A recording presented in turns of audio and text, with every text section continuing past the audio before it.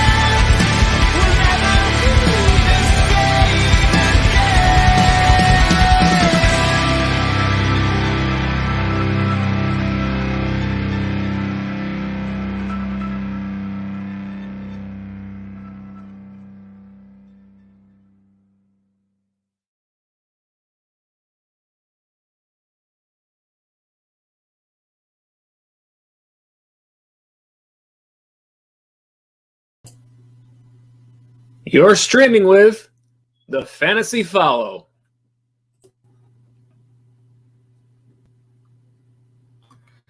We're about ready to get into week 6 here. It's the Tuesday waiver show, getting you ready for those waiver claims. See if you can improve your team moving forward. Go out and get those W's. It starts right now.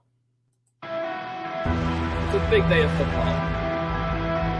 You can do this. Make those good decisions. There's never a better time than this week. What's up, everybody? Welcome to the Fantasy Follow. This is the TFF Live Tuesday waiver show. Glad to have you with us tonight. Looking towards week 6, getting you ready to make your waiver claims. Get those players on your roster that can help you improve your team moving forward. We're glad to have you with us. Want to let you know that as you see in your chat, we've got it pinned over there in your chat window on YouTube. The live chat is open all show. We are here to answer your fantasy football questions as well. If you're watching on replay, please feel free to drop us your comments below. We got a lot of good content for you. We expect a lot of good questions about waivers and trades tonight, so plenty of stuff to go through with you tonight. We will get it started with our top 5 waiver players. We'll get right to it before we get to the chats tonight. We'll get you our top 5 waiver players. We know that is the title of our show, and that is the main thing that we're doing here tonight before we get to those chats. Drop us their chats as you will. We will get to those as soon as we can. All right. Waiver wire for week 6. Here we go. Let's take a look at our top 5 players on the waiver wire to pick up and target this week. At number 1, Darrell Williams, running back from the Kansas City Chiefs. We have seen Clyde Edwards-Helaire actually go on IR. So it looks like, of course, we never want to see anybody injured. But in these situations, Darrell Williams, the backup to CEH there in Kansas City, we expect to be the main guy to get the bulk of the work there. Now, Clyde Edwards-Helaire has been the subject of some hesitation amongst players who have him on their roster in terms of the production that he was showing. So not too sure what we see from Williams, but certainly I think this is worth that number 1 spot on the top 5 this week and probably worth that waiver priority. You're going to get a few decent weeks out of Darrell Williams, who we would expect to be the main guy. Currently rostered in 15% of all leagues. So more than likely he is out there in your league. As we talk about our top 5 waiver wire players, again, we are talking about players in consideration for this list are those that are currently rostered in less than 50% of all leagues.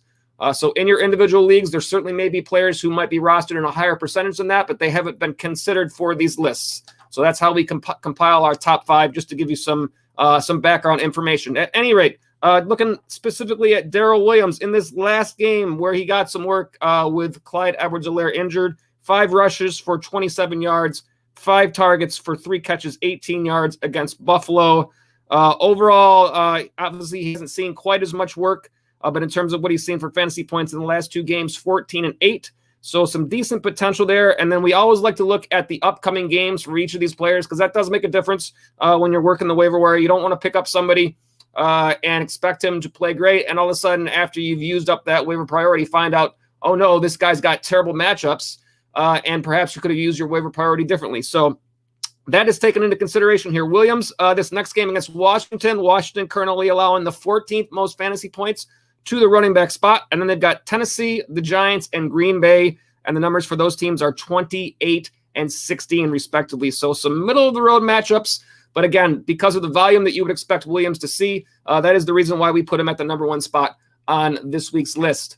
At number 2, it's Kadarius Toney from the New York Giants, the rookie wide receiver there, who we saw have a very nice game this last week before actually being ejected from that game. Obviously, big-time injury concerns with the Giants right now. They were already without Darius Slayton and Sterling Shepard going into this last game, and now Saquon Barkley hurt, Kenny Golladay hurt. Not really sure on any of these players when they might be back.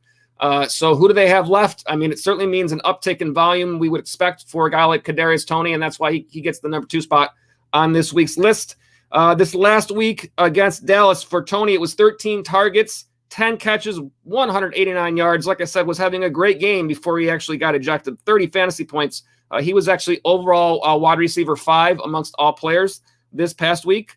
And how he's being used, his first couple of weeks was not a lot of targets, but in the last 2 weeks, 9 targets and 13 targets, and fantasy points over the last 2 weeks, 14 and 30. So some reason to be optimistic here. Again, we look at the matchups ahead for Toney. The next 4 games, the Rams, Carolina, the Chiefs, and Las Vegas. A couple of pretty good matchups there. The Rams actually at number 14 in terms of fantasy points allowed to the wide receiver spot right now. So right in the middle, perhaps as low as you might expect from the Rams. Carolina a little lower at 27th, 6th fewest.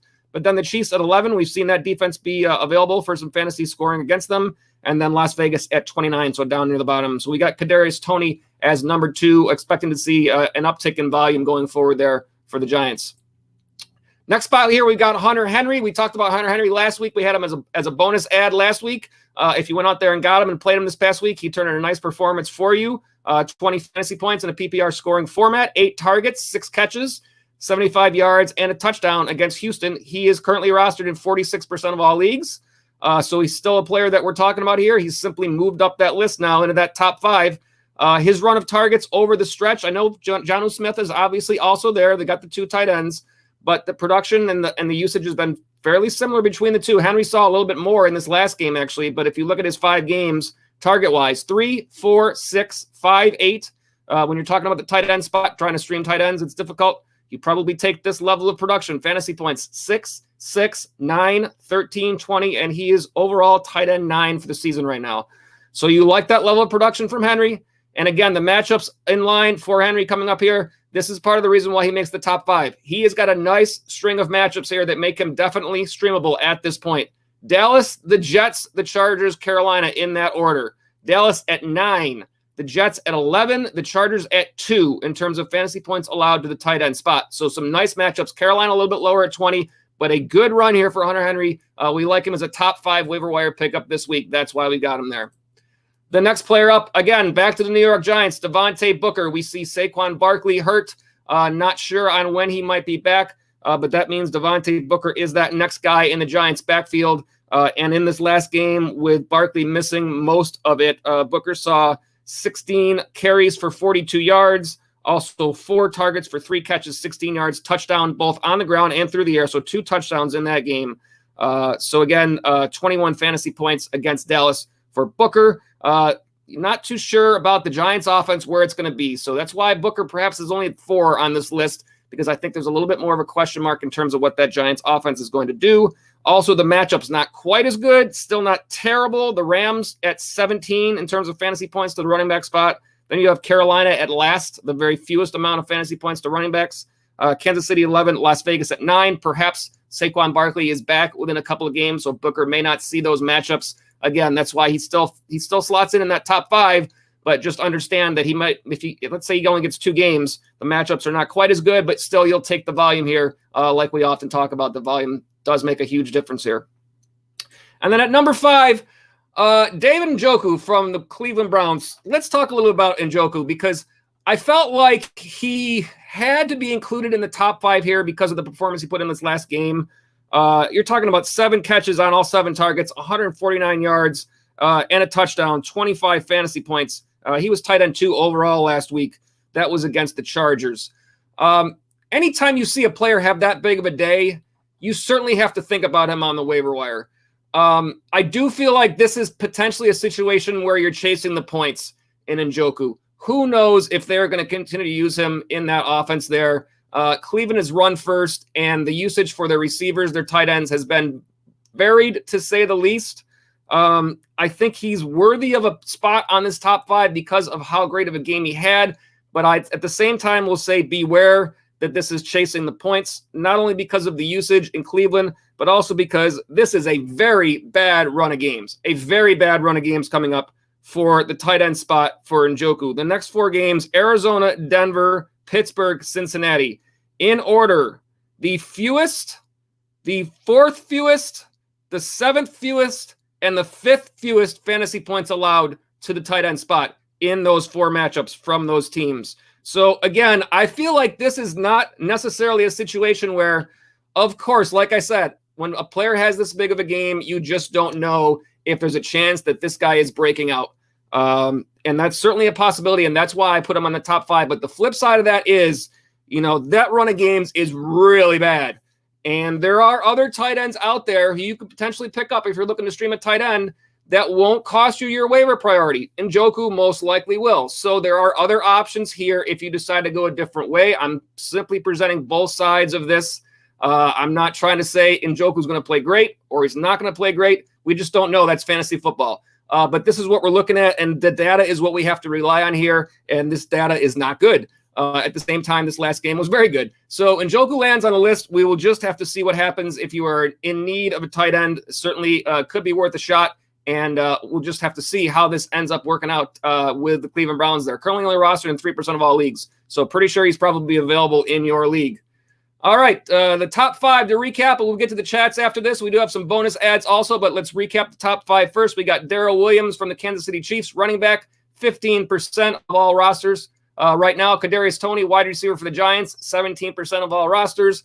Hunter Henry from the New England Patriots, currently rostered at 46%. Devontae Booker, also from the Giants, running back, currently at 6%. And David Njoku, tight end from the Cleveland Browns, currently rostered at 3%.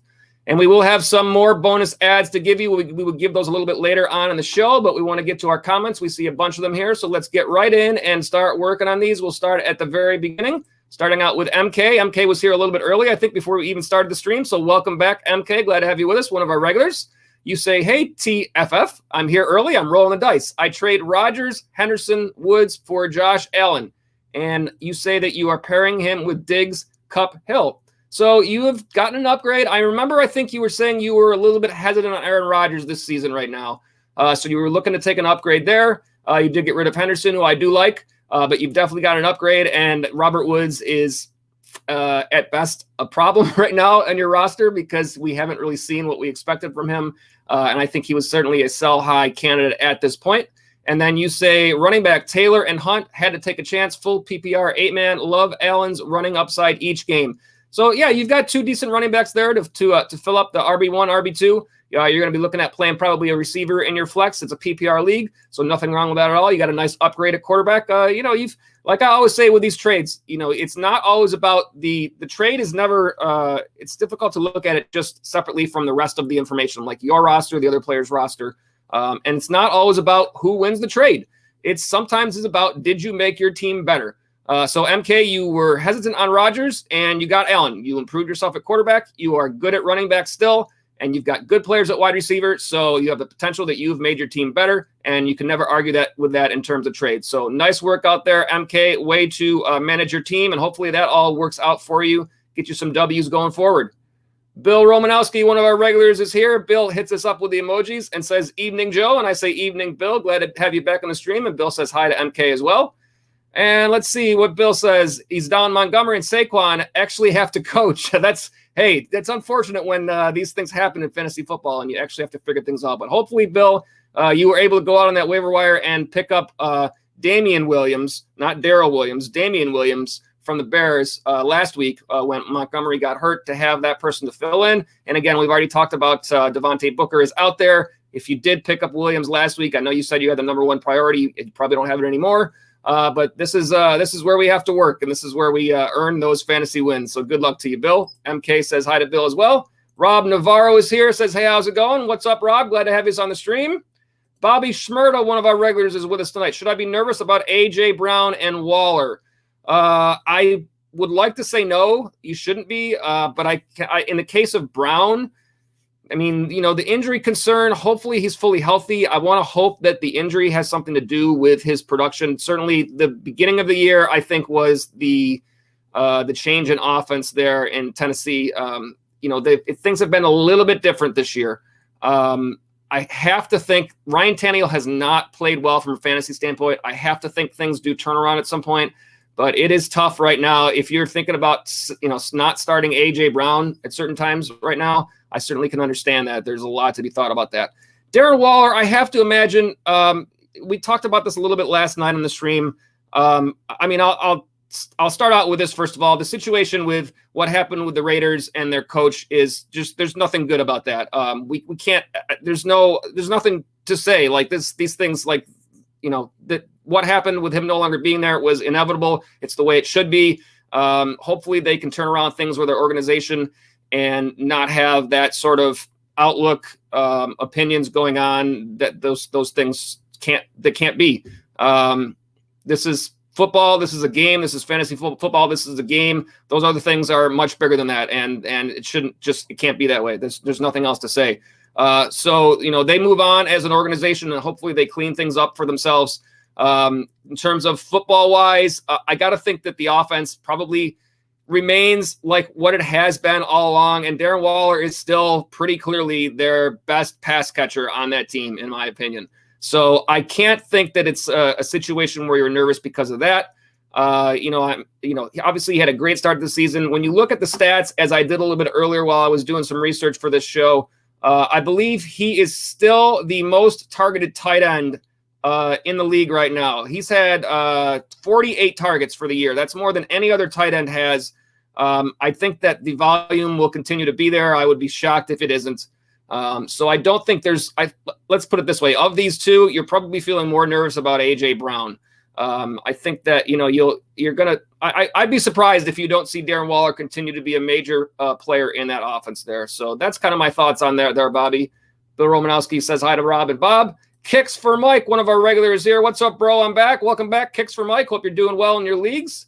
Bars in the Tuck is here, one of our regulars. Left field question of the week. Welcome, Bars in the Tuck. My league, full PPR, gives points for return yards. All right. Should I pick up Jamal Agnew since he's been getting targets now? Plus the Jags D to double up if he gets a return touchdown. The Jamal Agnew situation, we talked about this on the recap show yesterday. I don't know what's going on in Jacksonville. I mean, I don't get it. When DJ Chark goes out to injury, you've got two I don't want to say it this way, name receivers. I don't know how else to say it, but you expect Marvin Jones and Laviska Shenault to be the guy, and to have two players ahead of them in terms of target wise and that sort of thing. Like, what is this? Just like another, like similar to like in the preseason when all of a sudden they decided there was going to be a quarterback competition between Gardner Minshew and the guy they picked number one in the draft. Like, come on now. You're going to sit Trevor Lawrence. Like, that's just not how it works. So I don't know what the deal is with Agnew. I mean, we saw James Robinson start out the year and lose work to Carlos Hyde. Like, what are we doing here, guys? Like, come on. This is just there. I mean, I hate to say bad things about coaches, about teams, but they're winless and there's reasons why at this point, aside from the fact that they are a rebuilding team, you can at the very least question some of the decision-making going on.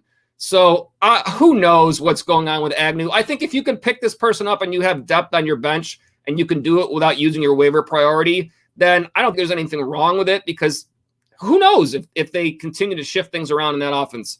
I wouldn't use a waiver priority on someone like this. I would let that number build up for a time when you really need it, in a worse off situation. The Jags D, it pretty much has to do with who they're playing. If there's a situation where they are a good streaming defense, this week they're playing Miami. Miami hasn't been playing great, so it's probably not the worst opportunity. But I think whether or not you use their defense has more to do with who they're playing against, than the team itself, as is usually the situation when you're talking about streaming defenses. You're looking to see teams that are playing other bad teams, that potentially, rookie quarterbacks, that sort of situation where you think you're going to end up with sacks, interceptions, whatever the case may be, to hopefully get you some points on the defensive side. So I will say that about their defense. I wouldn't think that it's like all of a sudden play the Jags D every week. I understand your situation with return yards.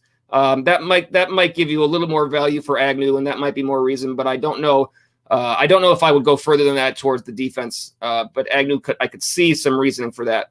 It brings a different aspect to, kind of researching. I can't say that I've done a lot of research on who's returning kicks for every single team, and are they players who are, also valuable in other ways.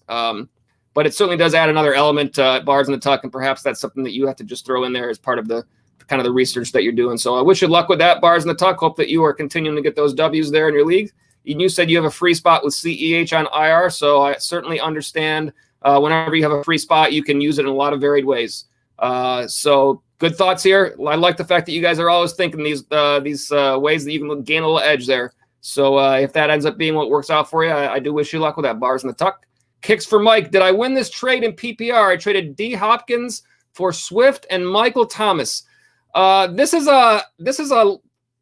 The answer to this question is probably going to be known for a few weeks. Let's put it that way. Michael Thomas, I think I'm not sure how many spots I have him in different leagues this year, but I know that I've tried to get him, on a couple of rosters and just waited for him. There's a lot of expectation, but I don't know that we're going to end up seeing the Michael Thomas that we've seen in past years. And there's a lot of reasons why that might be. Part of it is his return from injury and how well he's able to get back to 100%. But the rest of it is the offense in New Orleans is just simply different now without Drew Brees. And with Jameis Winston back there. Now, we did see Taysom Hill have an injury this week, and I'm not sure what the outlook is into how long he is out. But I do think that without Taysom Hill, I think that just his usage impacts guys like Kamara and pass catchers like Michael Thomas, just simply because, when Hill comes in for whatever packages he has, most likely it's just Hill running the ball, and that just takes away some fantasy opportunity from those other players. I think DeAndre Hopkins is going to play better for the rest of this year. I think that when I looked it up, he was wide receiver 15 overall in terms of fantasy points so far. He's not going to probably end up this year at 15. I'd be surprised. So I do think Hopkins is going to play better. He is a buy low situation right now in terms of trades. And so that's kind of the situation. Is the other person that traded away Swift and Thomas was kind of buying low here on Hopkins, taking a chance that he turns it around. You, on the other hand, picked up two players, increased your depth. And if Michael Thomas does play near the level that we expect from him, you've also added a running back who is right now, I want to say, top 10 in terms of fantasy running backs in a PPR league. Let me take a look at the list really quick, because I know that I did notice that when looking through these before. It's number 7, running back 7 right now overall in a PPR format. So DeAndre Swift is a player that you're going to use in your lineup and be plenty comfortable with, despite the fact that Detroit isn't that great. The good news is they do use him quite a bit in terms of pass catcher out of the backfield. You've added to your depth. I think both sides of this trade made out well. I think that's a good. When trades are good, they benefit both teams. It's difficult to get a trade where you are the only one that benefits. And unless you're in a league that's not all that competitive, we're most likely looking for situations where another team is weak at one spot and you are strong, and then you could swap out. And so this is a good situation for you. I think you've picked up a good player and another player with potential, and you traded away somebody who hasn't perhaps shown you exactly as much production as you wanted at this point. I think both sides of this trade will probably benefit in the long run, because I think Hopkins will play better, and you added 2 players for 1. And if Michael Thomas plays anywhere near what he has been, he perhaps might not be quite as high up as Hopkins for the rest of the year, but even if he's in that range relatively close, then you've done well for yourself as well. So it's nice work for you. I see the follow-up here. Wide receivers are still Mike Williams, CeeDee Lamb. Mike Williams you drafted in round 10? That's whoever got that Mike Williams in their drafts, that's huge. He's a league winner for you guys at this point, if he continues especially. CeeDee Lamb, DJ Moore, very underrated. Thomas, running backs are Swift, Aaron Jones, Barkley. So yeah, you got a good roster. I always say this, you guys know your rosters as well as anybody. You got a nice roster to work with there. Kicks for Mike. I think you're in good shape. You wouldn't have made that trade if you didn't think you were in good shape. So you did your homework. You know where you're at. Hopefully you were able to continue to get the nice production you want and get all those W's. Welcome back to the stream. Glad to have all you guys with us here tonight. Let's see here. Back up was LeBron's Brain, another one of our regulars. Welcome back. Are you from the Northeast? Yes, I am. I am up in Buffalo. So I am Bills Mafia here. Certainly was nice to see a nice win over the Chiefs in terms of rooting interest. Fantasy football is totally separate from that. But yes, I am up in Buffalo here, and a little bit warmer than typical for this time of the year for us up here, but certainly has been nice to be not only, we've had a lot of years of not so good here for the Bills. So it's nice to actually have some weeks where you can kind of turn the game on and not feel like everything is going to be awful for the next couple of hours while you're watching. It's a nice deal right now. And also there are many people who, like to break tables here. So another good part of being up here in Buffalo. But yes, I have a bronze brain. Glad to have you. Let me see what your follow up here. Still pissed about the Lions and Hawkinson's relationship. I think they will be better moving forward. Has there been a punt return yet this year? I'm not sure that there has. Again, I don't know that that's anything that I've necessarily noticed. Hard to say, but yeah, they're all kicking for touchbacks these days. It seems like. Let me see who else is. Thank you, LeBron's brain, for being on the stream with us here tonight. Let me see who else is available or who else is next up in line. Again, with these chats, I skip around sometimes. If I miss anybody, it's not intentional. Please hit me up and let me know, hey, Joe, you missed me. But the chat will be open for the rest of the show as we get to all you guys. And so feel free to jump in with more chats. I'm just simply going to go down the line. We do have still some more waiver wire content to go through a little bit later, but we will get to that in due time. Bill Romanowski. My available running backs this week are Javonte Williams, Eli Mitchell, and A.J. Dillon. A.J. Dillon is a little bit curious. He's been seeing a little bit more volume than I perhaps expected in Green Bay there. I'm starting Javonte Williams and Eli, saving the number one waiver still. Oh, Bill, you should have gotten Damian Williams there. Man, when you lost Montgomery, that would have really been good for you. I would advise for you, Bill, if you're still saving the number one waiver, take a look on this is part of our bonus. I do believe I have this guy listed on the bonus part. Take a look on your waiver wire for Khalil Herbert. He probably will not cost you your waiver priority because he's probably going to be too under the radar. It's certainly I expected, and I think most people probably would have said the same, that Damian Williams would get all of the volume there in terms of the run game for Chicago while Montgomery's out. But actually, Williams and Herbert were almost an even split. Herbert had 18 carries for 75 yards this weekend. Did not have a touchdown, whereas I believe Williams did, and that was the difference in fantasy points. So a lot of players are not necessarily going to be looking at this guy as potential for your team. I think you'll be able to pick him up without using your number one priority. So you wait till the waiver claim's clear, and if he goes unclaimed, then I would go out and try to get him, because you've got a few weeks of Montgomery's injury here still. And if perhaps Herbert ends up being the more productive back alongside Williams there, then you will have saved your number one claim, and at the same time, we'll have a playable player on your bench to give you some depth. Of course, bye weeks are coming up as well. So, yeah, we'll see where that goes. I think that looking at the matchups, I'm not sure. I think Denver might have a nice matchup this week as I started to look at those a little bit early on in terms of running backs against Las Vegas. So that's probably a pretty reasonably good matchup there for Javonte Williams. And, Bill, you say you won by half a point last week. Very nice. It's nice to get those close wins. I can say I was in a situation where I lost a close one due to Lamar Jackson there in the Monday night game, so that wasn't as much fun, but that's why we play fantasy football. Glad to have you back here, Bill. Good luck in the 6 picks game this week. Let's put up the 6 picks information real quick. The video for week 6 is not out yet, but we'll make you guys all aware of this game that is available on our channel. It's a separate video, and it's very simple. It's just you guys showing off your fantasy football skills. You go over to the 6 picks video, and very simply, there are 6 fantasy matchups that occur within the same games. You pick all 6 in terms of who you think will be the better fantasy scoring player in each of them. You make those picks in the comment section on that video. They have to be on that video for us to keep track of them and for those to count. Using PPR scoring, we keep the standings all season long, and those picks are open until 1 o'clock on Sunday, 1 o'clock Eastern on Sunday this week. And looking to shoot and get your name on this leaderboard currently led up. This was going into week 5. By Chris Noriega, and then Vansco and Michael McFarland tied for second. So go ahead and check out the 6 picks game. Hopefully you guys all enjoy that. Basically something for you guys to play along, give you something extra to look at in fantasy football as we go through the season. All right, back to the chats. Let's see here. Next up, I believe, is Joey. Joey, welcome to the stream. Looks like you might be a new viewer. If you are, glad to have you. I'll take this moment before I go to Joey's chat to say, you guys that are new viewers, glad to have you with us. You guys that are regulars, glad to have you back. If any of you have not had the chance to do so yet, if you are enjoying our content, be sure and hit that subscribe button so that you can get those notifications whenever we have new content.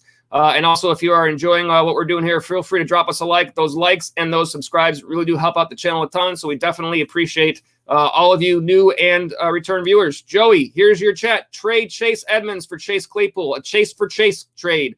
My wide receiver core is real weak. Only got Woods, Sutton, Jones, and Chenault.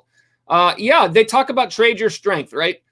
So if you are strong at running back and you don't necessarily need Chase Edmonds as an every week starter, and you have the opportunity to improve your receiver core with a Chase Claypool, unfortunately, like we always talk about, we never want to see anybody injured, but Juju Smith-Schuster looks like it's going to miss the remainder of the season.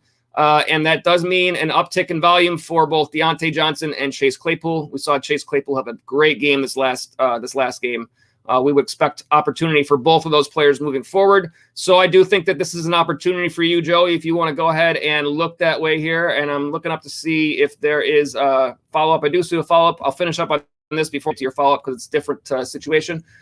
This is what I'll say, Joey. If you're able to get this trade, then great. You have some more options down the road because I'm looking at these guys that you've listed here.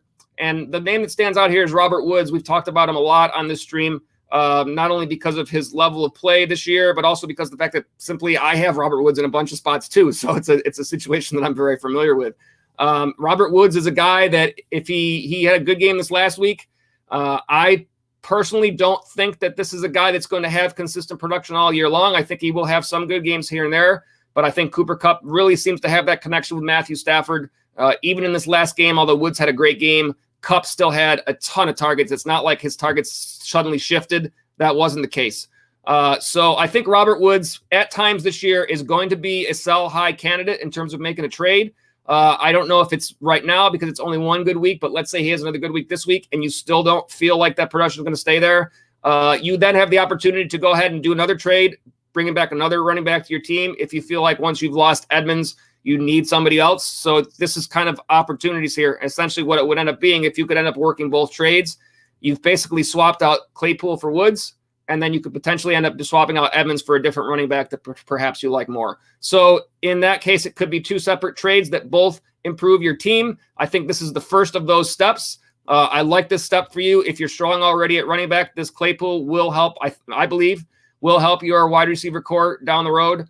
So I like this deal a whole lot. And Chase Edmonds is a consistent player. He's a player that I'd be happy to pick up in a trade. Like if you were offering this to me and I was, let's say, strong at wide receiver and Claypool was a player I thought I could part with. So yeah, I think this is a good deal. I think both sides are going to be fine. I think it's a fair trade for both sides. I think you can go ahead and do this, Joey, and hopefully it helps out your roster. And then I see your follow-up here. This is a little more interesting. Pick up Myles Gaskin. Someone dropped him in my league. Myles Gaskin is very curious. I don't blame anybody for dropping him before this week. I have him in a couple of spots, and I consider dropping him. He easily could have been the lowest guy on any fantasy manager's roster in terms of who you might drop based on the way his season had started. Then what happened? Like, where did this last game come from? I just can't even believe. The interesting thing about this game is that his production was as a pass catcher. And I'm interested to see what happens moving forward with this team.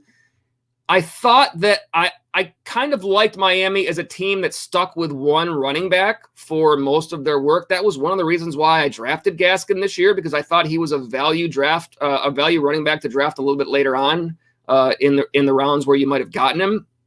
It hasn't been a good start, but this game tells you that there's something there still. It just depends on how they use him. Now, in this past game, I don't think Malcolm Brown got like any of the work at all.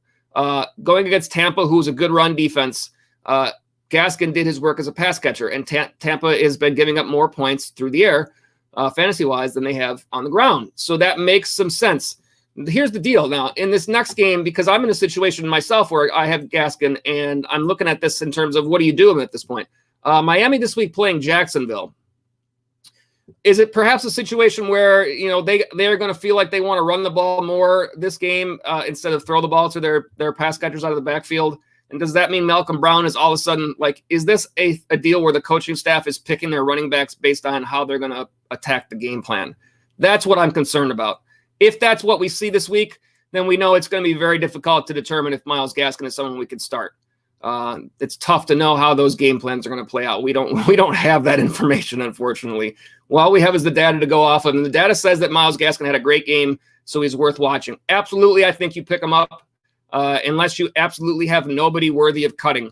If all of your players are still at a higher level, on your bench and on your roster, then you might decide not to do that. But when you have such a good game as he had this week, I think you do have to consider him in terms of picking him up. So I don't fault you at all to go out and try to get him. Like I said, as long as you're not cutting like a super player that you really, really like, then I think, yes, you go out and get Myles Gaskin. And perhaps you don't start him this week, but at least you keep an eye on him. And if he does continue to play well, because he really was a very playable player last year, and I expected the same again this year.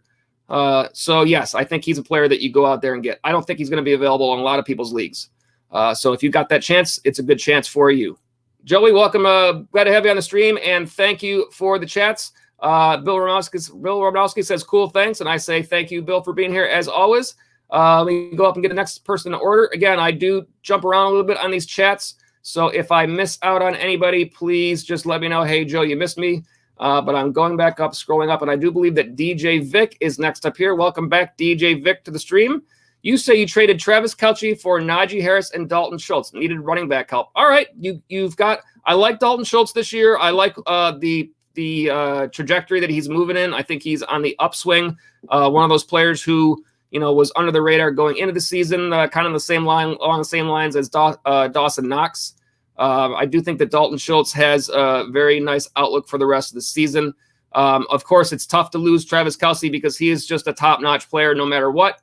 But you needed help, and you took that chance. And these are the decisions that we have to make in fantasy football. We're getting into bye weeks. You've picked up two players and lost one, and obviously, so that's a situation where a lot of us have to look at, especially if we get into that part of the season where you have to kind of understand if you are winning your league, if you are leading your league, then you're looking to add players that help you win the league. If you are a little bit farther down, then you're looking to add depth to help you kind of turn things around through those bye weeks. So that's a situation that we're looking at here. I'll assume DJ Vic is that you needed the help at running back. You got that in Najee Harris. He's been very good this year in PPR format, especially. He is currently running back 3 for the season overall in terms of fantasy points scored and PPR scoring format. So that is certainly a nice pickup there in terms of Najee. You've hopefully bolstered or at least maintained a decent level of production to fill in for Kelce at the tight end spot. So, yep, we make these decisions and we see how they play out. I wish you the best there with that DJ Vic, but I think you've done well for yourself there to get that help that you needed. Jonathan Lee back on the stream. Welcome back, Jonathan Lee. Glad to have you with us, one of our regulars again. Do I trade Zeke and Jamar Chase for DJ Moore, Stafford, Barkley, and Pitts? Lost Russ. Could also offer Diggs or Debo. He also has James Robinson and Gibson. A lot going on here, Jonathan Lee. Let me see if I could pick apart the different parts of this. If you are picking up Barkley, you're obviously banking on him being healthy. And Barkley, in terms of replacing Zeke, is, if he's healthy, probably pretty close. So you haven't really lost a whole lot other than the weeks that he misses. So part of this is going to be if you are making this deal and you end up getting Barkley, I would certainly advise trying to pick up Devontae Booker off the waiver wire this week to use him to fill in until Barkley is healthy again. That is going to be part of your managing this situation. Jamar Chase, in terms of trading away, I like DJ Moore a whole lot. I really like Jamar Chase a whole lot. But in terms of what they've done so far this year, DJ Moore did not have as good of a game this last week.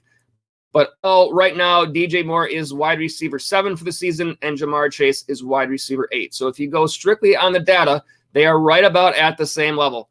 I got to watch our local game that we got here was Green Bay and Cincinnati this week, so I watched a whole bunch of that, and Jamar Chase really looks good. Like, this is a player that's going to be good for a long time in this league. Hopefully everything works out well for him. He's able to stay healthy, and he looks like a really good receiver for those of you that were able to get him. So that's those two. Just looking at it in those terms, based on the actual data that we have right now, those two players relatively even. All right. So making this deal, you're picking up more pieces in addition to that. So therefore, this is not a bad offer. Matthew Stafford's been playing well.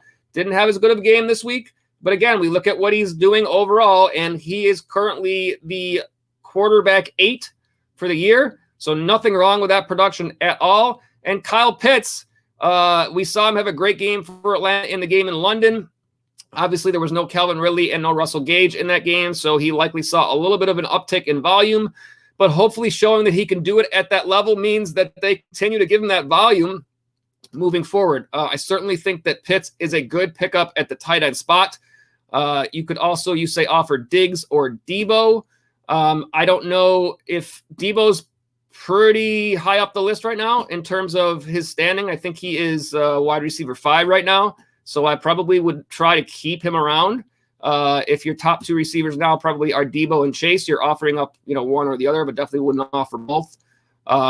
Diggs is probably a little bit lower down, but with a Diggs right now, he's wide receiver 25. You might not get as much back in terms of value for Diggs. His value should go up throughout the rest of the season. He should have some better weeks than we've seen so far. So he also has James Robinson and Gibson. I think that both of those players are great players, but certainly if healthy, Barkley is above those guys. But again, it's the injury concerns that we've seen there. And I don't know that this last injury was anything more than a fluke. For those of you that saw how it happened, you just kind of have to hope that he kind of turns it around and is back healthy after that. So if this is the deal, Jonathan Lee, if you're looking to trade Zeke and Chase for those four players, I think you are upgrading your team and in more ways than just replacing Russell Wilson. I think this is a good deal in a lot of areas. If you are able to get that deal, it's a 4 for 2. I don't know if the other person, if this is someone that you've already talked to about this deal, or if you just simply have to put this offer out and see what happens. But I do think that this is a deal that would benefit your team if you were able to make it. So I think it's fair. I don't think there's anything wrong with thinking this way. Again, I really like Jamar Chase, but sometimes you got to trade away players that you really like. I know I traded away Jonathan Taylor this before the Monday night game, and then he had a great game, and I was like, oh, well, I have Jonathan Taylor in more than one league, so to trade him away in one league, it's not like I don't have him at all anymore. But in trading him away, I put together a package where I ended up with Alvin Kamara instead, and the only thing that I really lost was I had two quarterbacks in that league, so I had depth, and they were both playing well, Justin Herbert and Jalen Hurts, and I offered a Jalen Hurts to the team that had Russell Wilson, along with Jonathan Taylor. So, again, I offered up a lot of value to get a step up at the spot that I was looking for. And, again, it's not always who wins the trade because in terms of value, Hurts and Taylor and Kamara, that's probably that's a good deal for that person. But I looked at it as a good deal for me, too. And so that's what I'm looking at here. If you lose Jamar Chase, you've got an underrated receiver in DJ Moore. You got a good backfield player in Barkley, and you get a Kyle Pitts. This is a good deal. I like it, Jonathan Lee, and I like the way you're thinking there. I hope that you're able to go out there and see if you can make that deal. Good luck with that, and let us know how that works out for you. All right, let me see who else is up next here. I think up next is Luke Meyer. Luke Meyer, looks like you might be new to the stream, so welcome. Glad to have you with us. You say Chase Claypool or Antonio Brown, rest of season, I assume is what you're asking here. Let me take a look at where these guys are right now in terms of the standings. Chase Claypool is currently wide receiver 34. Antonio Brown, I would say, is probably a little bit higher up after the big game he had, 26 right now. So they're relatively in the same range. You would consider those both like a flex level at this point. They both be in that 24 to 25 to 36 range. So that would be what I consider the WR3 or the flex. I think probably Chase Claypool rest of season would be the guy that I would favor here. I perhaps haven't been quite as high as on Antonio Brown as some other players simply because there are so many mouths to feed in Tampa Bay. But his production has been a little bit more than what I might have expected going into this season. It does look like he has a nice connection with Tom Brady there. Perhaps that does continue for him. But again, you've still got your Mike Evans, your Chris Godwin, your Rob Gronkowski. In Pittsburgh, now that Juju is no longer available because of the injury that he had, it's going to be Claypool and Deontay Johnson that should see the bulk of the volume, I would think. Of course, along with Najee Harris out of the backfield. But I do think that bodes well for Claypool. I think the of these two players, the edge in terms of volume goes to Claypool here. It doesn't mean that I don't think Antonio Brown will have some nice games as well, because I do think that he will. But for me, I probably would favor Claypool on my roster in this situation. Hope that helps you out there, Luke Meyer. And whichever way you go there, I do hope that the player that you have ends up crushing it for you. Kicks for Mike is undefeated, 5-0 in both leagues. That is a great start and good shape for you there. Glad to hear that. It is not easy to get started undefeated like this. So the Miami Dolphins cannot pop that champagne yet. Kicks for Mike. You are making that run at that perfect season. So hope that continues for you there, and go out and keep getting those W's. TS is here. TS, a returning viewer, I believe. You've been here with us before, so welcome back. You say, who should I put in for my number one waiver claim? Myles Gaskin, Devontae Booker, or Darrell Williams? I'm going to say TS. If you're here, hit me up and answer these thoughts for me in the chat here. Are you looking to fill a spot for the entire season, or are you looking to fill a couple of weeks due to injuries? That would be my question. because the answer has to do with what it is that you're specifically looking for here. If you are simply looking, if you are already pretty good at running back, you haven't had injuries where you've lost players, and you're simply looking to take a shot on a guy that has the potential to return you value for the entire season, then it's Gaskin. If you're looking for somebody right away this week because you have injury issues or buys to deal with, then it's probably not Gaskin because we haven't seen enough consistent production yet. Again, it's only been 5 weeks in. But by week 9, we have perhaps by that time seen that Gaskin is more comfortable, that you're more comfortable playing Gaskin because of what has happened since now in future weeks. And that means he's a potential player for the entire rest of the season. Booker and Williams are not players for the rest of your season. So if what you're looking for is the simple improving of your roster for the entire way, and you want to take a shot on Gaskin, expecting that he does give you that production that you might have thought you were going to get to start the year, then I like Gaskin as that choice. But if it's for somebody right now, then I think the other guys are more in play. And you do say a couple of weeks to bounce back from 2 and 3. You have Kamara, Swift, and Hunt. Okay, so this week you've got no Alvin Kamara because of the bye. I'm not entirely certain of when the other buys are for the other teams. Perhaps you know that already for Cleveland and Detroit. But in this particular week, you are down one running back. And therefore, if you're looking to play a running back immediately this week, it's Devontae Booker is of these 3 guys that I would probably look at first overall. Let me go ahead and put up, I will put up the top 5 waiver wire players that we have this week here. This is what I've already gone through and taken a look at. So these are the top 5 waiver wire targets this week. It's funny because I just said Booker, but I've got Darrell Williams at number 1. So again, this is a situation where Darrell Williams got the number 1 spot here. Here's a couple of reasons. And perhaps I will retract what I said about Booker because I should probably go a little bit more in depth into how to make this choice between these 2 players. Darrell Williams with Clyde Edwards-Helaire on IR, you would expect to get the bulk of the volume, okay? So he warrants the number 1 spot on this list. And it also has to do with the matchups that are ahead for Williams. In the next 4 games for Williams, Washington, Tennessee, the Giants, Green Bay, in order, the number that they're giving up in terms of fantasy points to running backs, 14, 28, and 16. So if CEH misses, I think it's a minimum of 3 weeks on IR, then you're looking all the way forward to 14, 28, and possibly 16, some better matchups.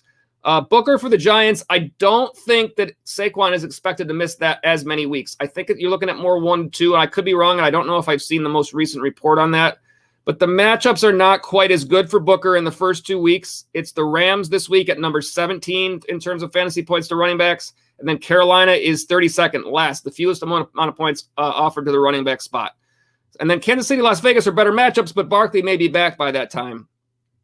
So I do think in this week, I think that probably based on the amount that we've seen CEH used in the offense there for Kansas City, I actually do think that there's potential for Booker to have a better game this week, but I think that Williams impacts your team a little bit more for a few more weeks.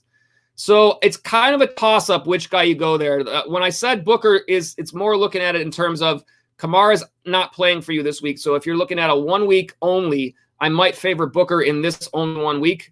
But I think Williams warrants that number 1 spot on that list because of the fact that you're probably going to get a few more weeks of volume out of the Williams. I think either one of them is reasonably a thought for you on your team.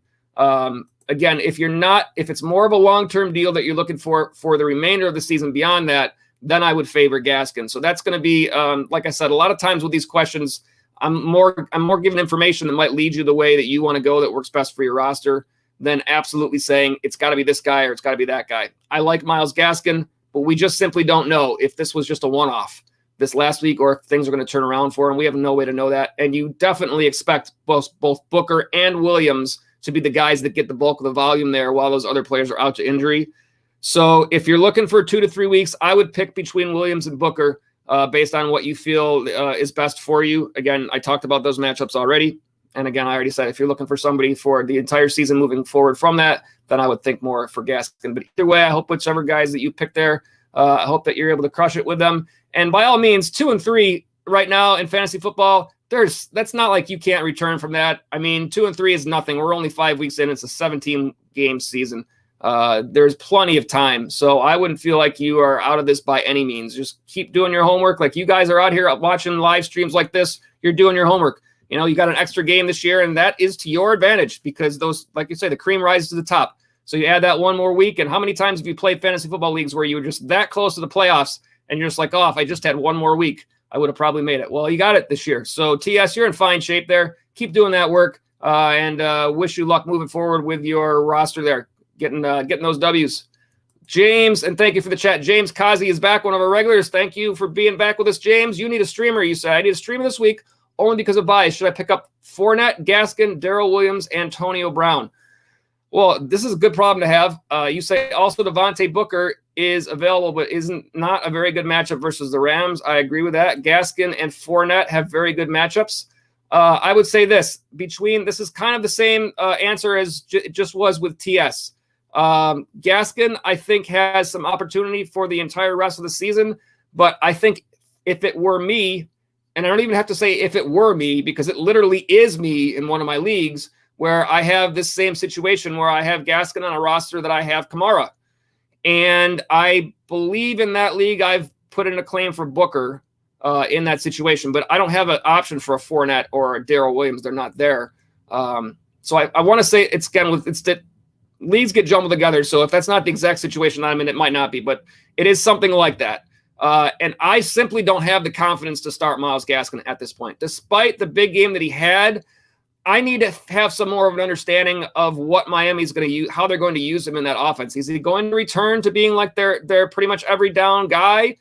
Or is this going to be like a game plan thing where in certain weeks where they feel like they need to throw the ball, like they did against Tampa, that he's going to be that guy, but in weeks where they need to run it, and here comes Malcolm Brown again. And Jacksonville is probably a team where there's a good chance it's more of a let's run it on the ground type game.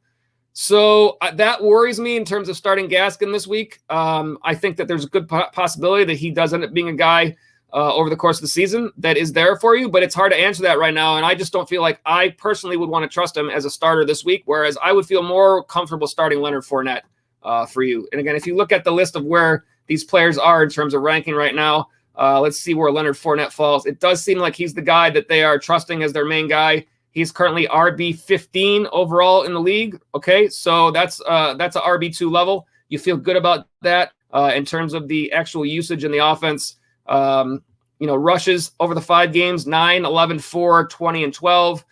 Targets 7, 4, 3, 5, 5. Consistent in terms of the pass game usage. And his fantasy points 11, 12, 6, 17, 21.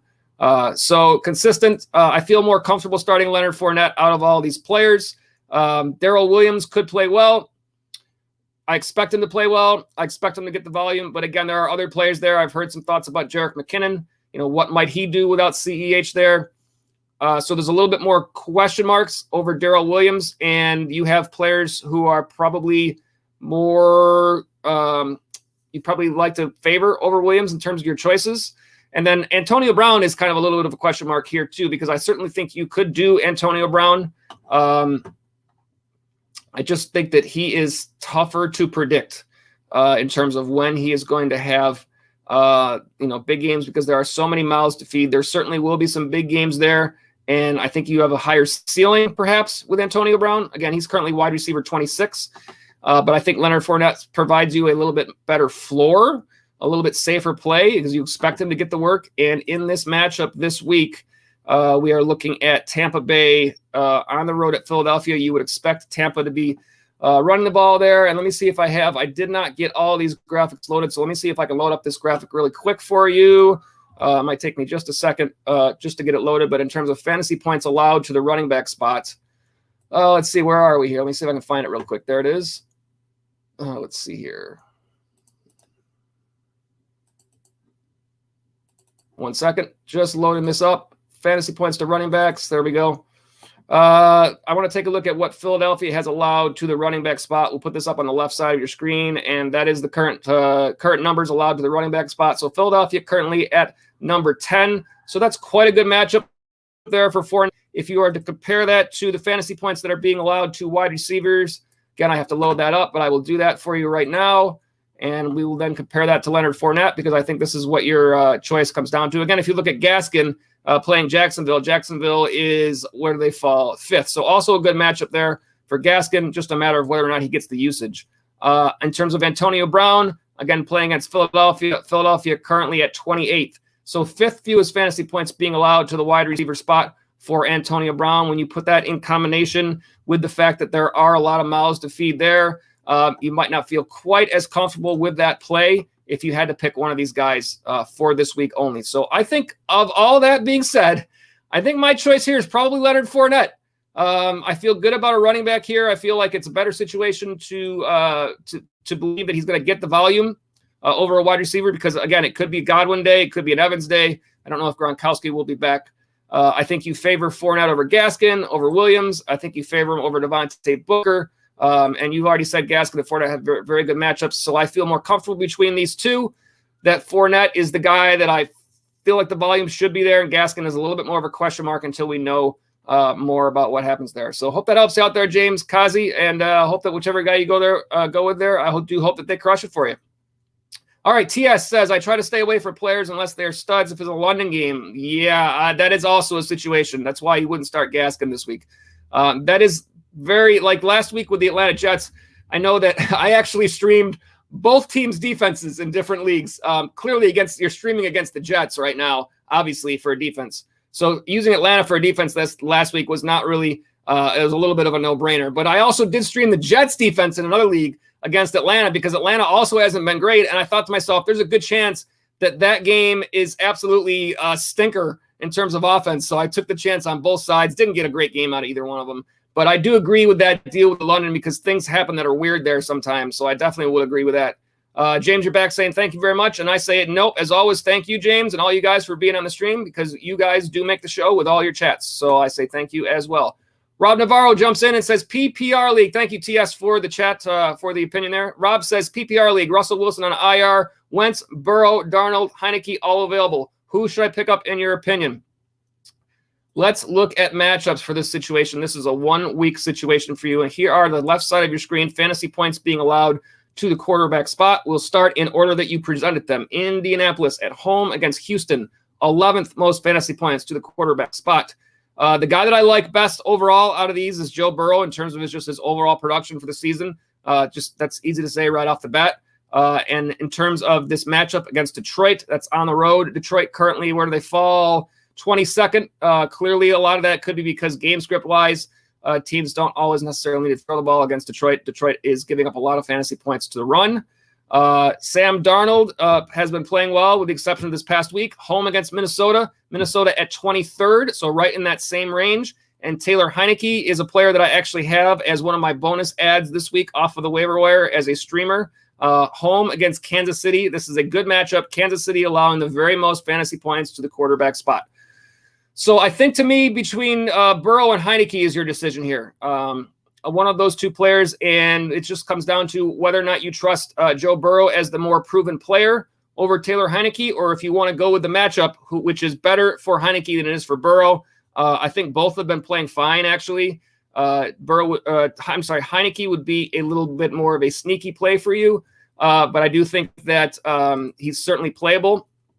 I don't think that I would hesitate to actually play him myself in certain situations, but I also don't know if Joe Burrow would be available in all those situations to me. So I would look more as a streaming option at Heineke if Burrow wasn't available. I think for me, if a Joe Burrow is available in my league, that's probably the guy I'm going to, just simply on like I say, when I talk about these situations, I talk about these 4 factors: ability, volume, matchup, and game script in that order. And this is kind of that situation. The matchup edge is in Heineke's favor, but clearly I think you would probably agree that you would say Joe Burrow is the higher tier player of those two. And I would probably trust that more in this situation than the matchup. Not that I dislike the matchup. If Joe Burrow is not available on your waiver wire and you need to stream a quarterback this week, I think that Taylor Heineke is a fine start. I probably simply would just trust Burrow more. He's got some nice weapons there. I think that's probably the way that would go. Hope that helps you out a little bit there, Rob. I'm just loading up a couple of – see, I'm looking around a whole bunch while I'm in that question. I'm actually just loading up some other graphics here as we go. So kind of multitasking here. But that is what I think about that, Rob. Hope that helps you out. And whichever guy you go with there, I do hope they crush it for you. Oh, A. Aladdin is up here. Rob Navarro, you say thanks again, man. And I say, no, as always, thank you. A. Aladdin, I'm going to hit yours, but in order, I'm going to hit Bill Romanowski first. And Bill, you say my backups to quarterback Josh Allen are Tua and Mac Jones, sadly. Should I replace one with Heineke or Wentz? It's a week 7 need. Let me see what the week 7 games are, because I don't know that for sure. Washington is playing at Green Bay. I'll put the numbers up there for you, Bill. See if they help you on the left side of your screen, help you make this decision. Fantasy points to the quarterback spot. So Green Bay, as you look that number up on the left, 16th right now. And then Mac Jones for New England is home against the Jets. And where do the Jets fall right now? 29th, so 4th fewest. Tua and Mac, I don't know Tua's situation, if he's back and healthy yet. It does sound like he's on his way back. But in terms of the matchups, let's see here. Miami, Atlanta at number 7. I don't personally like Tua all that much this year. Mac Jones for New England. We already talked about that, the Jets.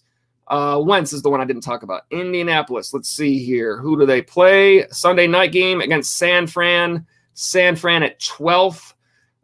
If it were me, like my opinion on this one is I probably like Heineke over all these other guys. That's mostly opinion-based and very little data-based. We talked about the matchups here. So Green Bay is right in the middle of the road. The other ones are not all that much better. The only one that's really better in terms of what the actual matchup is Tua, and I don't feel that I really trust Tua all that much. And also, you don't really know if he's even going to be healthy.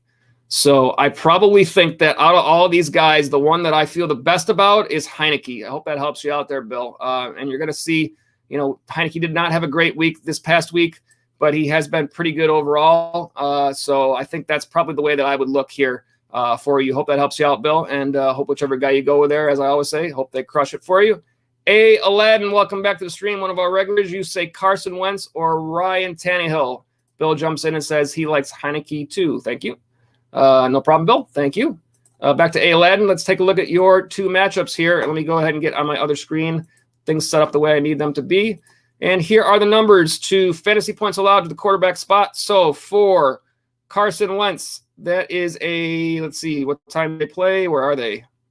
That's a 1 o'clock game, home against Houston. Houston 11th on the left side of your screen there. Fantasy points to the quarterback spot.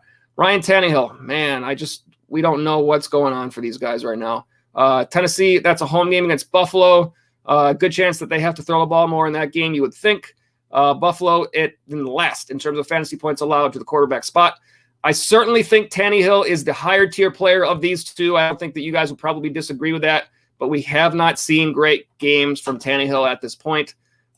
Do we trust Tannehill over Wentz? Do we think that they both fall in the same range kind of right now? Let's see where they all are overall. Ryan Tannehill currently is quarter 20. Goodness gracious, that's bad for him. And Carson Wentz is currently quarterback 21. So, coin flip. I would probably trust Tannehill just on his overall who you believe is the better player, and you have to just hope that he just hasn't shown his level of ability yet. The matchup is really bad against Buffalo. Man, the matchup for Indy is better. I don't know if that's enough to. I would feel very iffy on playing Carson Wentz in any game, especially against Houston, who, yes, the matchup is a little better, but goodness gracious, you got to think that Indy is winning that game, and this is a Jonathan Taylor day, running the ball all day, and perhaps Wentz doesn't really get that much. What did Wentz do in this last game? Had 402 this last game, 23 fantasy points and 2 touchdowns. So that wasn't bad. That was in a game where Jonathan Taylor played quite well running the ball as well. This is a pure coin flip. It really is, A. Aladdin. This comes down to who do you feel more comfortable with? Do you feel like Carson Wentz is at a level where you trust him more than Tannehill? Do you feel like Tannehill just hasn't shown his best games yet, and perhaps that they have to throw the ball a lot against Buffalo, playing from behind in that matchup? For me personally, I just don't have the level of trust in Carson Wentz. That's just my personal. Again, this fantasy football thing is all about opinions. By no means do I think that I'm the only opinion out there. That's why I try to always back these things up with information to kind of point you towards the decision that's best for you and not just what I think alone. If this were me, I would probably play Tannehill as I say that, I literally in one of my leagues swapped out Ryan Tannehill for Justin Fields because I'm so frustrated with Ryan Tannehill at this point. So as I say, that's what I would do. Would I actually do it? I might not, which is why this is a complete coin flip here. The answer to that question, ALN, is not hardly helping you out much at all, I'm sure. What my answer might be to you, ALN, is who do you have on the waiver wire? Here's what you follow up with. Also, Darnold, Bridgewater, and Lawrence on the wire. Well, let's take a look at those matchups because you might find something better out of these guys. Sam Darnold has been playing well, not this last week, but overall. The matchup against Minnesota, 23rd, also not great. Teddy Bridgewater for Denver. The match against Las Vegas. Let's see, Las Vegas, 25th, also not great. Trevor Lawrence in the matchup against Miami. Again, that's the London game. That's the best matchup that you see on the board at number 6 against Miami. So matchup-wise, I think that Lawrence gives you something better. What has Lawrence done so far overall in the season? Let's see where he falls. He's currently quarterback QB 24, not much better. He's had a couple of decent games in a row after some not so great games, 18 and 23 the past 2 games. You feel a little bit better about that. I'm just going to say that out of all these guys, again, I have on my bonus list that we haven't gotten to that yet. I have Taylor Heineke for Washington. And if Taylor Heineke is available on your waiver wire, I would not hesitate to look there because they're playing Kansas City, and Kansas City is number 1 in terms of fantasy points to the quarterback spot. We've seen Kansas City give up a lot, and Washington has a real top-name receiver in Terry McLaurin. There's some real potential there for Heineke. I know he did not play well this past week, but neither did Darnold. Neither did a lot of those other guys. I would at least consider it. Out of all the people that you have there, and Bill Romanowski jumps in and says kind of the same thing, head or gut on Wentz and Tannehill. It's almost like a neither at this point. Like, I don't know how you would possibly figure that. I would seriously consider ALN your waiver wire options in this. You have Roethlisberger on the wire. I don't know that I would like Roethlisberger much better than any of those guys. I probably would still favor those other guys.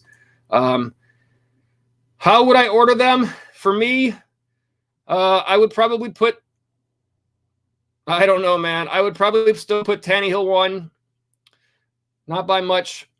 I might consider giving Lawrence a shot before I go Wentz, so I probably would put Lawrence 2. I probably would put 3 out of the guys you mentioned. I probably would put Wentz. 4, I would probably put Darnold, and then 5 Bridgewater, and 6 would be Roethlisberger.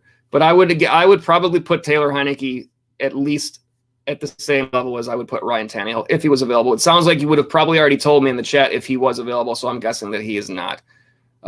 So either way, ALN, that is a tough decision for you there. I hope that does help you out a little bit, at least information-wise, and whichever way you go with that. I do hope that they crush it for you. MK is back, and MK says, hey, just wondering, when are you going to show all the fantasy points for each position for week 6? I'm not sure what you mean by showing all the fantasy points for each position for week 6. I'm going to take a guess at what you mean by this, and I think you're asking like something like an overall like week 6 rankings type thing. ALN jumping around here says not available. That's unfortunate, but probably with good reason. That's probably why he's not available. In terms of MK, I don't do like an overall weekly ranking for the different like wide receivers, running backs, all that situation. I usually kind of rely more on kind of what we've worked through, like when there are questions between start this guy or start that guy. I like to lean towards the actual what you see on the left side of your screen there with the matchups and talking about those things. In terms of when I look for actual like other information like what you're talking about, I look to several other platforms. The numbers that I've been referencing in terms of talking about where someone is, like when I say that Ryan Tannehill is currently QB 20, that's not a projection ranking. That is actually his current overall fantasy point standing for the year that I'm relying on there. So that's not like me saying that I feel like Tannehill is going to be the 20th ranked quarterback this week.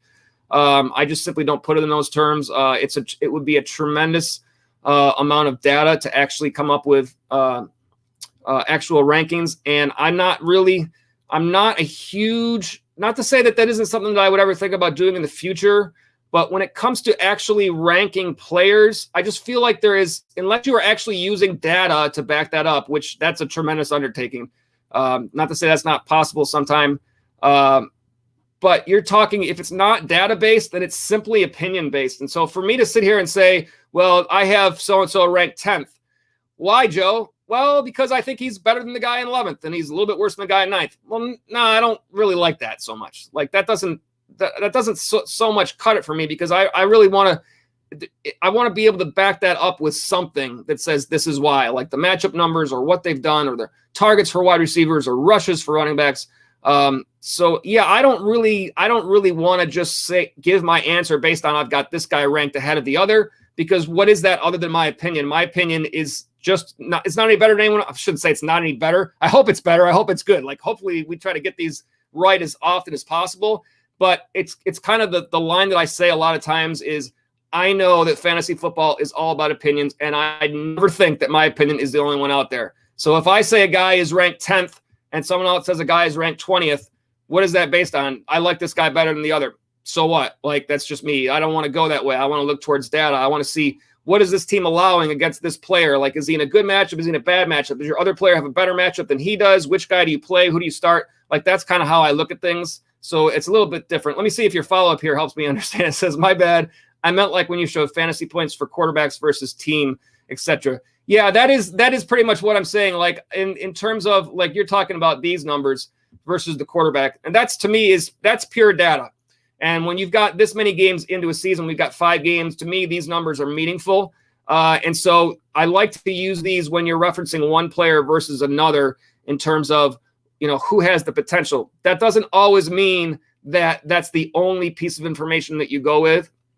So I guess that's kind of why I say yes. I think I kind of have a feel for what you're asking, and I'm just simply looking at it a little bit differently than the way you're referencing it in terms of, I always talk about like the different factors and the matchups and the volume and all that. So that's kind of how I like to make those decisions. I feel like it's data that's there, and I like to rely on that over just saying, well, I like this guy, because at the end of the day, it's like, that's fine for me when I make my own plays, but I don't feel like that's enough for you. Like, I want to actually give you information that lets you decide who you like based on all that information. So I hope that makes some sense, MK, but that's kind of the way I look at these things.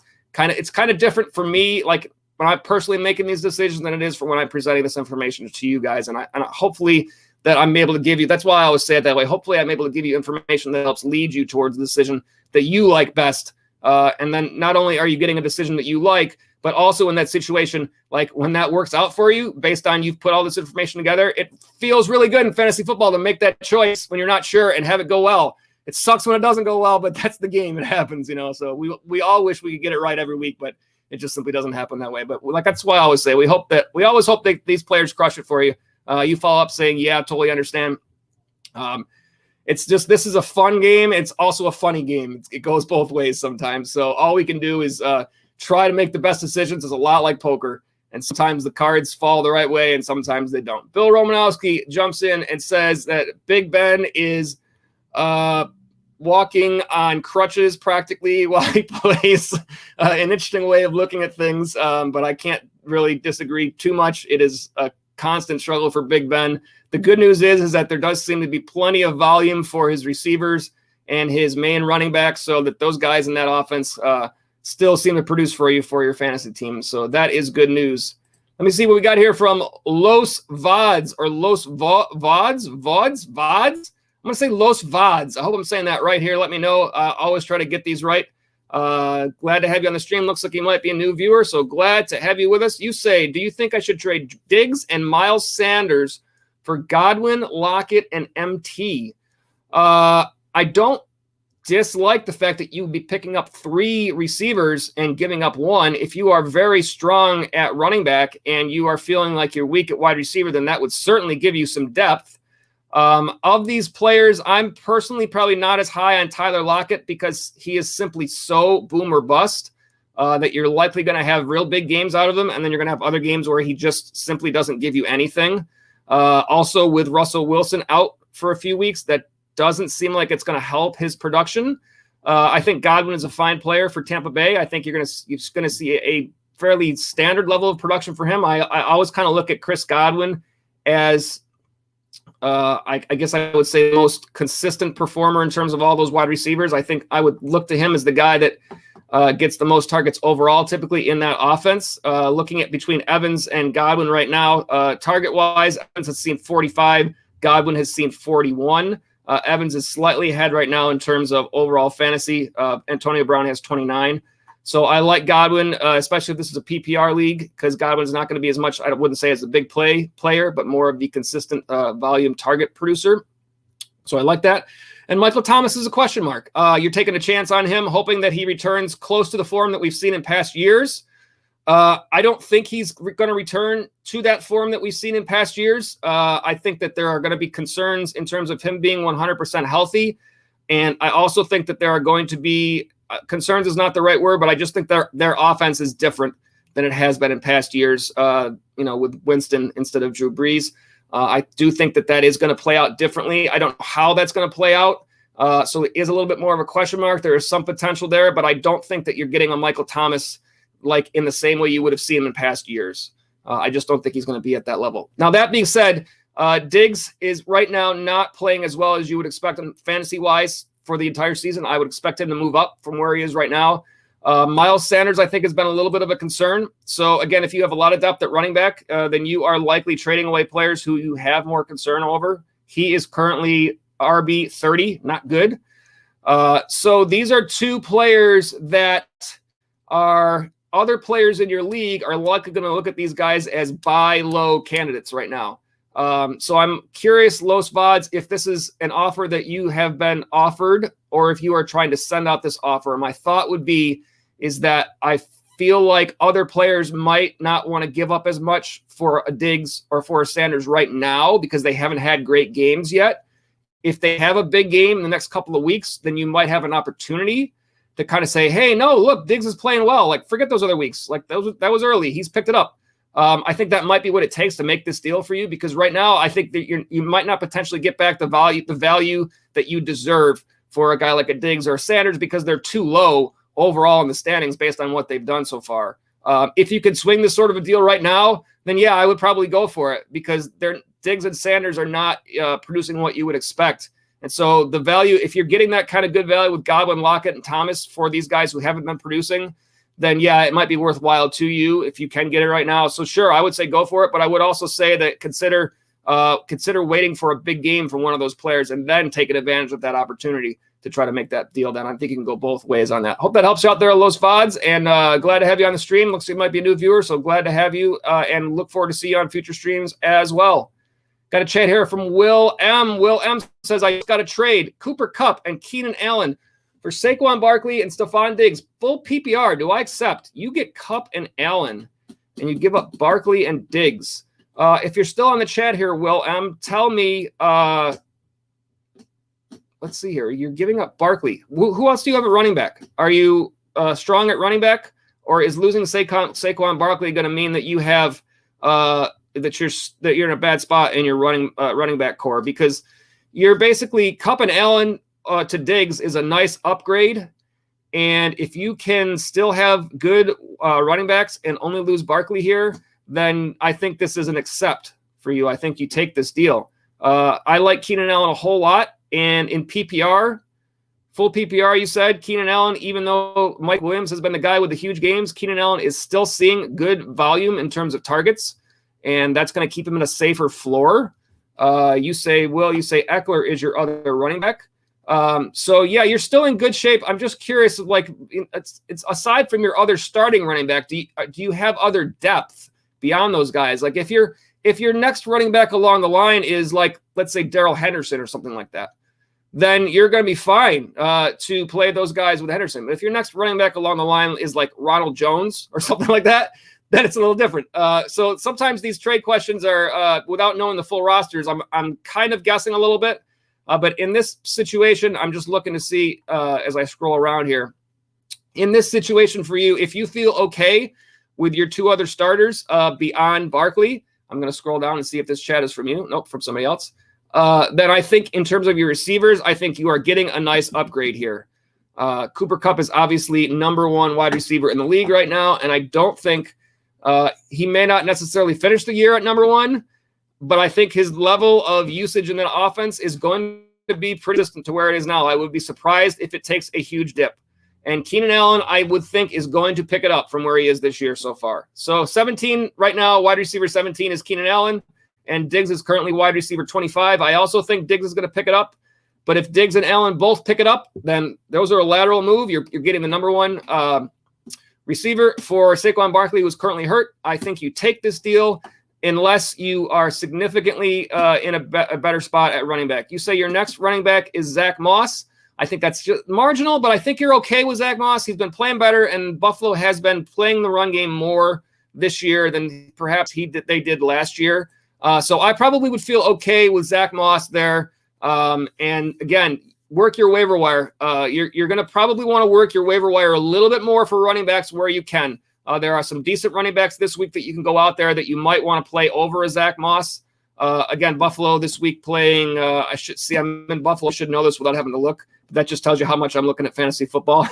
Playing Tennessee. So hard to say if that's going to be a situation where they have a lead where they're running the ball quite as much like they have in some of their games this year. But you have some running backs on your waiver wire right now based on injury that you expect to get a lot of volume. Guys like a Devontae Booker, guys like a Darrell Williams from Kansas City. I would continue to look for those. That gives you the option to play some matchups. In doing this, that's going to be part of what you take on. That's part of what you accept with making a deal like this. But I do think just based on this deal alone, I think you do take this deal.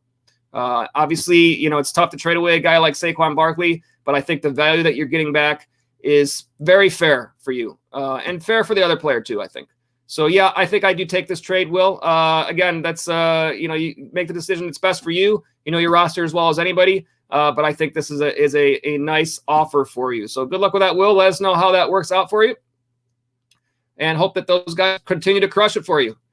Let's see who's up next here. B-Dubs is back with us. Welcome back, B-Dubs. I dropped Gaskin last week, and he, of course, has a big game. Don't really trust him, but lost CEH and need to choose from Gaskin, Darrell Williams, and Booker. B-Dubs, let me see if there are any follow-ups from you. The answer to this question to me has to do more with let me see. Will M says appreciate it. And I say, of course, no, thank you for being with us on the chat. Just like I always say to all of you guys, I'll jump back over to, let's see, B-Dubs here. The answer to this question, B-Dubs, to me is what are you looking for in terms of what are your expectations for this player that you want to pick up? Are you trying to pick up somebody who has the potential to be a player for you long-term, or are you trying to pick up a spot starter for a couple of weeks? To get you through bye weeks, to get you through injuries. Again, you say you lost CEH. So instantly my thought here is your best option is the guy that's replacing CEH because that way you're matching the amount of weeks that he's out, right? I think Devontae Booker is a decent option for you. But you're talking about if Saquon Barkley is good in 2 weeks, we already know CEH is on IR. If he misses more time, then you're going to be stuck again at some later point. So I think in this situation, yes, Gaskin has the potential to be a good player, but I don't know. Do you trust him to start? If you just dropped Myles Gaskin this week, can you look and say, okay, he had a good game. I trust him. Get him in there. I don't at this point. I want to think that Myles Gaskin is going to continue to be as used in that offense as he was, but I don't believe that yet because it's only one game. So it's not a good situation where put him in your lineup and then all of a sudden Malcolm Brown gets all the carries. He gets hardly any, he caught 10 passes out of the backfield last week. What if they only throw a couple passes in the backfield if they're crushing Jacksonville this week and it's not there for him? Those are the question marks. Darrell Williams, you expect to be the guy that takes up the volume for Kansas City. Same offense. You're swapping them out. Same amount of weeks that CEH is out. To me, I think it's Williams that is the guy that you go for here. I think that's the best opportunity for you in your particular roster. That would be the way that I would look at this, B-Dubs. I hope that helps you out. If you end up where you can still somehow get another one of those guys as well, then great. But I think the one you prioritize here is the guy who is actually filling in for your missing player, and that would be Darrell Williams. Hope that helps you out there, B-Dubs. Let me scroll down and see if there are any follow-ups from you before I move on. I don't see any. I see a lot of chats here, so I'm going to get to these as best as possible. I don't want to fall too far behind, but I also do want to give all you guys as much information as you're looking for as well. So if I miss anybody's chats, feel free to let me know and just say, hey, Joe, you missed mine, because I do scroll around a lot. I don't mean to do that. And we still do have We already talked about our top 5 waiver wire players. We still have our bonus players that we haven't got to yet. But we're going to do all these chats first, and we can always do our bonus waiver wire players later on. Let's see. This looks like a new viewer, and I'm trying to think about how I want to pronounce this name because I'm hoping that I get it right. Teku Tato. I hope I got that right. Tell me if I have pronounced that right. I always try my best with these, but I'm going with Teku Tato for this one. Welcome to the stream if you are new. Glad to have you with us. You say David Montgomery isn't rostered in my league. Should I pick him right now even though he'll be injured for a while? Yes, absolutely. Pick him up.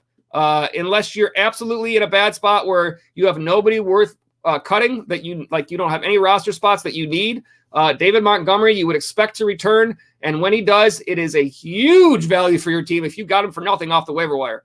Yes, absolutely. If somebody cut David Montgomery instead of holding on to him, I'm not sure the amount of weeks that he is expected to be out without looking at it.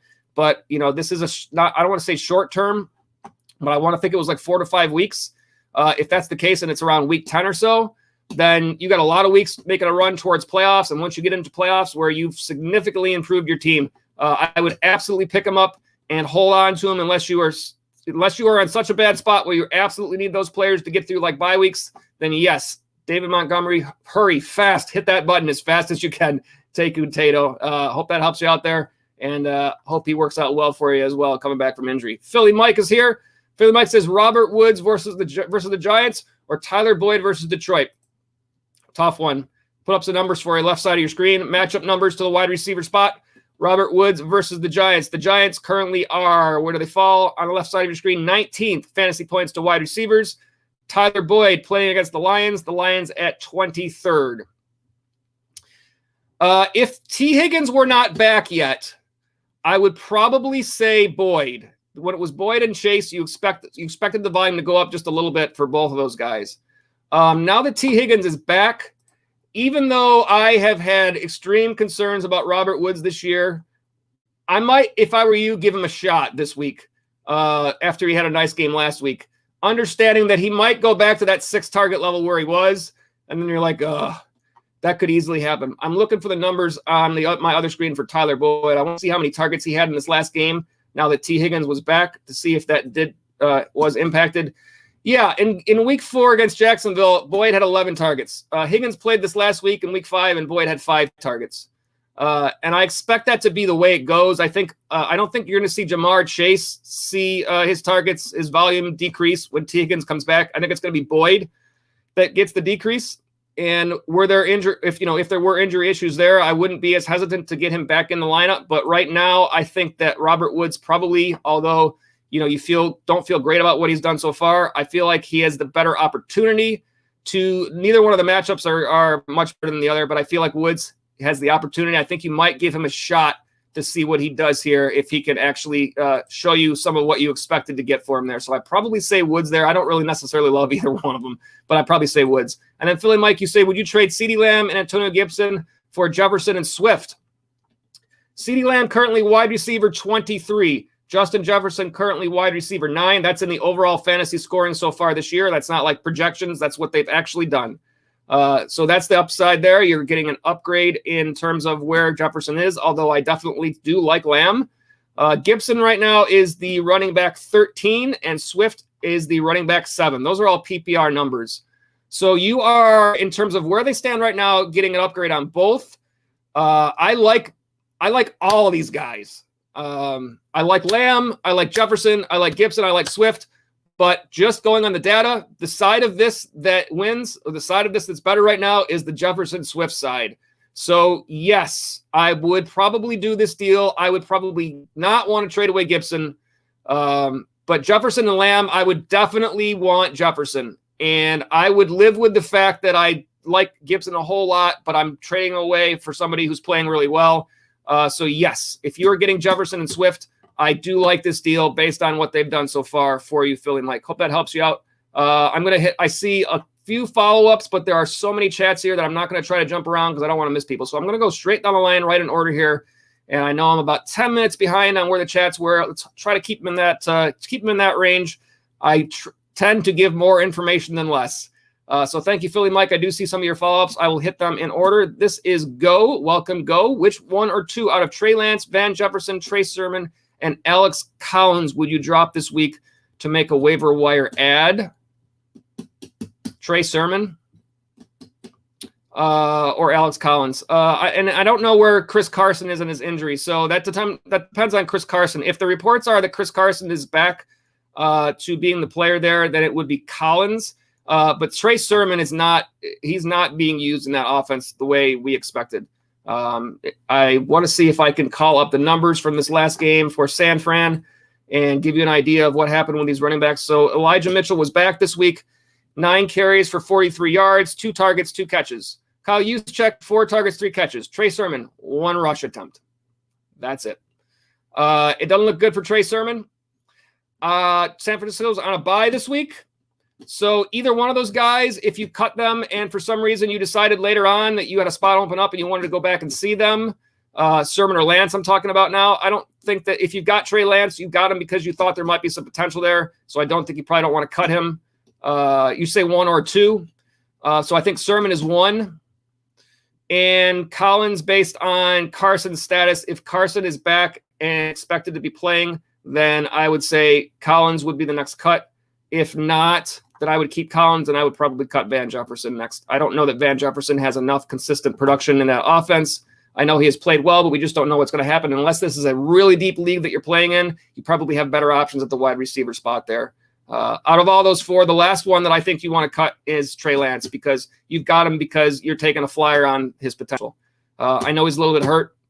So, again, keep an eye on your reports. But this is a bye week for them. So you could certainly go get rid of Sermon here, and I think you're just fine. Hope that helps you out there. Good luck to you there. Philly Mike, Tim Patrick versus Las Vegas, AJ Green versus Cleveland, Robert Woods versus the Giants, and Adam Thielen versus Minnesota. Start 2. Here's the numbers. On the left side of your screen here, Las Vegas currently allowing to wide receivers 29th, 4th fewest. AJ Green, I don't think I'm starting AJ Green out of all these guys. I'm not high on him in that offense. I know he's had some good weeks, regardless of the matchup. The matchup is 21, so it's not a great matchup. Woods versus the Giants. The Giants at, where do I see them? 19, right in the middle, and Thielen versus who is? I know it's not versus Minnesota. That is against Carolina. Carolina 27th, so the 6th fewest. In this situation, I'm probably trusting the highest tier player here, despite the matchup. Again, when I talk about these decisions, the 4 factors I look at are ability, volume, matchup, and game script in that order. So if somebody has a worse matchup, but they are what I would consider to be a higher tier player, and that is what I consider Adam Thielen to be here, the highest tier player out of all these guys that you have listed. Probably the guy that perhaps you drafted Robert Woods ahead of him, but I think Adam Thielen, I kind of put him a little, in my opinion, put him a little bit ahead. So I'm probably trusting him as one of those 2. I know he hasn't had the greatest games. Last week wasn't a great game, but I think based on his ability, you expect him to overcome some matchups that aren't quite as good. So I probably think that Thielen is one of those guys. And I actually think that Tim Patrick is the second one here. And Tim Patrick, I already looked up his numbers because I was researching him for the waiver wire. This last game, 9 targets, 7 catches, 89 yards. Let's see. And that was against Pittsburgh. Again, the matchup is not great, but the volume has seemed to be there. And his production fantasy points, 4 of his 5 games in double digits this year, 14, 13, 15, 7, and 16 in that order. Certainly AJ Green has not been that consistent, and neither has Robert Woods. So I'm going to go with Thielen and Tim Patrick there, Philly Mike. Hope that helps you out there. Thank you for the chat. Let me see who's up next. Again, if I miss anybody as I scroll around, I don't mean to. Just let me know, hey, Joe, you missed one, I'll go back. Ricky Seals-Jones versus KC. Or Harris, tight end for Arizona, must be filling in for Max Williams. I'm not familiar with Harris. As you said, with Max Williams out against Cleveland. Here are fantasy numbers against tight ends here. Kansas City currently at number 5, the 5th most fantasy points to tight ends. And Arizona is playing at Cleveland, as you said. Cleveland is, where are they in the matchup? 18th. I don't know much about Harris. I don't know what expectations there will be for him in that offense. Therefore, Ricky Seals-Jones this past week he's actually one of my bonus waiver wire pickups this week. We haven't done that yet. Last week, 8 targets, 5 catches, 41 yards. It was just 9 fantasy points, but he's got the matchup edge, and it does look like, based on what he did last week, that they are willing to continue to give him some targets while he's in there in place of Logan Thomas. I like Ricky Seals-Jones between these two. Philly Mike, hope that helps you out there. Let me see who's up next here. Anthony Kilmus is up next in line here. Welcome, Anthony. Looks like you might be a new viewer. Welcome. If you are a return viewer, then welcome back. Would you start Amari Cooper or Antonio Brown this week? I probably, on an every week basis, trust Amari Cooper over Antonio Brown, just simply because there are so many mouths to feed there in Tampa. That doesn't mean there aren't times when Brown is not going to have better games. If we want to look at the matchups there on the left side of your screen, I'm just looking for these matchups as well. So Cooper for Dallas, that's at New England, 425. New England at 25th. So that's the 8th fewest fantasy points to wide receivers. And then Antonio Brown for Tampa on the road, Philadelphia, Thursday night game. Philadelphia, the matchup is, where do they fall here? 28th, so 5th fewest. The matchup not quite as good.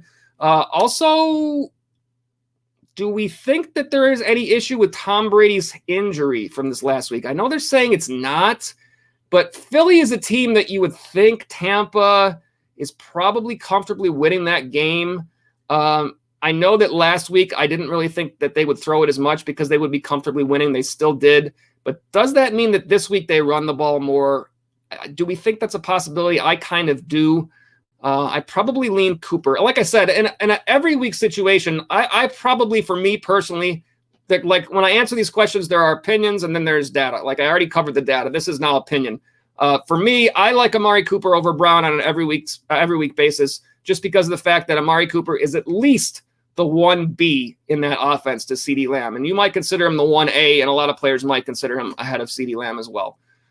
So that's my reason why Antonio Brown is not that. It's Evans, Godwin. It's when Gronkowski is back. Like all these players are in there, and Brady will spread it around. So you feel more comfortable with the volume that Cooper gets on a week in and week out basis, and that would be my reasoning. Again, volume is over matchups in the order of those things I always mention. Hope that helps you out there, Anthony. Next up is Ryan Graham. Glad to have you, Anthony, and thank you for the chat. Ryan Graham says Eckler or Henry in a straight trade PPR. I don't know how I could find the way to trade away either of these guys right now if I had them. The whole thing with Derrick Henry in the past was like, in PPR, like, why do you want him? Because he's not going to get pass catching. Henry has 15 targets this year. That's more than Zeke. That's more than Antonio Gibson. Jonathan Taylor has 16, so it's right about the same. That's more than Joe Mixon has had. That's more than Darrell Henderson has had. These are guys that you expect to be, main guys in all their backfields, and he's seen more targets. Put that in combined with the fact that Derrick Henry has run the ball 142 times this year. The next highest is, as I look at my list, 94, Alvin Kamara. He's run it almost 50 times more this year. That's just amazing. I don't know how I would trade him away. That being said, these guys are number 1 and 2 overall in the running back standings for fantasy points. I'm not talking about projecting them ahead. I'm talking about where they're at in terms of the points they've scored thus far. Henry's number 1 and Eckler is number 2. And there's a decent separation to third after that. So I don't know how to answer this question. I'll take either one. If you've got a deal involving either one of these players, is it a 1-for-1 or can you add somebody? Because if you're going to trade one of these guys away, you might as well try to get something that's an upgrade at another position at the same time. Like if you're going to trade away Austin Eckler, because to me it's just a lateral move otherwise. But if you could trade away Austin Eckler, I don't know which one of these guys you'd be trading away, and then pick up a little bit of an upgrade at a wide receiver spot at the same time, now it makes it worth your while. But otherwise, this is a lateral move. Either one of these guys I want, and neither one of these guys I don't want. So I don't know how I can answer which one I want more, because they're both playing great. I'll take both. I'll take either. I'll take both. If you have both on your roster, forget it. Your league's over. So yeah, trade away somebody else and get both would be my answer. I know that's not possible, of course. But no, I would say you get the only way that this deal is worthwhile to me is if you're getting an upgrade somewhere else. Otherwise, unless you just are simply like a Chargers fan or you're a Titans fan and you want that guy in your roster, then that's different. Then you want the guy that you want.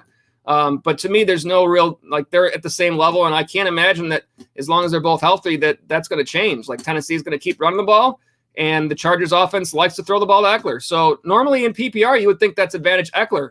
But as good as Henry's playing, I mean, yeah, if I just want to analyze it just strictly as that, then PPR-wise, I think Eckler is the the player that you would expect to be more the PPR guy. But he's not ahead of them right now, and we're 5 games in already. So I don't know. I don't know how to answer this. If that's what you're looking at, though, yeah, that would be my answer. Is Eckler is the guy you think of more as PPR, but I would say try to upgrade another position at the same time somehow if you could. Hope that helps you out, Brian. I know it's not a great answer, but both of these guys are way too good for me to say that I would want to trade either one of them away. Just an interesting situation. Let's see who else is Bill Romanowski to Teku Taito. Do you have an injured reserve bench spot? I would pick him up. That's talking about Montgomery from earlier. Vansco, welcome back to the stream. Vansco, rest of season, Javonte Williams or Myles Gaskin, PPR. Vansco, I know you've had some of the same thoughts on Myles Gaskin that I've had this year. Now that he's had that big game, he is a flyer to me at this point. This is how I would look at him. If they're going to use him, I like Gaskin better for the rest of the season over Javonte Williams, because I don't think that Javonte Williams is really going to be featured over Gordon all that much. I think it's going to be pretty much an even split the whole way through. And I think that means you're going to have some games that are better for Gordon, some games that are better for Williams, and some that are just kind of even split and nothing great happens. I think there's more upside for Gaskin. If I'm hoping that what happened with Gaskin is they just, for 1 week, that they were just saying, listen, guy, you got to step it up. And they were trying to send a message. And that was what happened. And that's why he turned in such a great game in that next game. That's what I'm hoping for. So looking at it that way, especially PPR, I think Williams and Gordon are both getting targets out of the backfield. I would want Gaskin over Williams if I had the choice right now. Everybody might not make that same choice as me, though, because Gaskin wasn't so good going in. But I'm willing to give him a chance still. So, Vansco, I'm going to go with Gaskin there, but I can see your argument the other way as well. Thank you for the chat. Philly Mike, A.J. Brown, and Pittman for Dalvin Cook. I don't like giving away Dalvin Cook for a guy that has done little this year in A.J. Brown and a guy Pittman in the Indy offense that has been up and down at best. I know he played pretty well in this last game, but Dalvin Cook is, when healthy and when back, is going to be your main guy. And he is certainly, out of these people in this trade, like, one way to look at these trades as whoever's getting the best player in the deal. And that is certainly the Dalvin Cook side of this. So unless you absolutely need Philly Mike, you might be asking me if you want to trade away A.J. Brown and Pittman for Cook. If that's the case, then yes. Either way, I guess what I'm saying here is the side of this trade that I prefer is Cook. So if you're trying to get Cook, then I say yes. If you're thinking about giving away, then I say no. That's the way I would look at that one, Philly Mike. Hope that helps you out. Nelly A, welcome to the stream. Nelly A says, what do I do with, I think you mean Darrell Williams. I think if you're looking at potentially getting Williams on the waiver wire, I think he's worthy. He is the player. I will again take a look really quick at our top 5 waiver wire players this week for week 6. Just to give you a rundown, this is what we talked about a little bit earlier in the stream already, but I do have Darrell Williams as the top waiver wire pickup this week. I think you're going to expect with Clyde Edwards-Helaire on IR, you're going to expect, I think that's a minimum of 3 weeks. So you would think that you are going to see Williams for a decent amount of time there. And so therefore, I think that's why he gets that number 1 spot. I do think that he is a worthy pickup. And I think that you're going to see a reasonable amount of usage in that time when Clyde Edwards-Helaire is not there. So I would prioritize Darrell Williams as a guy to go out there and get right now. And, it remains to be seen exactly what happens in that backfield for Kansas City in terms of how much production he does have. But I think you would expect him to get the volume while CEH is out. So I think he's a guy that you go out and get and use. You got bye weeks to deal with. You got other injuries going around. I think he's a player that's going to give you value on your team. So I would get him if you have that priority availability and need a running back for sure. Thank you, Nelly A, for the chat. Parker Scottberg, look like you might be a new viewer here. So welcome to the stream. Glad to have you. Let me take this moment real quick to just say, for those of you that are new, if you haven't done so yet, and if you enjoy our content here, be sure and hit that subscribe button so that you can get those notifications whenever we have new content. And also all of you that are either new or regulars, if you enjoy our content, feel free to drop us a like. The likes and the subscribes really do help out the channel a ton. But for sure, those of you that are new want to make sure that you're able to get those notifications whenever we do have new content. And glad to have you along on the channel. Parker Scottberg, you say, should I trade Chase and McLaurin for Diggs and Brown? Jamar Chase, I would assume that you say. Let me ask you, Parker, I'm not sure if you have any follow-ups here. But if I'm reading this trade the right way, you are asking me, should you trade away Jamar Chase and Terry McLaurin and pick up Diggs and Brown? And I think the side of this trade that I like better is the Chase McLaurin side. I like the tell of McLaurin a whole lot. Not that I don't like Diggs and Brown, but there's just so many question marks right now with those two. This would truly be a buy low situation for you. And I do think that Diggs, of those two players, I think I like Diggs to have the better potential to turn around for the rest of the season. I hope A.J. Brown does turn it around, but right now we haven't seen it yet. So I think at this point in time, Jamar Chase looks to be a great player moving forward here for Cincinnati. And I like that pass game offense there with Joe Burrow. So I think, and I don't have any issue with Taylor Heineke in terms of the player, the backup to Ryan Fitzpatrick. So I think I like that side better of this trade. I think Diggs and Brown will probably pick it up, but I don't know if I want to give away that value right now, not knowing if that happens or not. I probably stick with your Chase and McLaurin moving forward over these two. It's been, as someone who has A.J. Brown on a few rosters, it's been a frustrating season so far. So I think you keep your Chase and McLaurin. I think there'll be better days than we saw from McLaurin this past week, and Chase has been playing really well. So I like that side, Parker. Thank you for the chat. Glad to have you with us, and we will look forward to seeing you on future streams as well. Again, as I scroll around through these chats, if I miss anybody, I'm trying to hit them in order, but if I do miss anybody, just be like, hey, Joe, you missed me. I don't do it on purpose, but it does sometimes happen. I will go back and catch up. Ryan Johnston, welcome to the stream. Ryan, glad to have you. You say Chubb, Antonio Brown, Kittle, Judy. For A.J. Brown and Kelsey, you get Brown and Kelsey full PPR, Taylor and Henderson already on the roster. Let's see here. You're getting rid of your George Kittle, who is hurt and who hasn't given you the production that you've been looking for. So Kelsey is a clear upgrade there. A.J. Brown is an upgrade overall to Antonio Brown at the receiver spot, but hasn't necessarily shown it yet. I think this is a question of, this is one of those trades where I talk about sometimes the trade, when you look at it outside of your roster, looks like you're giving up too much volume, or I would say too much value for what you're getting back. But you're in a situation where you're trying to improve your team, and it doesn't matter if you win the trade or not. If you're improving your team, the other team is getting a lot from you, because you do expect George Kittle, when he's healthy, to have a good level of production. We just haven't seen it yet. And Nick Chubb is a great player. I understand that it's full PPR, and I understand that we don't expect Nick Chubb to get that in that Cleveland offense. But if you look in PPR terms right now, Nick Chubb is currently RB12 for the year. So that's an RB1 level, just right on the borderline. Obviously, Kareem Hunt is 5. Oh, he's above him this year. But I still think Nick Chubb is going to be just a fine player going forward. So, yes, you might be giving away a lot. You say you do have Taylor and Henderson already, so you're still good at running back. Essentially, you're kind of, right now, your team is a running back-based team, and you're looking to kind of transform it into a little bit more of a wide receiver-based team or a pass-catching-based team, because Kelsey is going to add that to you, and hopefully Brown picks it up. I don't think this is a bad offer for you or a bad deal to make. I do think that in a certain situation, if you feel like this makes your team better, then I think you can make this deal.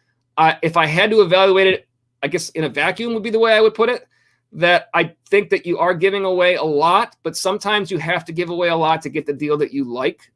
And I'm guessing that the player that you really value the most in this trade is Kelsey. And in order to get a Travis Kelsey from somebody else, you have to give up a lot. I absolutely understand that's the only way you're going to get somebody to give up a Travis Kelsey from their roster, because he is far and away the best player at the tight end spot.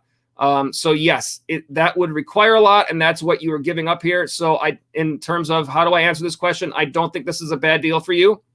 And I obviously think you wouldn't be making this offer if you didn't feel like it was best for your team. So yeah, I think you can make this deal. I think other people who are watching this are going to be like, Joe, come on, that's way too much value. It's a lot of value, but in order to get a Travis Kelsey, you're going to have to give up a lot of value. And if A.J. Brown turns it around when you get to the end of the year and you're in your playoffs because of this, then you'll feel really good. On the other hand, if A.J. Brown doesn't play any better, then you're going to be not quite feeling as good about it, but those are the chances you take when you make these decisions. So Ryan, you know your roster as well as anybody. If you feel like you want to take that swing for the fences, I would say by all means go out there and do it, and hopefully that turns you into a winner at the end of the year. Thank you, Ryan, for the chat. Hope that helped you out. A. Aladdin, one of our regulars, Singletary or Jamal Williams, half-point PPR. Let's take a look at fantasy numbers to the running back spot here. I will say between Singletary and Zach Moss, I would favor Singletary between those two every week. So that would be my outlook on Singletary. But looking at the actual matchups here, Buffalo on the road at Tennessee. Tennessee currently allowing, let's see, where do they fall? 20th in terms of fantasy points allowed to the running back spot. Jamal Williams for Detroit. These are similar situations. Again, Swift is the guy that you like better. Detroit is playing Cincinnati at home. Cincinnati at 18th in terms of fantasy points. So this is literally like the exact same situation. Half-point PPR between the two. Can I throw a dart at the screen and see which one it hits? I don't know that the upside for either one of these two is all that great. That's probably not the best way to answer that question, but let's look at where they are overall for the year. Jamal Williams for Detroit, currently RB 20 for the year. Devin Singletary for Buffalo, RB 35 for the year. That might be, given the fact that all the other things that I've said are pretty much the same, that might be enough to tell me that it's Williams that I would take here of the two. I don't know how much more information I really need to look at. Williams has had half-point PPR. Williams has had 55 rush attempts for the year. Singletary, 55. This is literally a coin flip at everything I've looked at so far. Targets, receiving. Williams has had 15 targets, 16 targets, 15 catches. Devin Singletary has had 13 targets. So barely more for Williams. I favor Williams of these two. There's not a lot to go on here, but I think that it's just I don't love either one, but I think I will favor Williams just slightly there. Thank you, Aladdin. Hope that helps you out. Let me see who is up next here. Bill Romanowski says, Joe, you contributed to my Super Bowl win last year. Can't wait until you can receive super chats. I really appreciate that, Bill. I talked about this before. We are still a growing channel. We started last year. We recently surpassed that first big YouTube milestone of 100 subscribers. We appreciate and thank all of you that have been with us.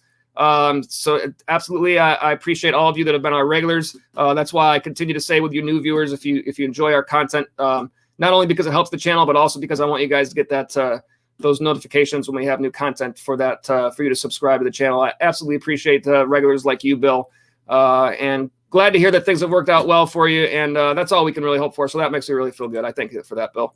Philly Mike, would you trade Derrick Henry for Devontae Adams, DeAndre Swift, and Dawson Knox? Now, that's an interesting one.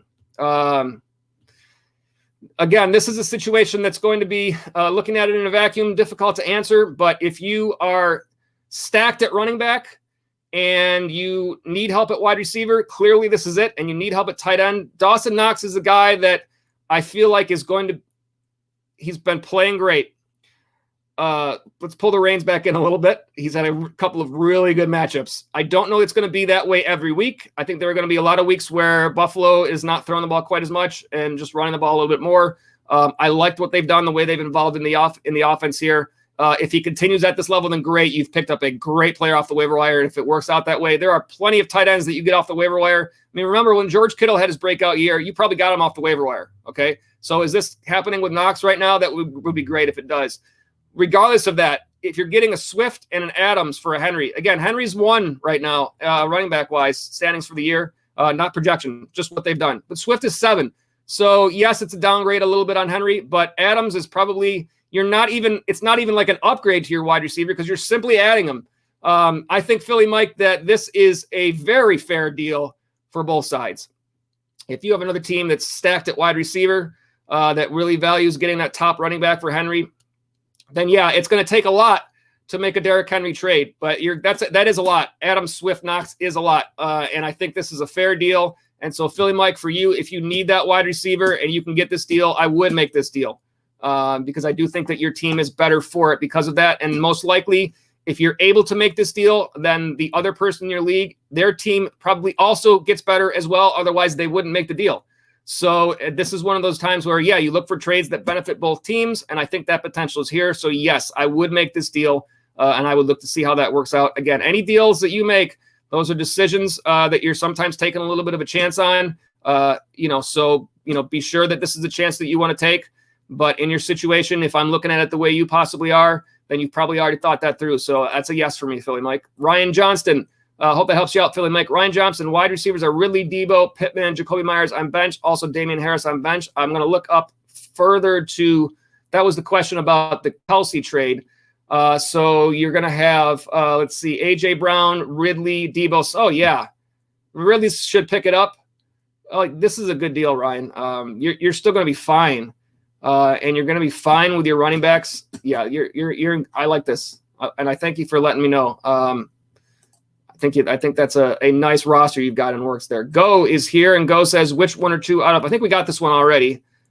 This is for the guys in the chat. So if you guys in the chat want to jump in, I know Go, I already gave you my opinion on this one, but absolutely, I always want to hear other opinions from you guys. So if you guys want to jump in and just give them an @Go in your chat and let them know which guys that you think that you cut here, one or two. I know that I already gave him my opinion, so I won't repeat that one. Bill Romanowski says Go, great question.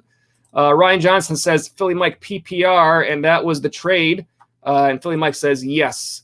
And Ryan Johnson said, I would do that, but depends on your roster. Kind of the same things I was thinking there. B-Dubs, you say, thanks, Joe. I like your thought process. I think I'll roll with Williams. Hit that like button, y'all, or hit that like button, all. I gave it the southern version of that when I said y'all. But thank you. I do appreciate, again, the likes and the subscribes. They really do help out the channel a ton. So appreciate all you guys for that. I see a couple of other ones here. Bill Romanescu, the like here. Ryan Johnston says, Philly Mike, who's your current tight end? So I know you guys are answering each other back and forth. I'll hit these really quick just to get them on the screen. Want to give you guys your props for being here. Amir A is here with a chat. Welcome, Amir A. What would you fix? Herbert, Zeke, Swift, Tyreek, DK, Pitts, and Gibson at flex. Have Patterson, Fant, and Michael Thomas as well. What would you fix, meaning which player do you like the least? Let me see if there's any follow-ups here. Again, I'm trying to make sure I hit these and not get too far behind on these chats, but I also want to give you guys your due in terms of the information that you're looking for. So I will continue to scroll through these.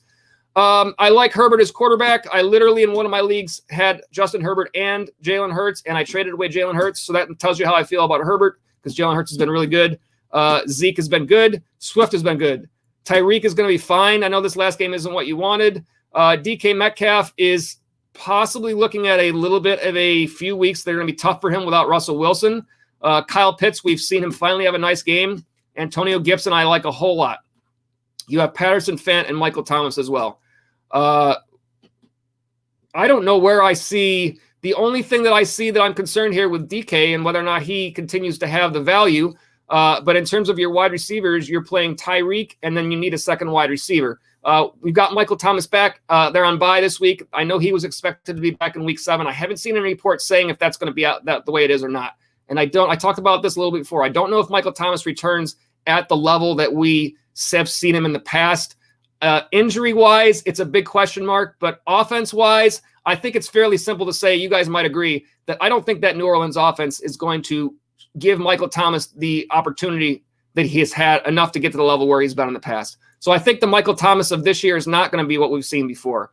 But if he's anywhere near what he was before, even if he's at a WR2 level, then we're still looking at a player that's very playable. And I know there's a lot of you that are waiting for that. I have Michael Thomas in a couple of spots that I'm hoping for the same thing.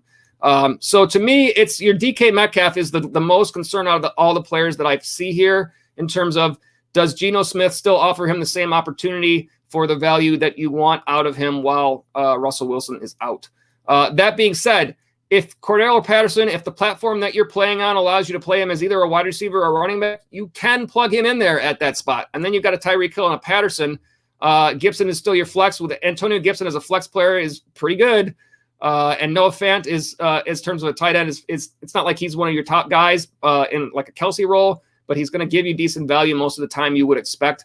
So your roster to me, I think looks fine. The only thing that I see here is that DK, and that doesn't even necessarily mean that it's going to pan out that way. It is possible that Geno Smith knows that, hey, DK Metcalf is the guy in that offense, and he's just going to feed him targets. That could also happen. So it remains to be seen. Hope that helps you out there, Amir. And I hope that I answered that in the way that you meant it. Thank you for being on the stream as well. Vance, go back. Jacoby Myers or Kadarius Toney, rest of season PPR. Myers, that's my. I think Toney is going to be for a couple of weeks while there are still injuries. But I think that once all those guys are back, Shepard and Slade and Galladay, this is not a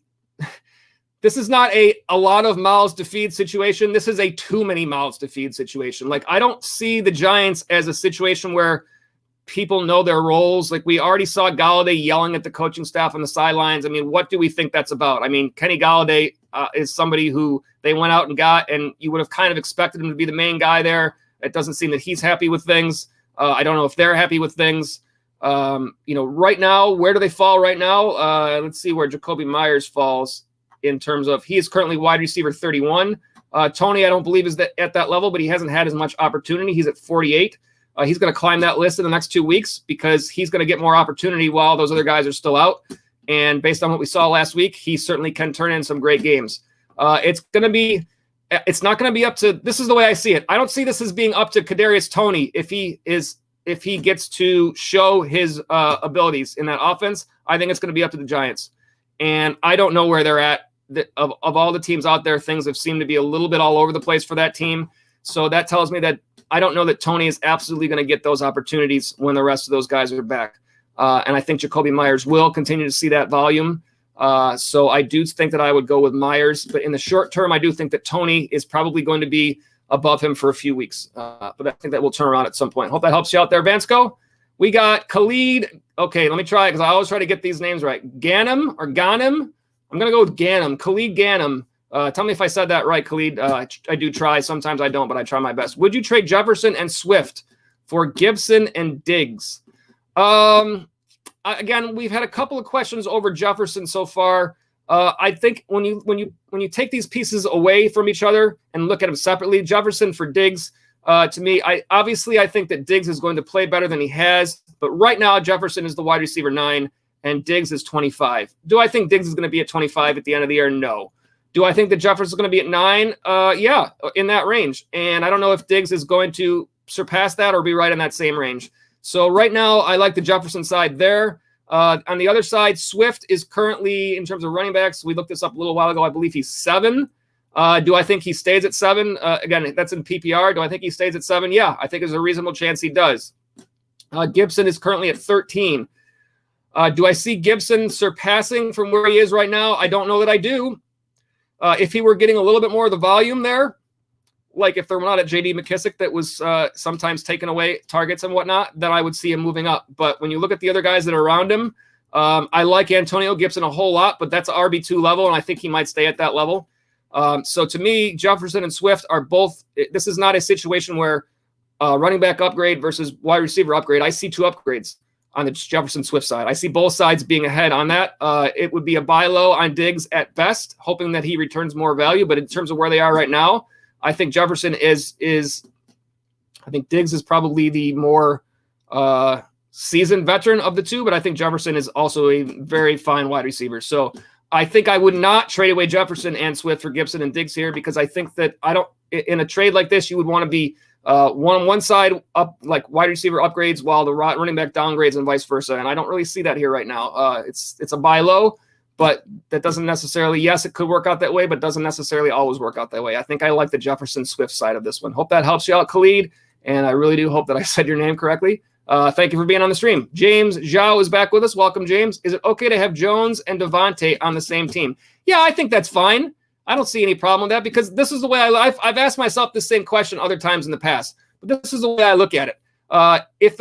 If one player in your league has Jones and the other one has Devontae Adams, are you both happy with them? Probably. So why is there any reason why you couldn't both be happy with both of them on your same team? Now, I wouldn't go overboard, right? I would diversify yourself somewhat. I wouldn't, there's sometimes where you get into situations where you end up with more players on your team from the same team than you thought you were going to. But I wouldn't go overboard on this. I wanted to have some diversity to keep yourself from a bad game like we saw Green Bay in the first game of the year this year. But these two players are top players, right? So I'm not going to be concerned with having both of them. It's like, would I feel like I didn't want to have Keenan Allen and Austin Eckler, or Mike Williams and Austin Eckler both? No, because they're both crushing it right now. So especially in the Williams course. So no, I think it's fine to do that. I just wouldn't go overboard. That's all. And James, you follow up by saying trade Debo and Sanders for Ridley. I don't think I would make that deal. I know what you're thinking, buy low on Ridley, and you're thinking that Debo Samuel might not stay at the same level that he's at right now. So it's kind of a sell high on Debo. That being said, in a sell high situation, you're looking at a player who you might have seen a couple of big games after a couple of games that are not so good, and you want to make sure that you make that deal when you can. Debo's consistent this year so far. I know his fantasy numbers haven't been as consistent. 32, 16, 10, 36, 16. Okay, a little bit up and down, But if you take that out of the equation, just look at his opportunity, the targets, 12, 8, 10, 13, 9 in order. The consistency has been there. You might have some concern if the offense changes with Trey Lance than it was with Garoppolo. But he did see 9 targets in this last game, and that was with Lance. So I think that, I mean, Debo is wide receiver 5 right now. Does he stay at 5 or fall a little bit? He possibly falls a little bit. Other players might move up. But do I see Debo with having the opportunity to stay in the top 10? I do think so. Can Ridley get to the top 10? Yes, we need to see it, though. We haven't really seen it yet. But I think at the end of the year that there is the potential they end up in the same range in terms of overall fantasy points for the year. And basically that means you're giving up extra Emmanuel Sanders for nothing here, because you're not really, if they do it up in the same range, you're not really trading away anything. I think Debo is, to me, the clear number 1 on that team, especially with Kittle out. When Kittle's back, perhaps he sees that volume take a little bit of a hit. But again, Ridley, you've got Kyle Pitts that's going to see some volume in some games too. So it's not a whole lot of a different situation. And Sanders is giving you some value right now as a standalone. So I think that you're trading away more than you're getting back here. If you love Ridley and you feel like you want to give up a little more, then of course you can do it. But I think the side of this trade that would be better right now is the Debo Sanders side, James Xiao. So I think if you're asking if you should trade those away, I think I would favor the keeping those 2 for Ridley. Hope that helps you out there, James. Philly Mike, look up Demetrius Harris. I have not done that yet. He is the tight end that you were talking about as a backup for Arizona, right? I will look that up really quick, but I don't know what we will see on that. Let me see if I can call up. Let's see, what screen do I have players? I have players already available on one of my screens. Here it is. Let me see if I can look at that. It might take me a minute here to find that. Harris for Arizona. There's probably only a couple of Harrises available, right? There we go. Let's see. Any notes that we can look at here? I'm just calling up on the screen. No current player notes, so I can't say that I know a lot about Demetrius Harris. So perhaps you guys in the chat might have a little bit more information on that tight end. I'm feeling like you were thinking about him as a potential there. So I don't have a lot for you on that, but I potentially will, learn more about him as we move forward here. You say OBJ versus Arizona, Cooks versus Indy, A-Rob versus Green Bay, and Galladay versus the Rams. Definitely not Galladay. I don't even think he's going to play this week. So definitely not Galladay. In terms of matchup-wise, we look at the other guys. I don't trust Odell in that offense with Cleveland right now. I don't know why he's not getting more opportunity. In terms of the matchup, Arizona at 12, not a bad matchup. Indy, Cooks. Indy is currently, let's see, where do they fall? 8, a better matchup. A-Rob against Green Bay. Green Bay 22nd, not as good of a matchup. And Galladay, I don't think is going to play, even if he did against the Rams. The matchup there is 14th. The best matchup out of these 4 is Cooks versus Indy. The best usage in their offense so far is Cooks. The best production we've seen so far this year is Cooks. I think you're getting my point here. It's Cooks for me out of these 4 guys for sure. I think all factors lead you into that direction. So I hope that helps you out there, Philly Mike's. Brandon Cooks, make a fine choice out of those players. Oh, it's a pick 2. I see a pick 2. Well, I got you 1. I got you Cooks. The next of the guys is the rest of them is like, I think I probably got to pick Allen Robinson there because he is the main guy in his offense, supposed to be. At some point, he might actually be. Right now, he's not, but nobody is. You probably just have to give him a shot and roll with it and hope. Again, Galladay, I don't think is going to play. And OBJ, if you like him, then you could certainly give him a shot, but we just have not seen him do enough there for me to go with him. So none of those choices are great for the second guy, but I think I would probably go with Robinson there if it were to be my choice. Hope that helps you out there, Philly Mike. James Kazi back in the stream. Aaron Rodgers or Dak Prescott this week? Give you some numbers to help you out here. Fantasy points to the quarterback spot. Rodgers against Chicago. Here are the numbers. Chicago sitting at, where do they fall here? 28th, 5th fewest fantasy points to quarterbacks. Dak Prescott for Dallas. Let's see, Dallas, that is a 4:25 Sunday against New England. New England 27th, 6th fewest. The matchups are about in the same range. I'll probably say that between the two, Prescott is giving you a little bit more fantasy production than Rodgers is right now. I don't dislike either of these guys, but if you look at it in those terms, Prescott is currently quarterback 10, and Rodgers is still down at 16. Of course, he had a really bad game in there, but overall, you probably are seeing a little bit more what you want to see out of Dak right now. I probably picked Dak in this situation. Hope that helps you out there, James. Next up looks like a new viewer here, Jesse's Onfroy. I don't know if you've been here before or not, Jesse's. If you have been, welcome back. Or if you are new, welcome. You say, someone offered me Jalen Waddle and Jamar Chase for Ridley. Am I taking it? Wow. I like Jamar. The reason why I struggle with this answer is that I like Jamar Chase a whole lot. But when the year ends, Calvin Ridley should finish higher than Jamar Chase because he should be. Well, Jamar Chase is pretty much showing himself to be. I was going to say Ridley should be the number one guy for Atlanta, whereas Chase might be kind of T. Higgins Chase in the same like 1A, 1B. But Chase is really kind of showing himself to be a true one in that offense. What he's done so far this year, I want Jamar Chase on my rosters when possible at this point. He is currently wide receiver 8. Ridley, again, is farther down the list, and I really did miss this game, not due to an injury, due to personal reasons, so we hope everything's good with him. But he's currently wide receiver 38. Of course, Kyle Pitts, if he continues to see a lot of volume, could take away a little bit from Ridley. Jalen Waddle, to me, doesn't make a big difference. I'm guessing that there's not going to be a lot of weeks when you're feeling like you want to start Jalen Waddle, unless this is a really deep league that you're in. So this is really personal preference on which guy you like better. I think since you've already seen Chase play well for you, I do think Ridley will play better as the year goes on. So I think you could make this deal. Let's see, they're offering you. Am I looking at this wrong? They're offering you Chase and Waddle for you to give up Ridley. So this is a really, it seems like this is a tough one for me to answer. I think it's reasonably close, and I think there are arguments to be made on both sides. But Jamar Chase is a very nice piece right now and really playing well. And I think Ridley will also play well. I probably personally, this is opinion based and not data based. I probably would stick with Ridley. I might at the end of the season look back and say, man, I wish I had taken a chance on Chase. But if you drafted Ridley that high, it's not like he hasn't had the volume. He just hasn't had the production yet. If you look at his overall volume so far in these games, let's take a look at his targets. 8, 10, 11, and 13. The targets are there. He just hasn't turned in the great fan. Now, these are not bad. 10, 19, 14, 15. Those are not bad numbers. I would stick with Ridley there. I would stick with Ridley. Much as I like Jamar Chase, if you compared that to Chase's numbers, Chase's targets are 7, 4, 5, 9, 10. He's had bigger games, 21, 13, 23, 14, and 28 because he scored more touchdowns. You expect Ridley to start finding the end zone. He's seen more targets. When that starts to happen, that means Ridley goes this way. I would stay with Ridley here if I were you, Jess. I hope that helps you out there. I hope that is reasonable information to help you out there. Ryan Graham, thank you, Jesse's, for the chat. Ryan Graham is answering the question about the Henry trade earlier. I'm going to roll through these. Let's see here. Ryan says that you are welcome to the stream, Ryan Graham. Thank you for the chats. I'm trying to make a super team because I got CMC and want the second best guy. You want as super of a team as you can get every year, no matter what, Ryan. I think that's what we absolutely are all shooting for here. So if you can go out and get that, you make that happen.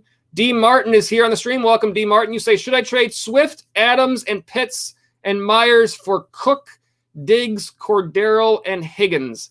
If we piece this apart, I certainly like Dalvin Cook a lot, but DeAndre Swift has played good enough to make me want to be concerned about Cook's injury. Because in order for you to get that upgrade there, Cook has to be healthy. And are we sure that he's healthy right now? I don't know that we're sure. I did not expect him to miss this last game. So I don't know where we're at on that. Devontae Adams to Diggs. Clearly Devontae Adams is the player I prefer out of those two. Pitts looks like he's turning into a great player. Cordero Patterson has played well. I think he will continue to play well. Higgins I like a whole lot. I probably like Higgins over Myers. But I guess what I'm saying here is, out of these guys that you've listed out, the only guy that I've really said, this is the guy that I like better on this side. See, I'm pointing over here. I didn't do that on purpose, but that's how it worked. The only guy that I've really said that I absolutely like better is Higgins, and he's the fourth piece in this trade. I think that if you had a healthy Dalvin Cook, then that's different.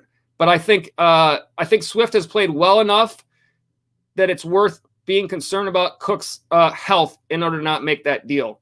I think that makes the difference there. And again, you're giving up a Devontae Adams, who we all know is a great player. Certainly Stephon Diggs, a great player as well. But Devontae Adams currently wide receiver 4, and I think he might have been, I'm pretty sure he ended the last year as 1. I want to say, if not, it probably was 1 or 2. I don't think I want to part with him for Diggs. I think that's too much of a step down, even if Diggs does start playing better.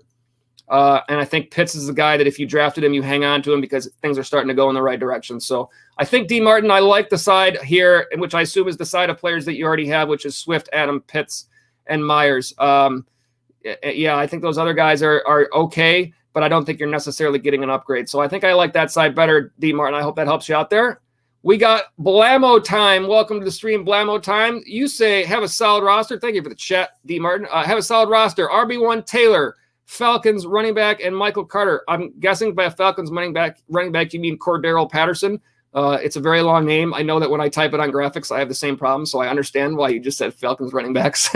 And Michael Carter on buys. So Connor is in an RB2. Booker or Darrell Williams off of waivers. For a 1 week situation,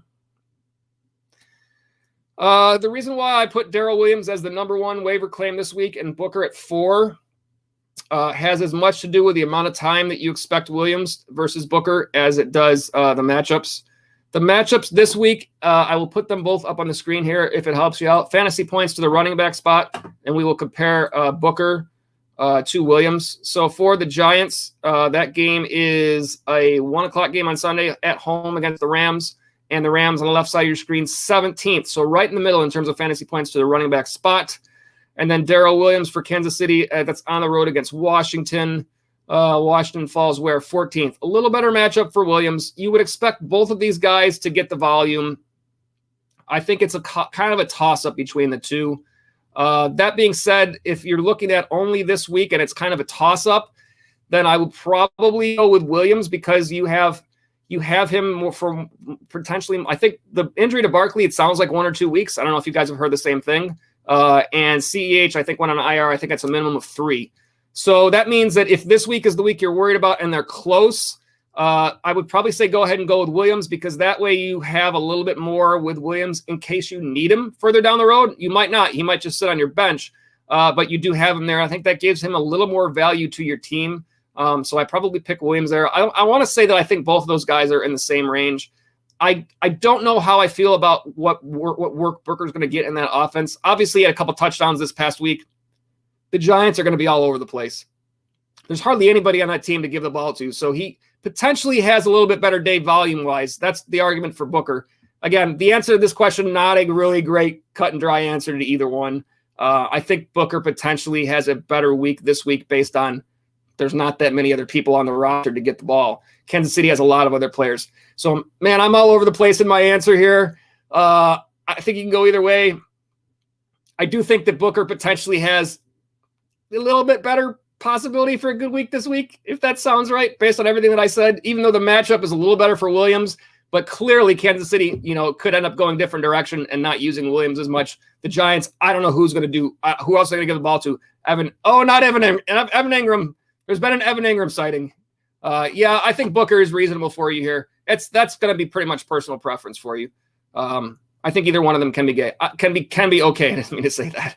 Can be okay. It's a little bit tongue-tied there. Apologize for that. Probably Booker. I'll go with Booker. Hope that helps you out, Blammo time. That was a roundabout answer, but I don't know if it really gave you the information you were definitely looking for. You say, is Cordero Patterson a reliable running back for the rest of the season? I find it hard to believe that at this point that he's not for real. We aren't seeing that production really go away for Cordero Patterson. So it seems like it to me. I know the initial thought based on what he's done in previous season was that would go away at some point, but it seems like the Falcons really like him a whole lot. So I think we would have seen a downturn at some point already if we were going to see it. We might not see the huge games all the way through, but I think his production is reasonably still. You could still expect it to be there. Again, he's currently RB6 overall for the year. Does he finish the year at 6? Not necessarily. Probably not. But does he finish in the top 12 as an RB1? I think it's possible the way they're using him at this point. So, yeah, I think he could be reliable for you for sure. Blammo time. Hope that helps you out. And if there are, again, any follow-ups, I'll hit them as we go down the line here. Still a little bit behind, trying to get through these chats as best as possible, but hopefully we'll get to y'all, and hopefully I don't miss anybody. If I do, just give me a shout and say, hey, Joe, you missed me. Max is here. Welcome to the stream, Max. Should I pick up Colts, Cowboys, or Rams defense this week? All right, let's do this. Let me, this in here, I believe I have some numbers here. I don't have graphics built for fantasy points against for defenses. I can already answer this because it's the reason why I can already answer this is because I've already set up my defenses for a bunch of my leagues personally, and I try to get Indianapolis everywhere that I can for this week. Going up against, let's see, what do we got here? Indy playing against Houston, and Houston currently allowing the 6th most fantasy points to other teams in terms of defense. Who are the teams you said, Cowboys or Rams? Dallas is playing against New England. New England is currently at, where do they fall in terms of fantasy points to defenses? Don't even see them. 5th. So they're up there as well. I still would rather play against Houston than New England or Rams defense this week. And the LA Rams are playing, let's see, where do we have this? Giants. And the Giants, well, that's another reasonable one. In terms of their numbers, they're 17th, so middle of the road. I favor Indy. I would want to go against Houston of all those teams. That'd be my choice. I know New England hasn't played great. I don't know who these teams are playing in future weeks. If you are streaming defenses, perhaps one of those other teams has a better matchup in week 7 where you might want to keep them and there might be an advantage. I think Tennessee is kind of a one-and-done shot, but I'll take that shot. And I'm sorry, not Tennessee. That was last week. Indianapolis. I will take that shot against Houston. So I think Indianapolis is the team that I prefer out of those. Thank you, Max, for the chat. Hope that helps you out there. Connor LaRose is with us. Welcome back, Connor LaRose, one of our regulars. I traded Knox and Emmanuel Sanders for Scary Terry and TJ Hawkinson. Did I win? I like your side of that. I think Knox is playing great. I think Hawkinson will play better, so that's a little bit of a buy low for you right now. And Sanders is a sell high. I don't expect Sanders to be not productive, but I don't expect him to be quite at the level that he's at for the entire season long. And I think Scary Terry is one of the players that I really like a whole lot. I think he's a top talent out there. I think he will continue to produce. I probably would have done this deal if I were you, Connor LaRose, to get Scary Terry and Hawkinson. I like Hawkinson a whole lot as well. Been a little banged up. I like your side. Hope it works out there for you, Connor. Glad to hear that you were able to make that deal. Bronson Hyo. Did I say that right, Bronson? I don't know if I got that one right. I try to get these names right, but I can say that I'm not entirely sure that I know correctly how to pronounce the last name of your sort there. Hyo or Hyo. Tell me if give me some help on there, Bronson, if you're still in the chat, because I do like to try to get these right. But I'm not sure I know exactly how I want to say that one. Either way, welcome to the stream if you are a new viewer, and I like your picture there. Trade Chris Carson for Joe Mixon or Josh Jacobs or James Robinson, or just hold Carson.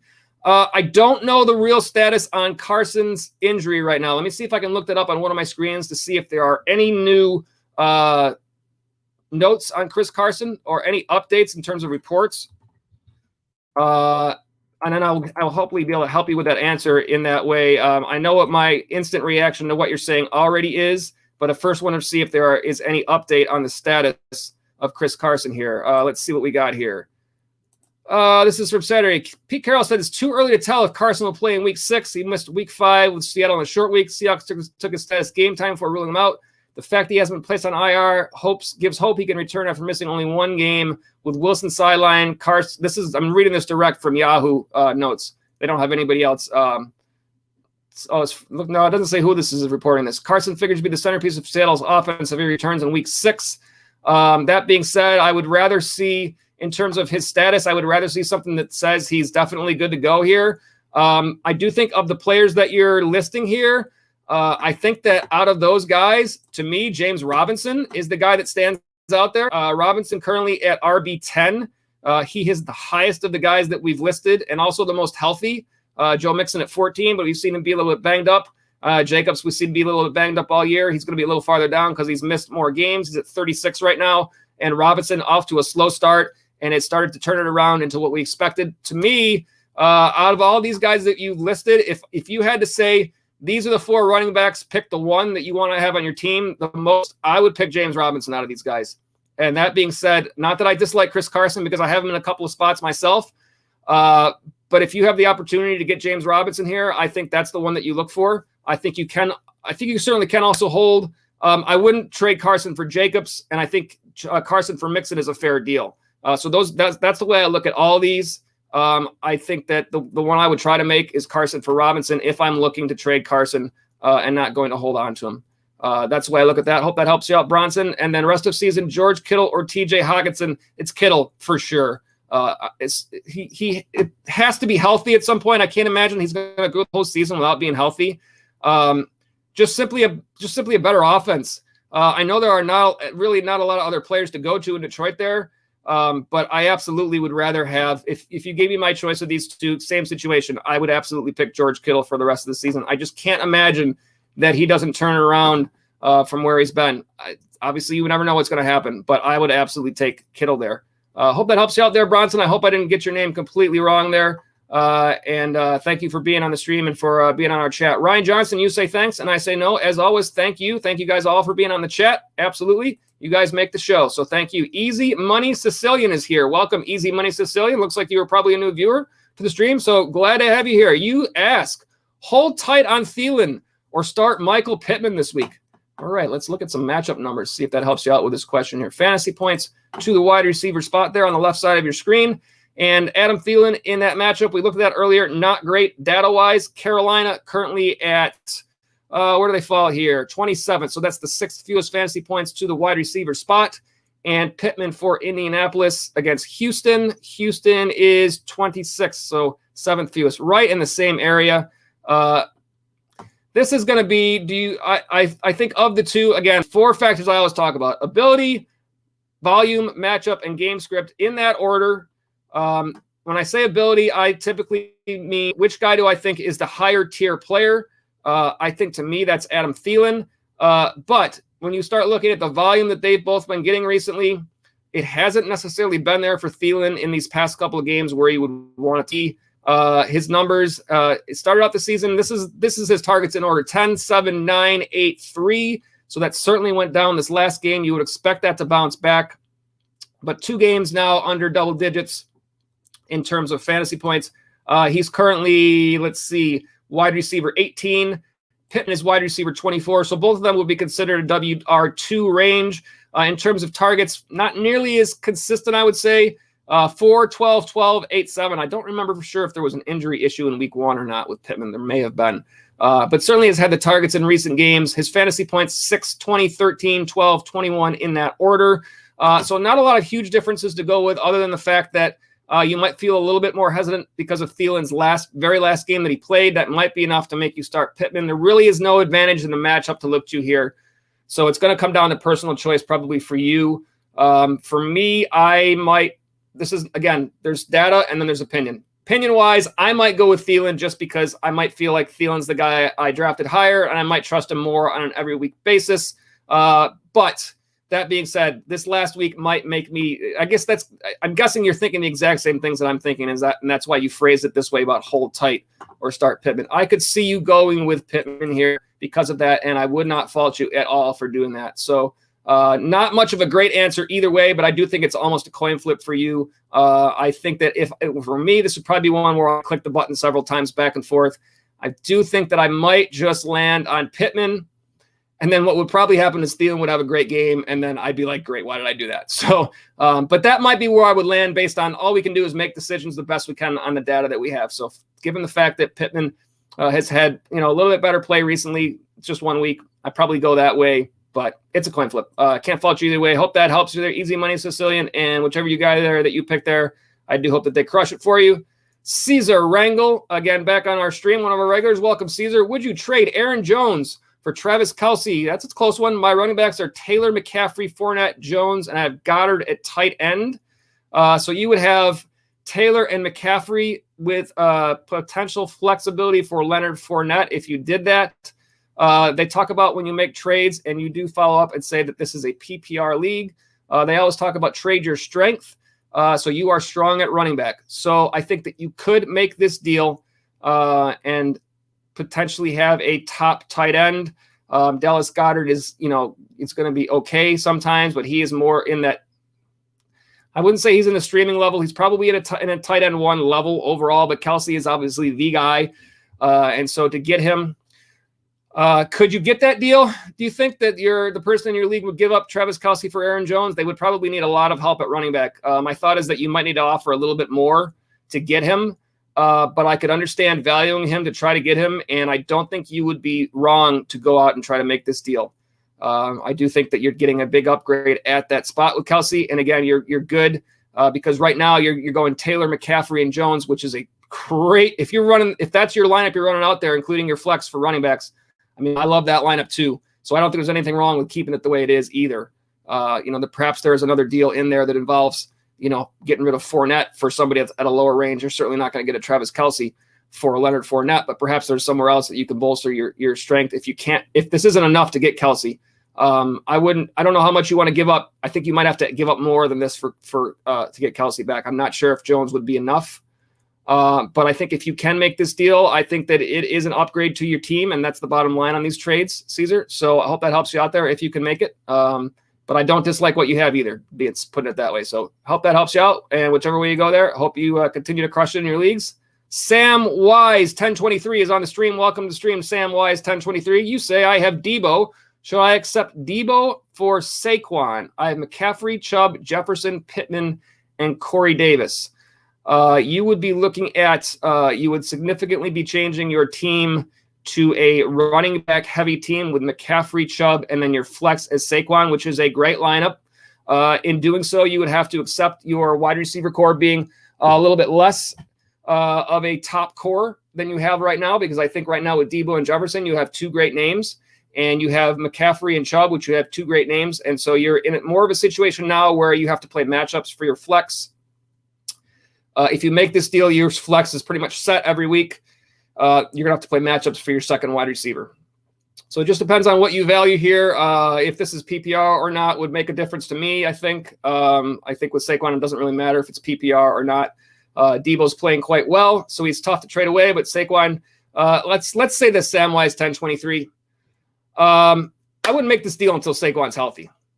I would not make it right now until he's ready to come back. I wouldn't. And if you're afraid that this deal might not be there for you anymore at that point, then that just means it's not a good deal for you right now.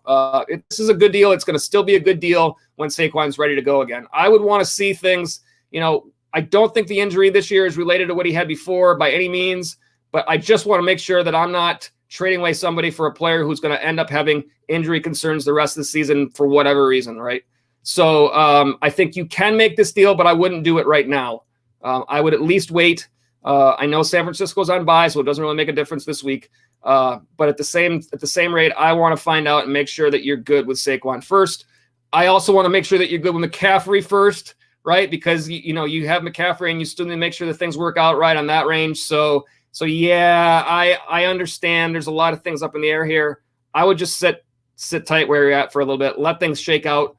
And if this is truly a good offer to you, it should still be available for you at that time. Hope that helps you out there, Samwise.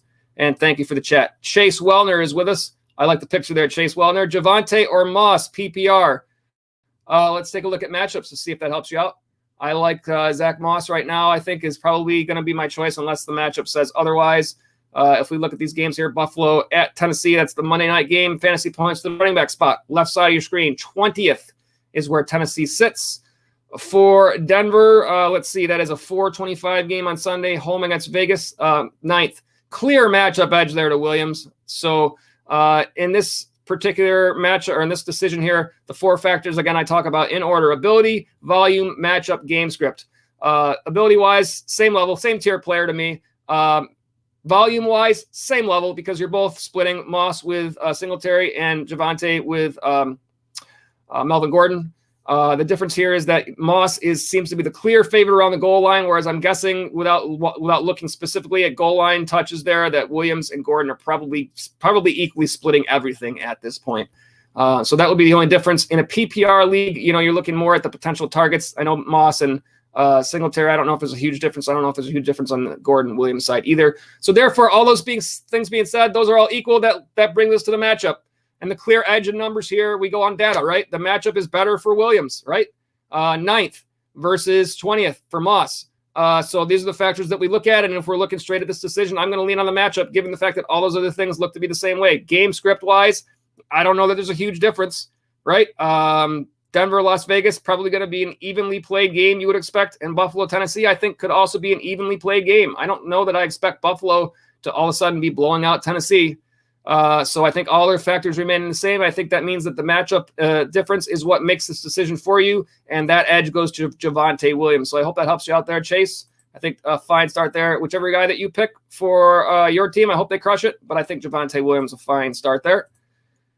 Thank you for the chat. Mentalities. Next up, should I trade Marquise Brown for Josh Jacobs? If you are strong at the wide receiver and you need help at the running back spot, I don't dislike Josh Jacobs at all. I think you certainly can make this deal.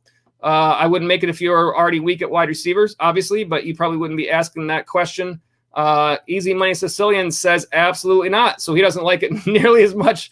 I personally like having, if I have the opportunity to play a flex running back, I like to do that. So if this might be where you're looking at that potential, that might be one of the reasons why I look that way. I think it's a chance for more consistent production. But let's do this. If where they sit right now, currently Marquise Brown, who has been a little bit more of a boomer bust player in the past, has seemed much more consistent this year in terms of usage in that offense. Target-wise, 6, 10, 7, 5, 10. Fantasy points, 19, 23, 8, 19, 34. Very good run for Marquise Brown. He is currently wide receiver 6. I think this is why the reaction Easy Money Sicilian had is what it is. Because when you compare where they're actually at right now, now Josh Jacobs did have some injury concerns, but in order to find Josh Jacobs in the standings for running backs, I've got to scroll down a little bit. Let's see. I still haven't found him yet. 36. That's quite a drop-off. It's not that I dislike Josh Jacobs, but, his fantasy points he's had in the games he's played, 17, 11, and 17 in a PPR format. So it's not like he's played poorly. But at the same time, it's very easy to see where you could think that the value that you're getting right now for Marquise Brown is much higher. So I'm not going to say that you can't make this deal, but I might have to say Easy Money Sicilian's instinct reaction here, there's a reason for that. And that might be enough to make you make that decision to hang on to Marquise Brown. He's been pretty good for you. So if you absolutely need help at the running back spot, then I might, if you really didn't need to make this sort of a trade, then in order to even up the value, you might try to ask for a second piece back with Josh Jacobs, perhaps a different wide receiver back. And that sort of thing might give you, if you need help at running back, that might give you some help at running back and also still kind of protect you at the wide receiver spot. That would be what I would think about their mentality. As a 1-for-1, it's a lot of value for Brown right now, so I might stick with what you got there. I hope it works out either way there for you. That mentality. Thank you for the chat. Hector Gonzalez back. I have Ayuk and Crowder. Need to drop one for Bateman. Which one? Ayuk. I don't trust Brandon Ayuk at this point in that offense based on what he's done.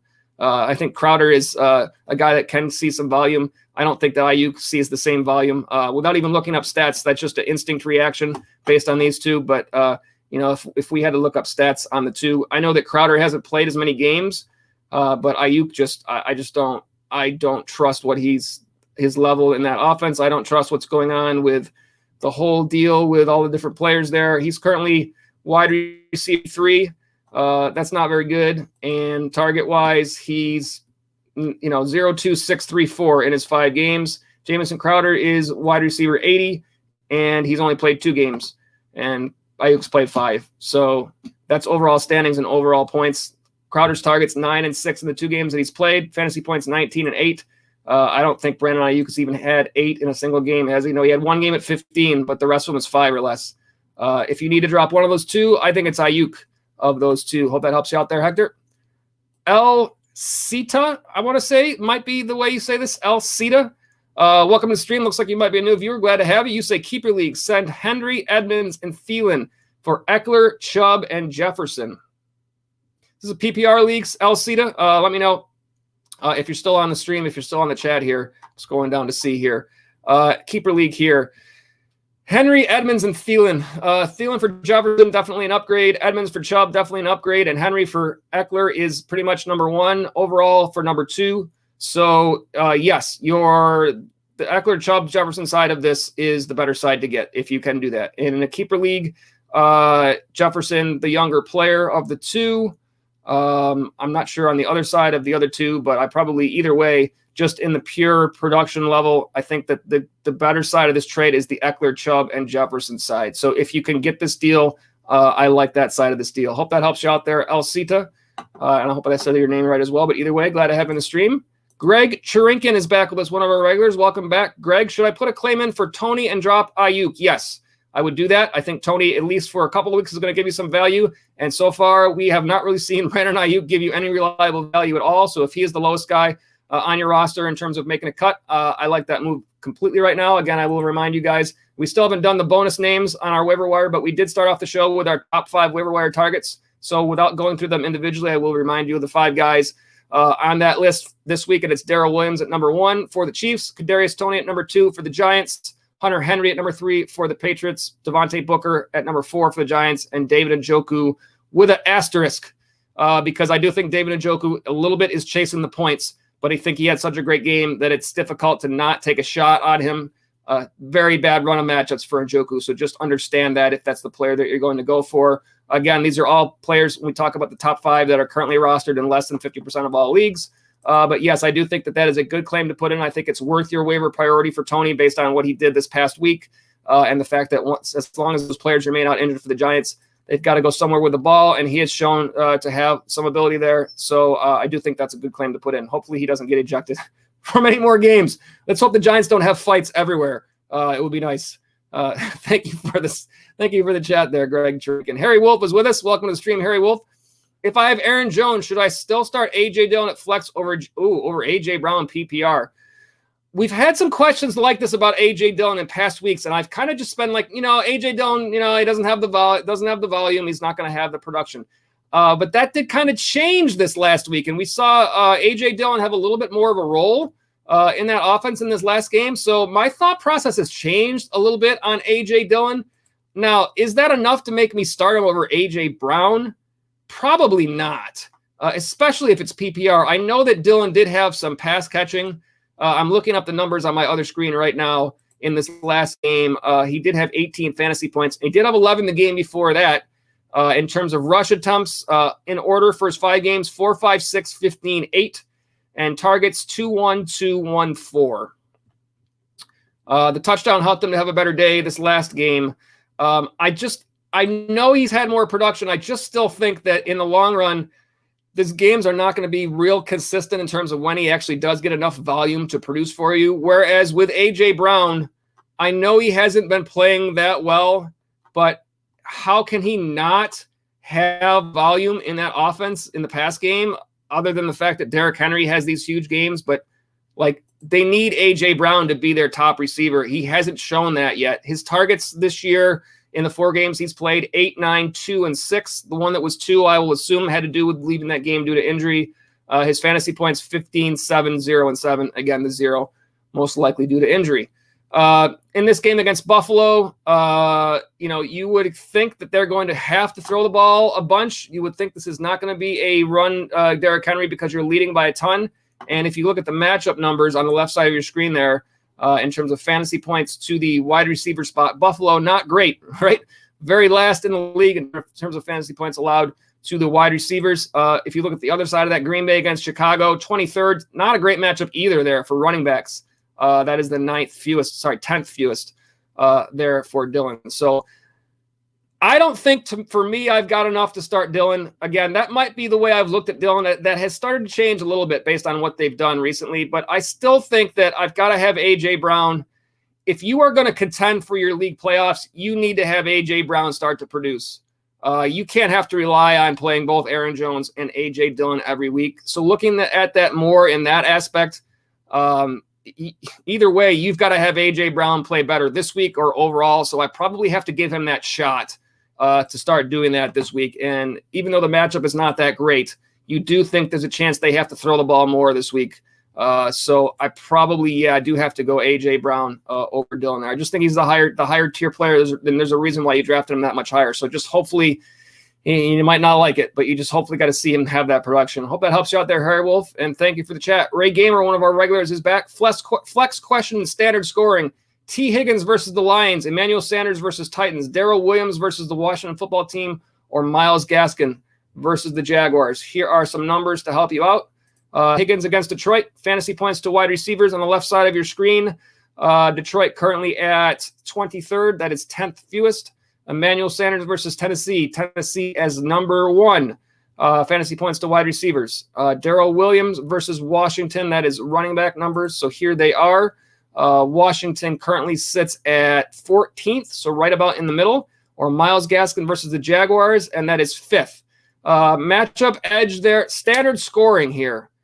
So that makes me feel like there's more value in having a running back here. Gaskin had a great game. I don't know if I'm ready to trust him as a starter yet until I understand more if they're going to continue to use him in that offense or if this is something weird going on there. That doesn't make sense to me how things happened for Miami this year, that he just disappeared and then all of a sudden did that. It just doesn't make sense. So that makes me concerned enough to not start him. So I think I'm not going Gaskins. Higgins against the Lions is not a great matchup. I like Higgins a whole lot, but it is standard. So if I had to pick a running back, I'd probably pick Sanders because the matchup is way better. Obviously, Tennessee is number one. Now, between Sanders and Williams, do I expect Williams to get the bulk of the volume in terms of running backs there? Probably. Kansas City has so many weapons. Do they just decide not to run the ball all that much? Possibly. And that would be what would concern me. If I didn't have that player sitting in front of me with that great matchup, then I probably would lean towards Williams here because of the volume potential. And again, with Sanders, it could be a Diggs day and not a Sanders day, or it could be a Cole Beasley day. But Sanders has been playing well, so it's kind of the hot hand. I'm sorry, those are running back numbers. I already had the wide receiver numbers. The fact that this is the very number one most fantasy points being allowed to wide receivers by Tennessee, to me, is probably enough in this matchup to go with Sanders, Ray Gamer. So I think that I do like Sanders there. Hope that helps you out. Let me see. I thought I might have seen a follow-up from you here. I do see a follow-up. I'm going to hit that one really quick because I have made up most of the how far I was behind on these. Ray Gamer, kicker question. Probably drop Daniel Carson, but should have pick up and play Brandon McManus versus Raiders or Folk versus Cowboys with possibly rain. Too early to say. I can't say that I have a graphic for kicker stats. I can't say that I've researched kicker stats. But what I will do is I will look them up on my other screen and see what pops up. And in those matchups that you're showing me there, I will see what happens. McManus versus the Raiders. Fantasy points allowed to the kicker by the Raiders is 10th. And fantasy points allowed by the Cowboys for Nick Folk is 19th. So the matchup edge there goes to McManus. So therefore, when I'm picking out a kicker to play, I will rarely put more research into it than that. I will look at the numbers. I will say which one has the better matchup. Sold. So in that situation, I probably say McManus in that one and hope for the best. That's pretty much how I look at those. And hopefully that works out well for you there, Ray Gamer. Thank you for the chats. We got Baby Santa here on the stream. Welcome, Baby Santa. Is Trey Sermon droppable? I do think he is droppable. And do you think Jeff Wilson could take over the 49ers backfield when he comes back? I think if you have an IR spot that you don't need, I think it's worth keeping Jeff Wilson there and wait and see. Trey Sermon only had one rush attempt last week with Elijah Mitchell back. I'm pretty sure those were the numbers that I looked up. I don't know what happened. I don't know why it's that way, but it is that way. And there's not much else you could say about it at this point. Just kind of frustrating for all the people who have to Trey Sermon in those leagues, and just all of a sudden he is no factor at all. So I don't know, if we are going to see anything different happen on that. I'm looking at my other screen, scrolling forever, trying to find him, not even finding him. So, but I am fairly positive that when I looked that up earlier, that it was here it is, last week. One rush attempt for Trey Sermon. Good. Droppable. I can't imagine you have somebody on your roster that's giving you less than Trey Sermon is right now. So, yeah, I do think you can. And again, I think if you have an IR spot available or someplace you can stash Jeff Wilson, I think there's nothing wrong with trying to find out what happens. And if at some point you need that spot later on, then you just cut Wilson and you continue to work that waiver wire. Hope that helps you out there, Baby Santa. Glad to have you on the stream. Evan Healy is here. Evan Healy looks like might be a Buffalo Sabres fan there. I like that. I'm up in Buffalo here, so I'm Bills Mafia, so nice to see that there. Welcome to the stream, Evan Healy. I have Kyler, Chubb, Saquon, Devontae, Terry, Hawkinson, Henderson, Marvin Jones, Renfro, Waddle, and Marvin Jones Jr. How can I get Najee Harris? All right, well, let's see here. Your running backs are Chubb, Saquon. You want Najee Harris. Your wide receivers are Devontae and Terry. You also have Henderson. You have three good running backs. Your strength is your running back right now. They often say trade your strength. So you don't want to give away wide receivers here because that's not your strength. If you give away Devontae or Scary Terry, then what are you going to do in your wide receiver 1 or 2 spot? That's going to make this deal tough for you to get because a lot of times, trading a running back for a running back is kind of difficult. You usually want to end up doing like a wide receiver for a running back somehow. And if you ended up getting a straight 1-for-1 with a running back, then how is this not going to be a downgrade for you? The only guy that I could see there that I would think about would be, I doubt that you're going to get a Henderson for Harris straight up because they're going to feel like they're losing out on that one. Saquon for Harris, perhaps if somebody, if you Saquon's hurt right now.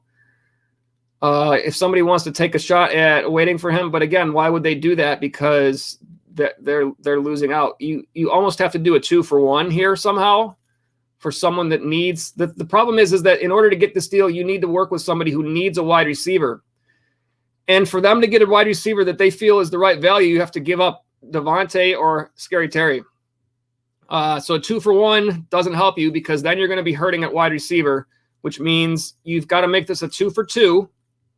You've got to give up. You've got to give up a better wide receiver for a worse wide receiver slightly. Take a downgrade at wide receiver to get an upgrade at running back, and you have to upgrade. If you can upgrade Henderson, that would be your best value, but I don't know if that's going to be enough. Like if you offered Henderson, let's say you offered Henderson and Davante Adams, and you got back, let's say, Najee Harris and Calvin Ridley, right? Buy low on Calvin Ridley because he hasn't done as much as you've wanted to see so far.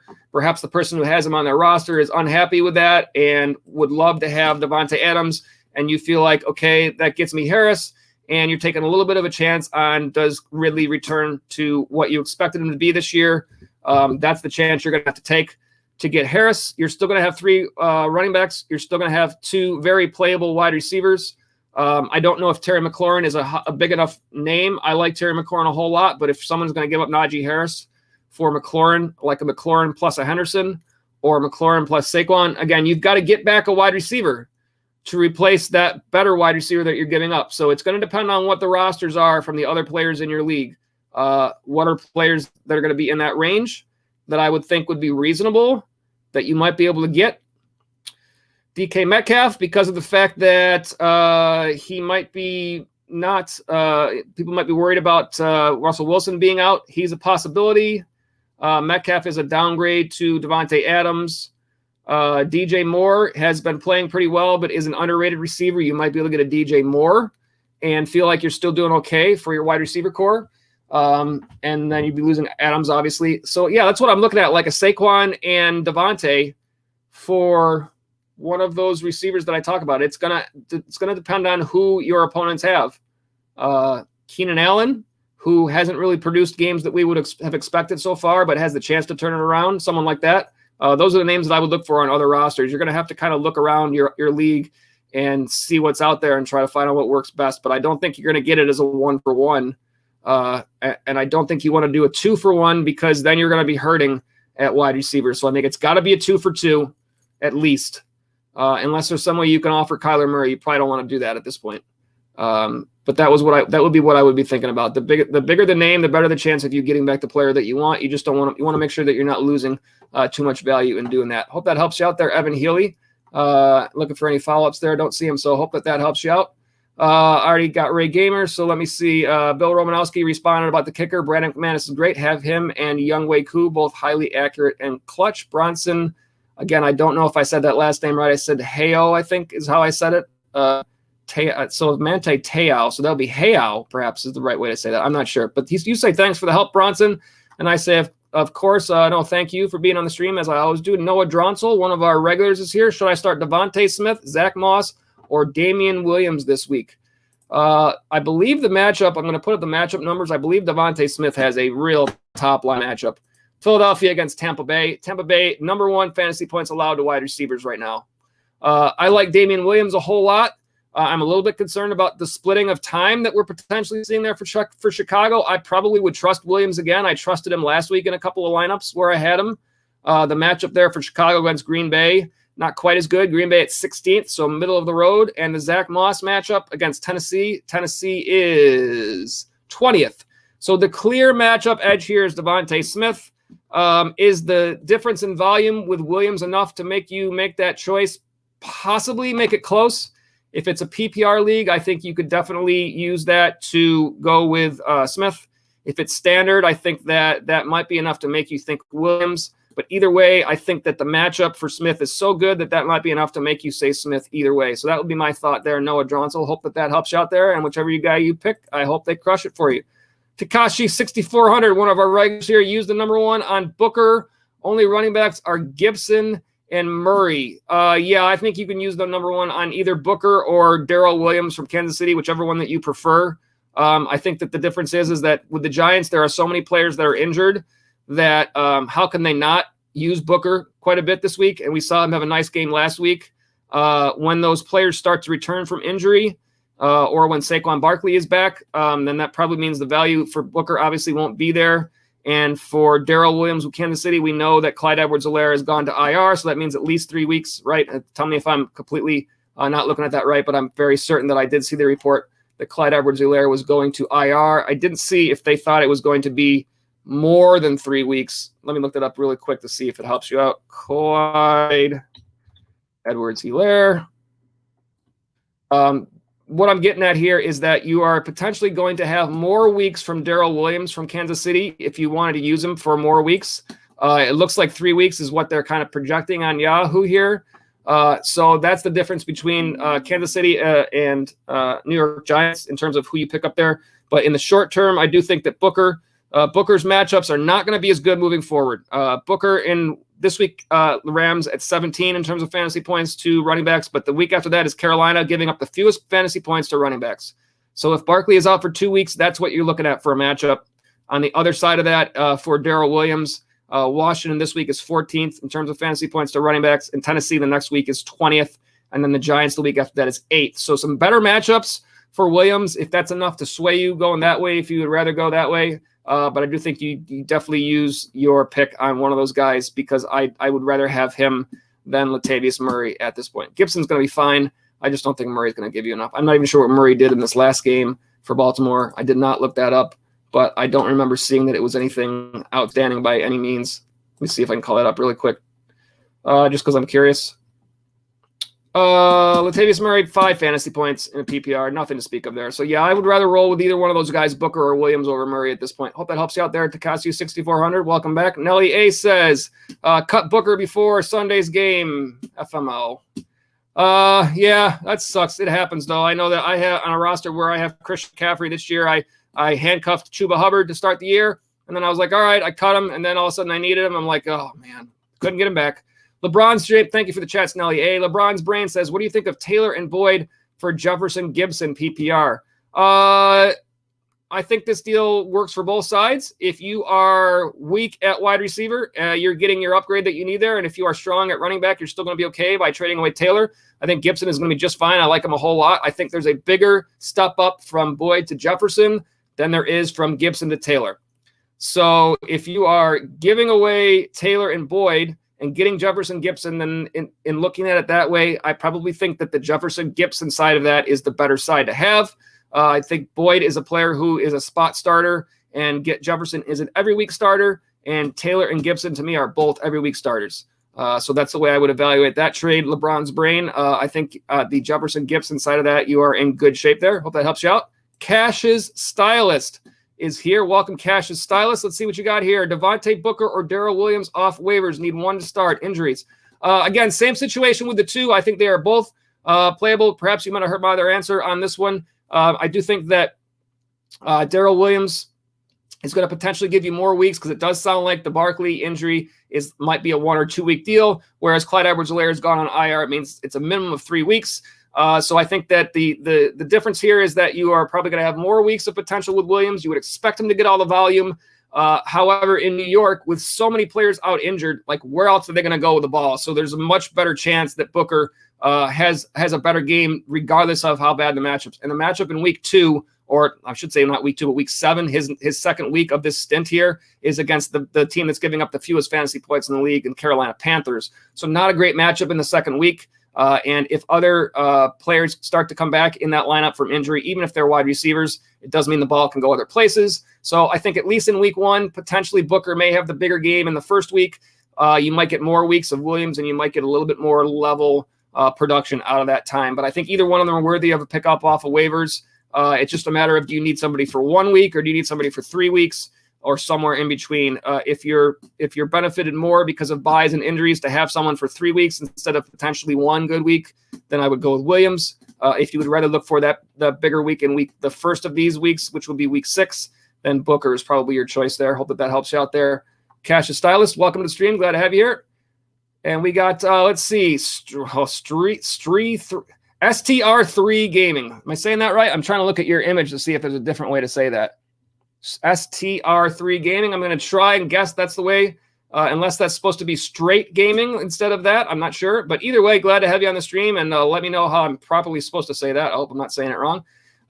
You say I have James Conner as my flex and Goddard as tight end. Should I use waiver on Zach Ertz or Devontae Booker for this week? Do you have any other tight ends? Because I don't believe Goddard is going to play.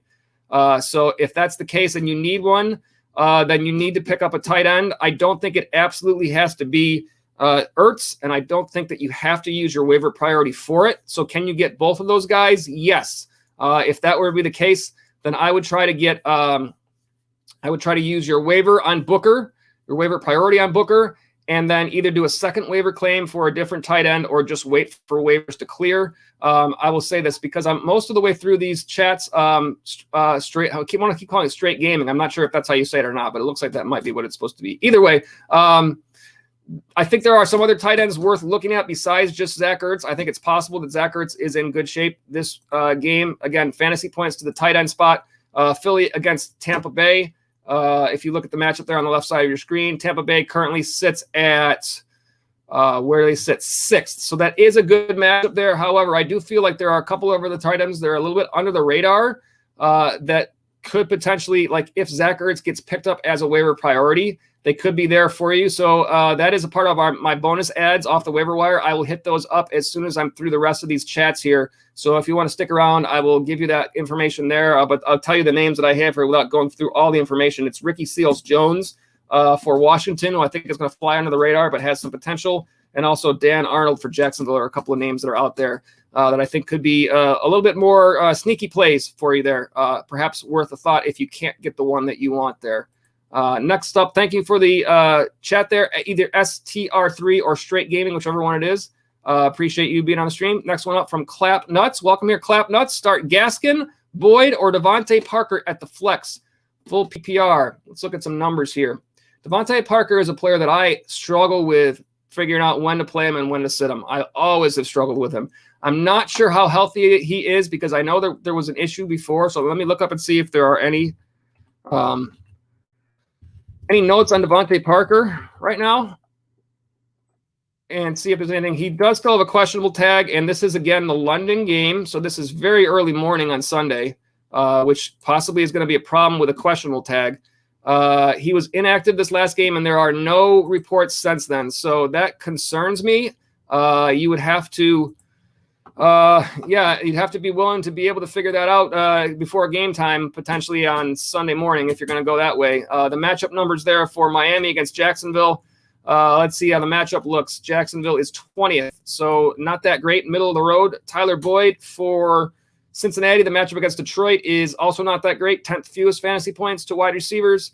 And Myles Gaskin for Miami against Jacksonville for running backs. We have Jacksonville at number 5 in terms of fantasy points to the running back. This might be a situation here where I actually do give Gaskin a shot. We've talked about him a couple of times, and it's tricky with Gaskin because he has kind of disappeared up until last week where he was phenomenal. And I'm like, what happened here? Do we know that that's going to continue going forward? No, we don't. It could just as easily be where this week, all of a sudden, Malcolm Brown is the guy carrying the ball and Gaskin does nothing again. But without the significantly better option of those other two players, which I don't see in Boyd or Parker, I think this might be enough to give Gaskin a shot. And you're just going to have to understand that it's possible because Gaskin has put up some stinkers already that you might get the same thing. But now that T. Higgins is back for Cincinnati, Boyd's volume is not guaranteed nearly as much as it was. And the injury concerns with Parker compared, when you put that with a matchup that's not that good and a very early start that you're not going to really know the answer to probably until game time unless you see keep an eye on your reports. I think if it were me, especially because of the fact that Devontae Parker has always frustrated me, like you think he has a bad matchup and he plays good. You think he has a good matchup and he plays bad. That's just a struggle for me. So that might be enough to make me give Gaskin a shot here if it were me. Hope that helps you out here. Clap Nuts, glad to have you on the stream, and whichever guy that you go with there, I do hope that they crush it for you. Baby Santa here says, cheers, thanks for the advice, have a nice night. And I say no, thank you, Baby Santa, for being on the chat. Glad to have you guys here, and hope that your players that you choose there do well for you. Chase Brown, Welcome to the stream, Chase Brown, or you might be a return viewer. I'm not sure. Either way, glad to have you here. Drop Chenault for Tony, full PPR. Jacksonville is such a mess. I might be inclined to try to keep Chenault around just because you don't know what's going to happen. But if he is the lowest option that you have and you need a wide receiver that you feel like has the better chance to have a nice game this week, it's Tony. Matchup numbers wise, if we put those numbers up, the Giants against the Rams, let's see where they fall. The LA Rams, middle of the road, I think 14th fantasy points to wide receivers. The Giants, who are they going to go to for their, to give the ball to at all? There's very few players left there. Chenault for Jacksonville against Miami. The matchup there, fantasy points to wide receivers for Miami is, where do I see Miami? Why am I not seeing them? 5th. So it is a better matchup, but last week we saw just targets going to players we didn't expect for Jacksonville. It's all over the place. I would probably, if I had to start one of these players this week, I would rather start Tony. Hope that he doesn't get ejected. But I would rather start Tony than Chenault. Long term, it might be Chenault with more opportunities later on, because I think when some of these other players are back from injury, I think that Tony may not have as much volume in terms of targets every week. But by then, that's going to be long said and done with what you've done with this for this spot. So if you didn't for this week, I think, yes, you can make this move, unless you have somebody else that you think that might be lesser value to you further down the road. Hope that helps you out there, Chase. I see a follow-up from here, and let me hit that one first. Fant or Ertz this week, full PPR. Matchups to the tight end spot. Fant for Denver against Las Vegas. Las Vegas currently 12th on the left side of your screen, fantasy points to tight ends. And Philadelphia, we talked about before, against Tampa Bay. Tampa Bay is 6th. So a better matchup for Ertz. I don't know that Ertz is a player who I've had on rosters. Like last year, it was just difficult to trust, and I think that might be part of it here. I think Fant, you might have seen more consistent production, but the matchup edge is to Ertz, and without Goddard, I think you probably have to lean on that when making this decision here, although I don't fault you for going really either way, because it's not like it's a bad matchup for Fant either, and you definitely have seen probably more involvement from Fant if you had to look at it that way. So I could really see you going either way on this one. I don't think check your matchup and see who your quarterbacks are that you're playing against. If you're perhaps playing against Jalen Hurts, there might be enough reason to think that, playing a Zach Ertz might help you in the fact that if Jalen Hurts has a big game, then you perhaps get some of those points with Zach Ertz, and that might help you make that decision. And I see a follow-up here to that says, or other options than Fant, or just roll with Fant. I do think if there are other options still on your waiver wire, like a Hunter Henry, who is still out there, could be a possibility with a bunch of really good matchups coming up. I could see that. In the next few games for Hunter Henry, we talked about this week playing Dallas at number 9 in terms of fantasy points to tight ends. Jets the next week at 11. Chargers the next week at 2. So a very possible streaming tight end option there in a Hunter Henry, aside from some of the other under-the-radar options as well. But this might be a little bit of a game-time decision of your own, I think, in terms of who you're going to go with there. Oops, I meant to clear that one, but I didn't. So yeah, Ertz is the best matchup. Does that mean that I feel comfortable with Ertz's involvement? Not necessarily.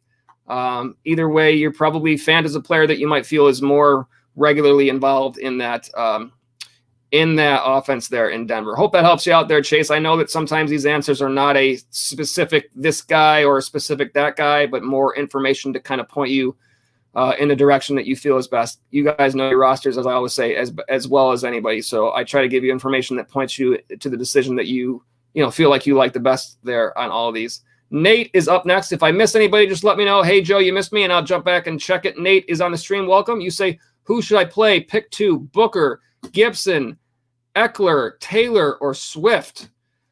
Well, let's look at matchups. You got a lot of good choices here. So I don't know how you can go wrong with any of these guys. Let's do them right in order as you did. For the Giants, Booker against the Rams. LA Rams currently fantasy points to the running back spot on the left side of your screen. LA Rams, where are they? Do I see them? Anybody? I don't. 17th. There they are, right at the top, right in the middle of the road for LA. So not a great matchup there. Gibson for Washington against Kansas City. Kansas City is at 11. A little bit better matchup there and a better player that you trust. Eckler I don't know how you can sit Austin Eckler at this point based on how well he's been playing. Matchup-wise against Baltimore, we just saw Jonathan Taylor get a great game against Baltimore, 6th most fantasy points to running backs. I think Eckler is definitely a choice there. Taylor for Indianapolis. Let's see, against Houston, you expect them to be beating Houston in a lot of run game in terms of game script. Houston is currently at, they got to be in the green, right? 15th. They're not in the green. I can't believe they aren't. They might be after this week, right in the middle of the road. Or DeAndre Swift for Detroit, who's been also playing well.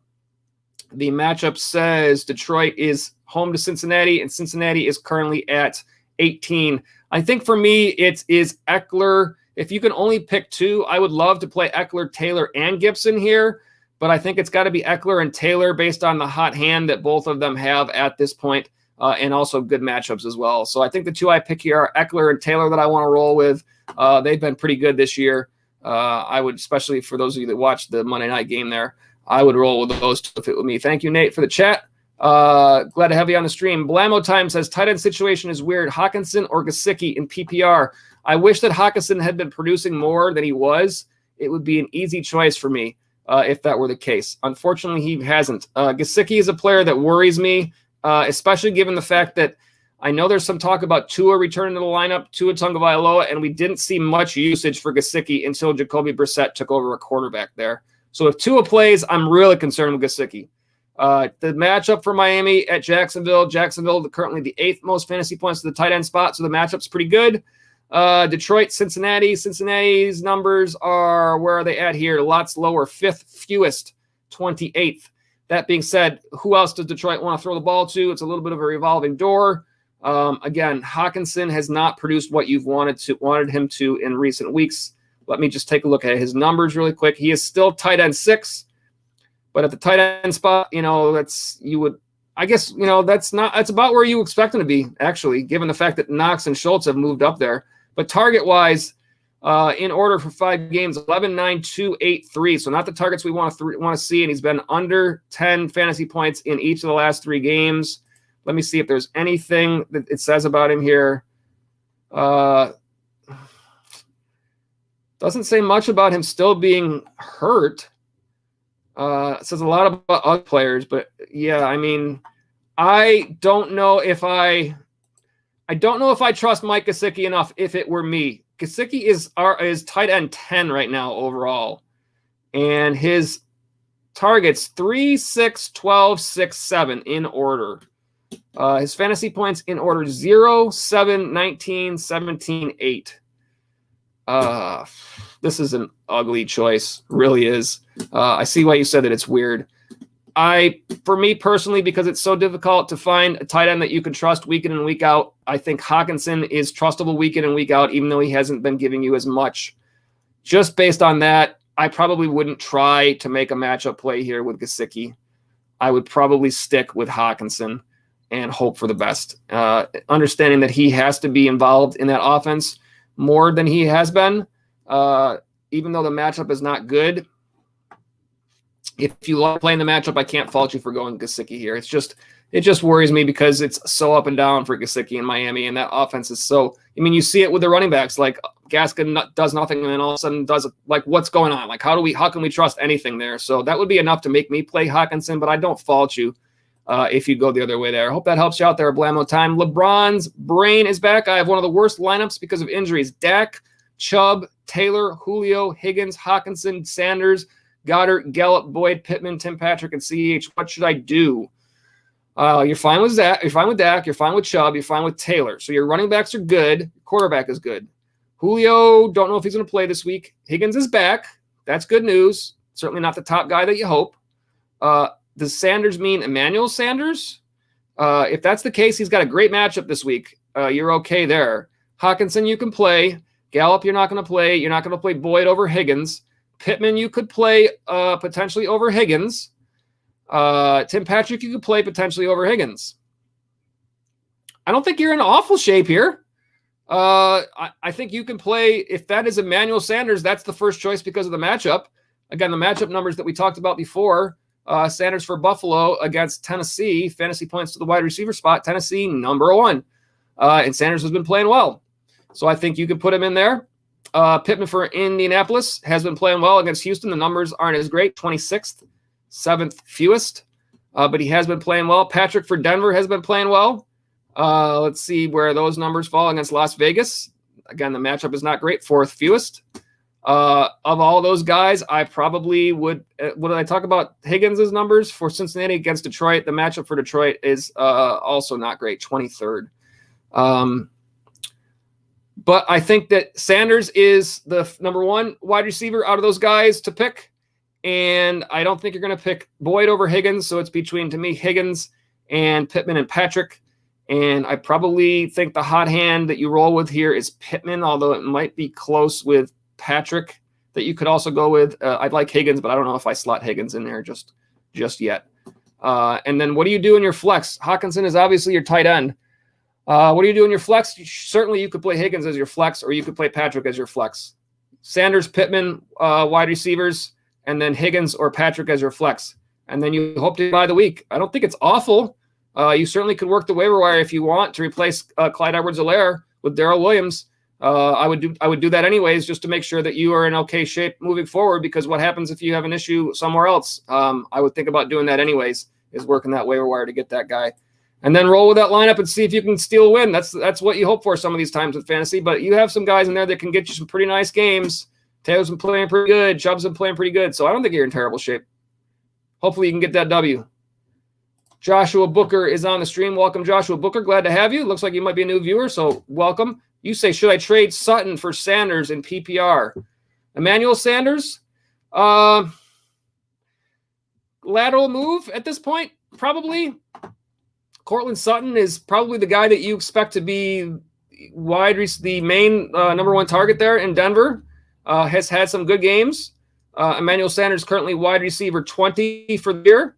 Cortland Sutton is wide receiver 28, and I believe he has missed a couple of games, if I'm not mistaken. I'm calling up the numbers on the other screen. Well, he has numbers for every game, so perhaps he hasn't missed. But his fantasy points, 2, 25, 9, 8, 25. Targets 3, 12, 5, 8, 11. Certainly has worked his way into that offense quite nicely. Sanders, I would expect to be more up and down over the course of the year. He's been much better lately. Fantasy points 9, 7, 26, 13, 20. Targets 8, 6, 6, 6, 5. I think there are going to be more games that are Stephon Diggs games than we've seen.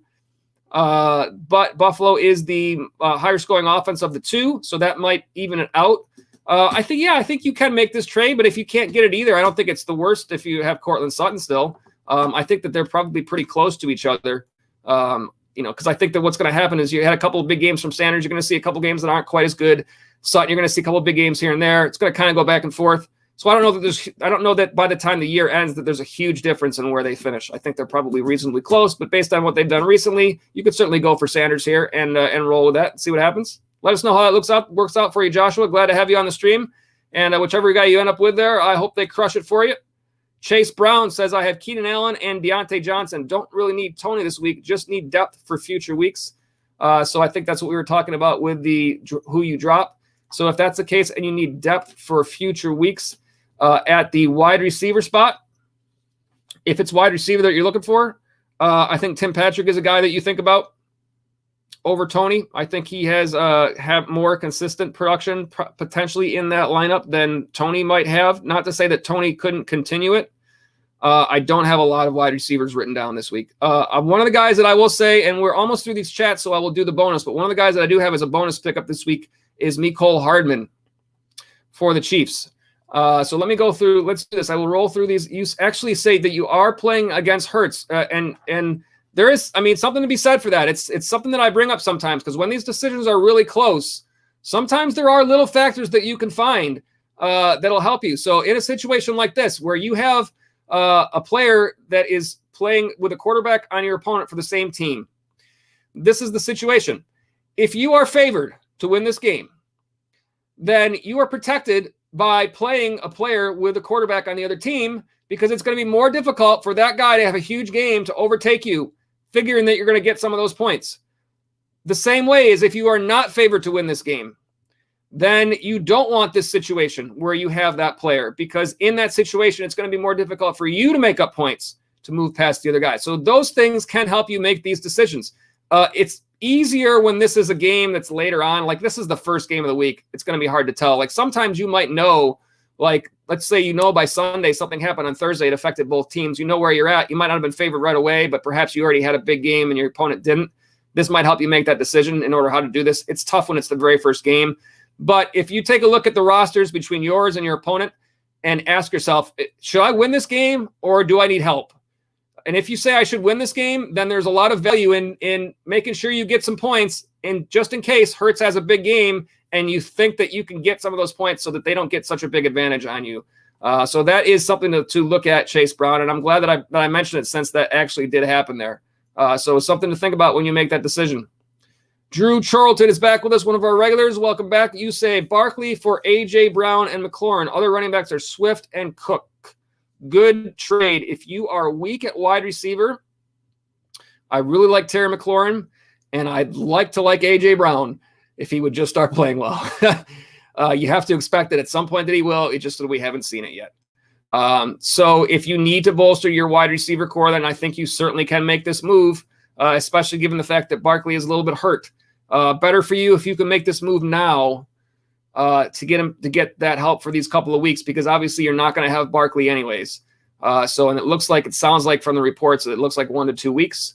So I think advantage you if you can make this deal right now. If you can't get this deal until Barkley is back and healthy, if the person who wants to make the trade wants to wait, then you simply take those couple of weeks and understand that that's information to know if you're still making a good deal. If you see good things from Brown and McLaurin, then you still want to get it.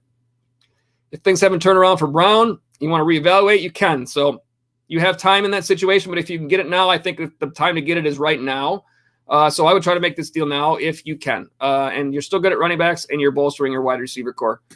So with any luck, you can use that to your advantage and go out and get those W's. Hope that helps you out there, Drew Charlton. Glad to have you back on the stream. Hector Gonzalez is back. Welcome, Hector. You say, is Marlon Mack a good stash? I don't expect a whole lot from Mack unless he gets traded. I know that he did ask for a trade. I think he was a better stash, like if he hadn't all of a sudden started playing again for Indianapolis. I think it's kind of weird that he asked for a trade and then all of a sudden he's playing again. Like, I don't know why that happened unless they just were like, no, we're not trading you. But in this last game, 5 rushes, 47 yards, 2 targets, 1 catch, 7 yards, 6.4 fantasy points. He did have more points than Nyheim Hines, but the chances of Marlon Mack, as long as everyone is healthy there, actually having a reasonable fantasy day, I just don't see it, because game script wise, if it's a running game for Indy, it's going to be Taylor most likely. If it's a game where they have to pass the ball because they're trailing, it's going to be Hines. One of those two guys is probably going to have a bigger game than Mack.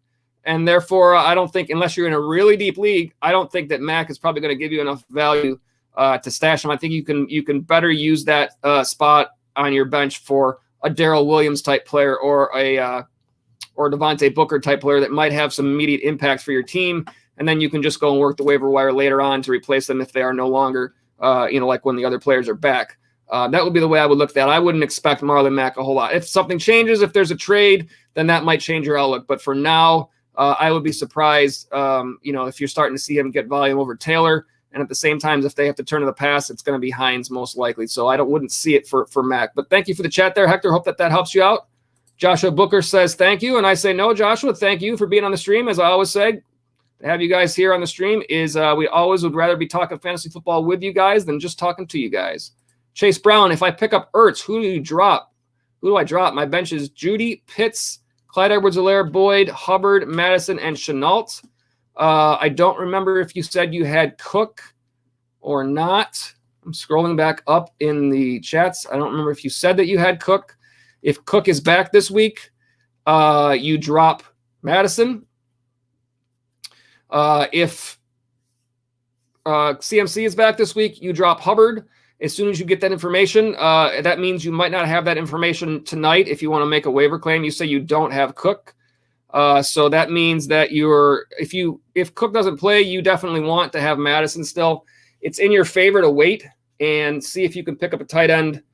And if that means you can't get Ertz because somebody else claims him, then it might be a so be it type thing, because there are other tight ends that you might be able to pick up like when the weekend gets here to be able to know, because those two players are too valuable to drop. I'm going to assume that you don't have an IR spot, because if you had an IR spot, then what you want to do is move Clyde Edwards-Helaire to your IR. Perhaps you have an IR spot that's already occupied by somebody else that you can cut, that you're just sitting on and waiting. That would be a thought there. You're not cutting Pitts. Jerry Jeudy, I'm not sure what his production is, but I'm just going to assume that you're not cutting him. I don't think you're – the only person I can see, sadly, no IR is what you say. The only person I see on this roster the person that looks to be lowest to me is Chenault. Right now, that's if you want to absolutely go and make this waiver claim right now. If you want to wait until you know more about either Cook or Clyde Edwards-Helaire, then to me, obviously Chuba Hubbard and Madison are the two cuts. I mean, if they're still playing this week, then we expect those guys back soon. So you could potentially cut them right away. And I would say this: it's like I said, it's not only to your advantage to wait because you want to play them, but it's also to your advantage that if you decide you're going to cut them anyway and just hope that they don't play, if you do it now, then somebody else in your league is going to have the chance to pick them up before the games on Sunday. So you want their waiver to keep that from happening.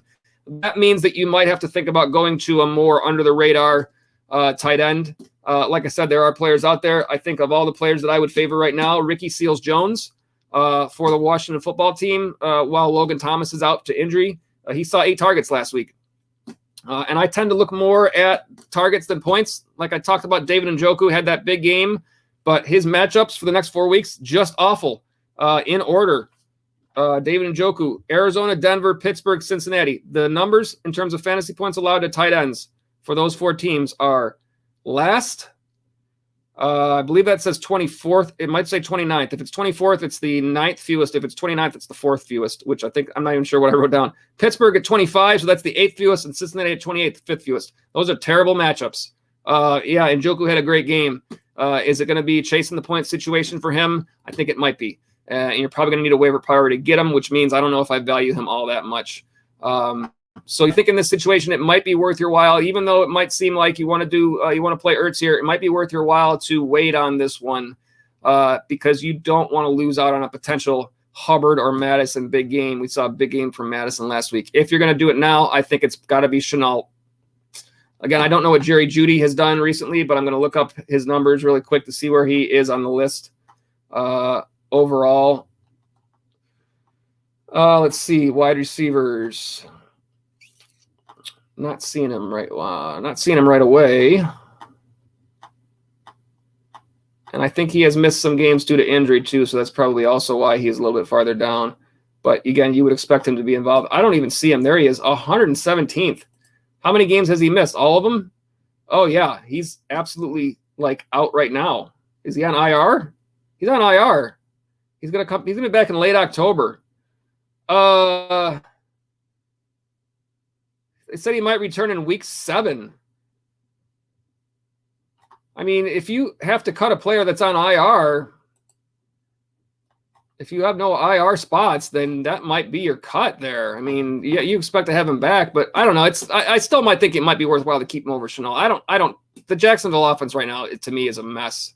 But if you decide to wait, then obviously that would be to your advantage, and it's possible that Zach Ertz doesn't get picked up on the waiver claims. It's not necessarily a sure thing, but it's possible that it doesn't. So hope that helps you out there. Do you say those options over Fant? No, probably not, because there's so many other, it's so difficult for you to find the players that you want to cut. So yeah, I would, if you have the option of Fant, then yeah, and you're responding about that he got hurt week 1, and also you're 1-4. You've still got a lot of time to turn around. I always say that, plenty of time to turn around. I know there's enough of my leagues that I'm in right now where I've off to bad starts. But then when you start to look at the other teams and find out that 1-4 is actually only 1 game back from the guy that's in 4th, it's actually only 2-3. Then you're like, oh, well, that's not a big deal, right? Yeah, you're fine. You don't need to make that move because you've already got Fant, and cutting those players that you don't really want to cut, it's more in your favor to wait. And if it works out that you can pick up Zach Ertz over the weekend, when it's not taking your waiver claim, then great. Then you know who to cut. Then yeah, I would just sit on that and wait. No reason to make a claim on that right now when you can go ahead and make those moves later on. So that would be what I would think there, Chase. Hope that helps you out. A few more chats here. Again, if I missed any of these chats, it's not on purpose. I'm trying to, as I scroll around and look for these different ones. I think that up next is Michael Kaplan. Welcome, Michael. You say pick up Tony or Williams, PPR. I think both of them are reasonable pickups. It just depends on where you need the help. I would say take a look at your bye weeks and try to figure out if your bye weeks are going to impact you more for your wide receivers or for your running backs. I would say they're probably about equal. And I would assume that, if you talk about Kansas City with Clyde Edwards-Helaire on IR for a minimum of 3 weeks, then you expect if Williams gives you the production that you're hoping for, it's probably a 3-week deal. Tony in that offense for the New York Giants with the players that are out right now, you would expect some of those players within 3 weeks are probably back. I'm talking about guys like Sterling Shepard, Darius Slayton, Kenny Golladay, even Saquon Barkley probably does impact Tony a little bit because, they're going to obviously, if Saquon Barkley is there and all of the other main receivers are not, then Barkley's going to get a lot more work. There's no way around that. You would expect the time frame is kind of similar for both in terms of the impact they can have on your team. So I think they're probably both equal for you in terms of who you pick up. It's just going to be who do you need more? Where are your bye weeks impacting you the most? If it's at wide receiver that you need to fill in that slot, I would say go with Tony. If it's Williams that you need, or if it's running backs that you need, I would go with Williams. And if it's an option where it's going to be a flex, then you have the best of both worlds and you're able to make that choice in PPR. Probably Tony. We expect most of the volume for Kansas City to be Williams. We just don't know how much volume that's going to be because they could just simply decide to just throw the ball more and run it less also. So that's what helps you make that decision there. Hope that helps out there, Michael Kaplan. And thank you. I see a follow-up here. So no, actually it's the same question. You say don't need much help, but for long-term usage, I think probably of the two, Williams probably has the potential to be the longer term. Now, you know what? I shouldn't say that. It could be both because you got to remember that Tony is just a rookie. So if he, in these weeks when all these players are out, plays great, then he could carve himself more of a workload in that offense than he has right now. It's just, I don't know if I trust the Giants in terms of what they're deciding to do. Like, it just seems like they're all over the place. So I do think that both of them could help you for long-term. My instinct would be Williams over Tony, but that doesn't mean that, Tony had a really good game this last week. He also got ejected, right? So, what's going on there with New York? We saw Golladay yelling at coaches on the sideline, what are we doing? So those are part of the situation here. So just a reminder, but I do think either one of these two are worthwhile to pick up to use a waiver priority number on. Just a matter of which one you think you'll need more long term. And you say thanks, buddy, and I say no, thank you for being on the stream. Glad to have the chats. They scroll back up to see who was next in line here. I believe it's Philly Mike, and you say trade Devontae Adams for Antonio Gibson and Najee Harris. I need running backs. If you can get Gibson and Harris for Adams and you need running backs, then you would have two top-notch running backs. Obviously, you're giving up a top receiver. But if you got a team that's hurting at receiver and they'll make this deal, it seems like a good deal to me on your side of things. Those are two top guys. I don't know how you can go wrong with those two. As long as you have enough depth at your wide receiver spot, it seems like that you're definitely getting more value back on that side of things if you can get that deal. You might need to throw in an extra piece along with Adams, a smaller piece, if they don't think that they're getting enough back. But I think you can make that deal. And let me see. You see another trade option here that says CMC for Justin Jefferson, Joe Mixon, and Ricky Seals-Jones. I assume that's who you're talking about. I don't know if I like this one quite as much because if you got fortunate enough to get your number one draft pick and you pick Christian McCaffrey, I might want to keep him. I like Justin Jefferson. I don't know if Mixon is close enough to McCaffrey to make it worth the while there, unless you are really in bad shape in the wide receivers, and then it makes it more possible. Again, I don't know the exact situation with your rosters, but I don't know if I feel like I want to hold on as Christian McCaffrey if possible. I probably like that other option a little better than this one. Hope that helps you out there, Philly Mike. Yeah, you said Seals-Jones, and so, that is the situation. Obviously, that helps you at tight end if you needed it, but I still think I would want to keep CMC if possible. Let's see here. Only because Pitts has a bye from Chase Brown, and that was the other one that you were talking about there. And then you said, all right, man, thanks for answering all my questions. Appreciate the help. No, not a problem. I appreciate, like I always say, when you guys say thanks, I usually say, nope, thank you for being on the stream. Because obviously, like I say, we have lots of content, but we would much rather be talking fantasy football with you guys than just talking to you guys. Straight or STR3 Gaming, whichever one that is. Rashad Bateman or Jeff Wilson, better to stash. Dart throws.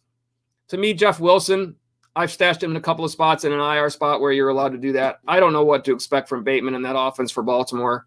I think probably it's either one. Either one, you're going to have to just see what happens once they actually get around. I probably, just off of my own thoughts and my own opinions, there's not a lot of stats I don't think they're going on either guy.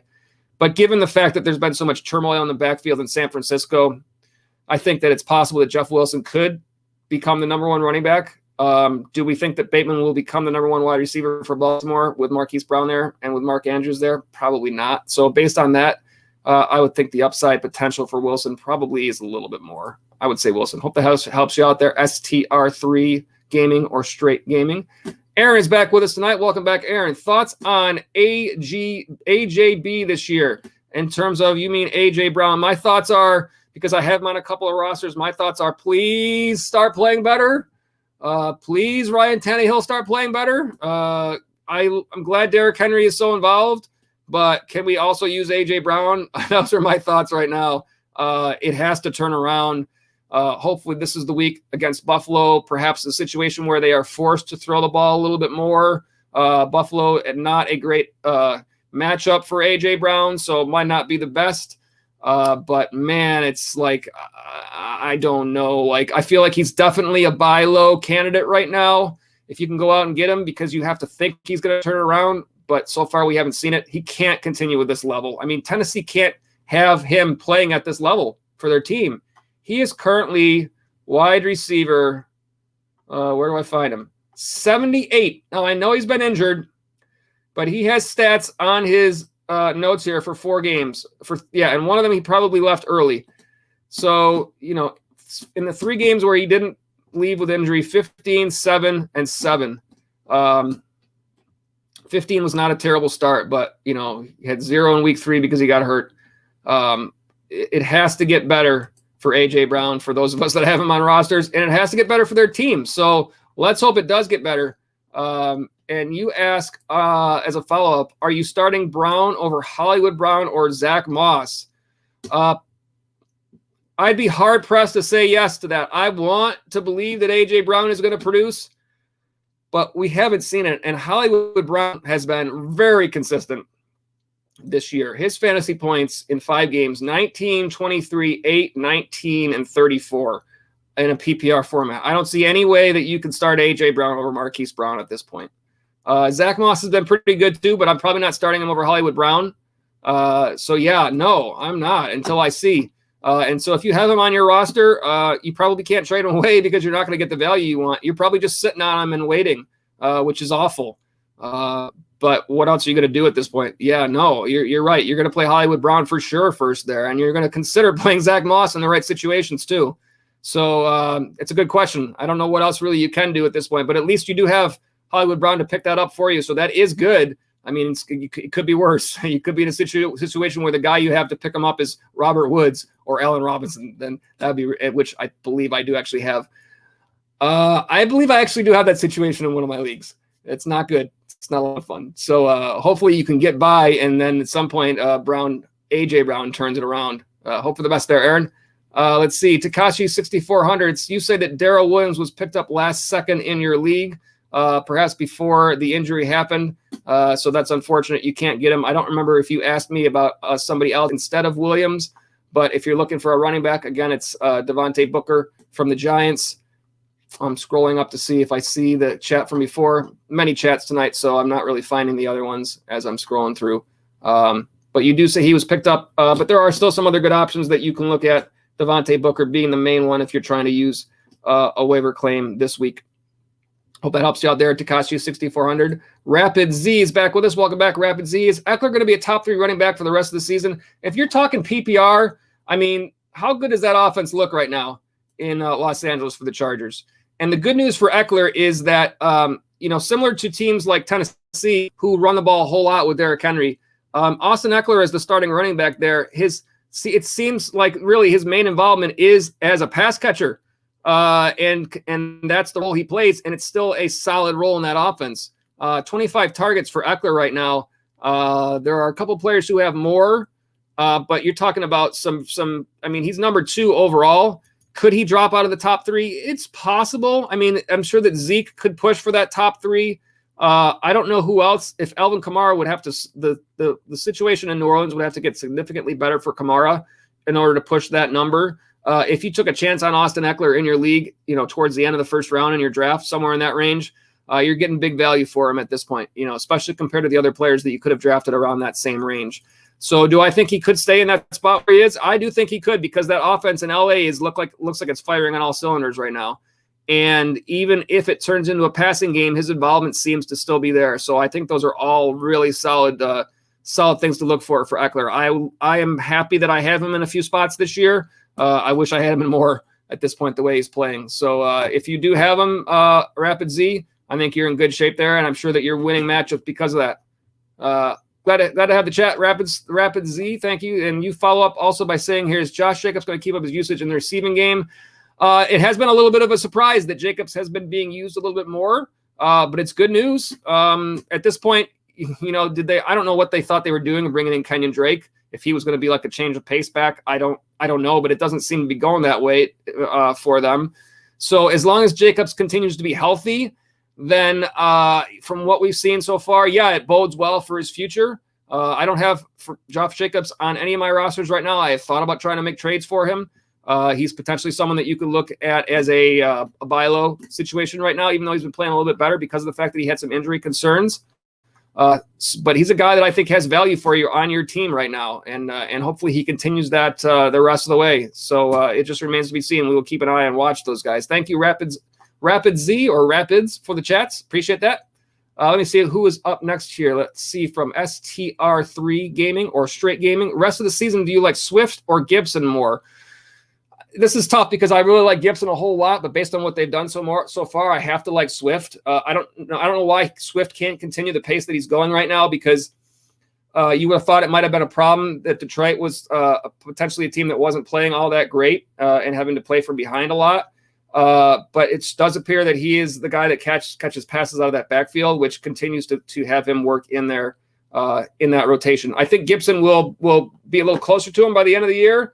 I don't know if he will surpass him. Currently, Swift is RB7 and PPR. Gibson is 13. I think Gibson will move up, but I think that Swift will still stay in that range. So I think they're both right about the same area, but based on what they've done so far, I would still say that I probably do prefer Gibson just a little bit, because I think there's more potential, more upside there on a team that could have more games where they would be playing with the lead. Although we haven't seen Washington's defense play quite as well as we expected. So that does hurt just a little bit. But I do think both will be just fine. Hope that helps you out there, STR3 Gaming. In PPR, you say. In PPR, it's probably a little bit of an edge to Swift because of that pass catching. Let me see who's up next here. Michael Kaplan, opinion on trade in PPR: Tannehill, Jacobs, Damian Harris for Hurts, and Pitts. I think you can make this deal. If you're good at running back and you need a tight end, for sure Tannehill has been a big concern. So you're getting a big step up for Hurts. Damian Harris, I'm not sure where we're at with the injury concerns there. And if you're already good at running back, I think you can make this deal, Michael Kaplan. I don't think there's anything wrong with this at all. Pitts does look like he's going to move into being the player that we expected him to be. And you're getting a definite upgrade from Hurts over Tannehill there. So, like I said, I think if you can get by without Jacobs and Damian Harris are at best probably your flex or just spot starts for you. And Pitts is an every week starter, and obviously Hurts for Tannehill. So, I think you can make that deal, Michael, if that helps you out. I don't think that's bad at all.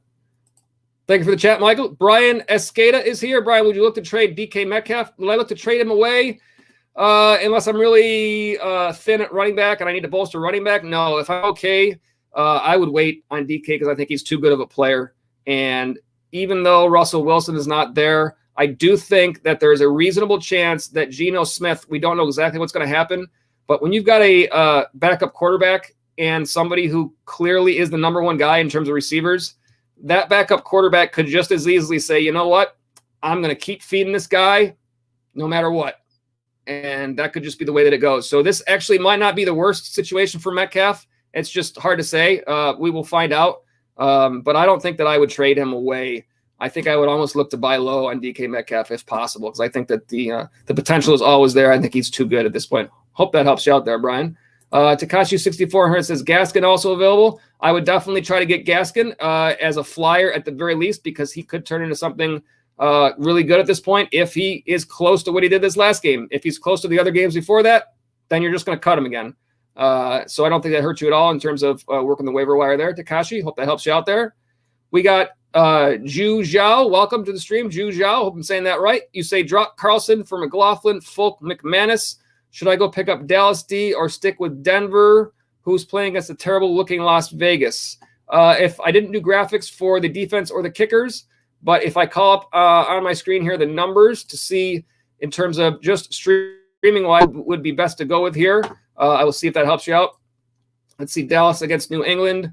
Let me call up the defensive stats. New England. I think they were quite high. 5th most fantasy points to other defenses right now is New England, so that's certainly a good matchup there for Dallas. Denver's playing against Las Vegas, and Las Vegas is 13th. The matchup edge there goes to Dallas, and also we've obviously seen the turnovers they've been creating, so I don't think that's a bad situation at all. If you look at the kicker situation there, we'll do the same thing. Let's see, McLaughlin, Folk, and McManus. Let's see who the best matchup is. We start with Carlson against Denver. Let's see. Denver is currently at, in terms of fantasy points to kickers, got a bug flying around in here. Where are they? 28th. Not good. Then we look at McLaughlin, Folk, McManus. So for Cleveland, the matchup with Arizona, Arizona is at also not a great matchup. 26th. I'm just strictly looking at matchups for these. Folk and McManus. Nick Folk for New England. Let's see. That is going to be Dallas, and that is 19th, still middle of the road. And McManus for Denver, I think, was the best matchup of them all against Las Vegas. And that Las Vegas is currently at 10th most fantasy points to kickers. So strictly looking at matchups there. Hey, look, my light's gone.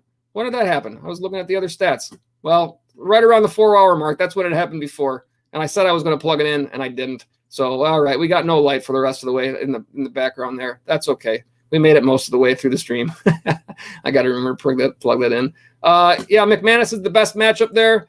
Dallas D is a good matchup. I think I would like both of those if you're looking to stream there. I see a follow-up from you as well here. It says half-point PPR, Deontay Johnson, Keelan Allen, or Swift.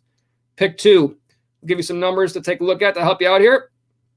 I like Johnson right now with the unfortunate injury to Juju Smith-Schuster. I think it's an uptick in volume for both Johnson and Claypool. Pittsburgh playing Seattle. Seattle's 6th most fantasy points to wide receivers on the second side, left side of your screen there. Keenan Allen against Baltimore. Baltimore 24th, so 9th fewest. And then in terms of the running backs there, Detroit, Cincinnati. Cincinnati sitting at, where do they fall here? 18th. The matchup is a little bit better. It's half-point PPR. I want to get probably the running back in there because of that. So I'll probably take Swift and get him in there. He's been playing very well between Deontay and Keenan Allen. Although I really like Keenan Allen, I probably trust Keenan Allen overall more because of the potential uptick in volume and the better matchup to Johnson. I think I probably lean on that matchup against Seattle. 6th most fantasy points to the wide receiver spot if I click that over there.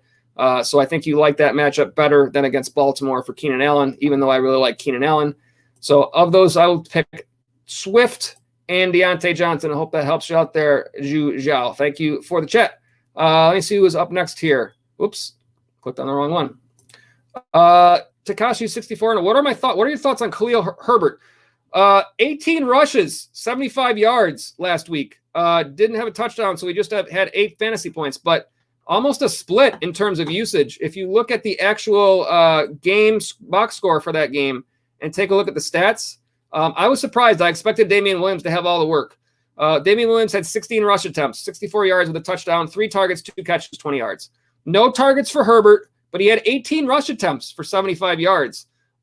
Something to watch for, and it's something to make you hesitate more with Damian Williams if you were planning on playing him, expecting to have all of the volume. And perhaps he might not actually have all of the volume. I think Herbert is actually, again, the bonus. We haven't given you yet 4 hours in, and we still haven't given you the bonus ads. We only gave you the top 5 on the waiver wire. We'll do that at some point. If you're watching on replay, I don't know if you're still watching at 4 hours in, but if you're live, then you'll get that information. At any rate, Khalil Herbert is one of the players who I have as a bonus ad. I think he's worthy of a pickup this week. I don't think you're going to have to use a waiver claim for him because he's going to probably be too far under the radar for most players. You can just simply wait for your waivers to clear and then not have to use your priority number up. And then if you have a spot on your bench, get him and see what happens, because it's possible. Now, this last game, it's possible I thought that Damian Williams might have been a little banged up, and perhaps that's why he got more work and they might use Williams more. But if not, there's going to be some potential there, especially if it's a deeper league where you might be able to play Herbert. So I think it's worth a look. I think it's definitely some potential value there. Thank you for the chat, Takashi.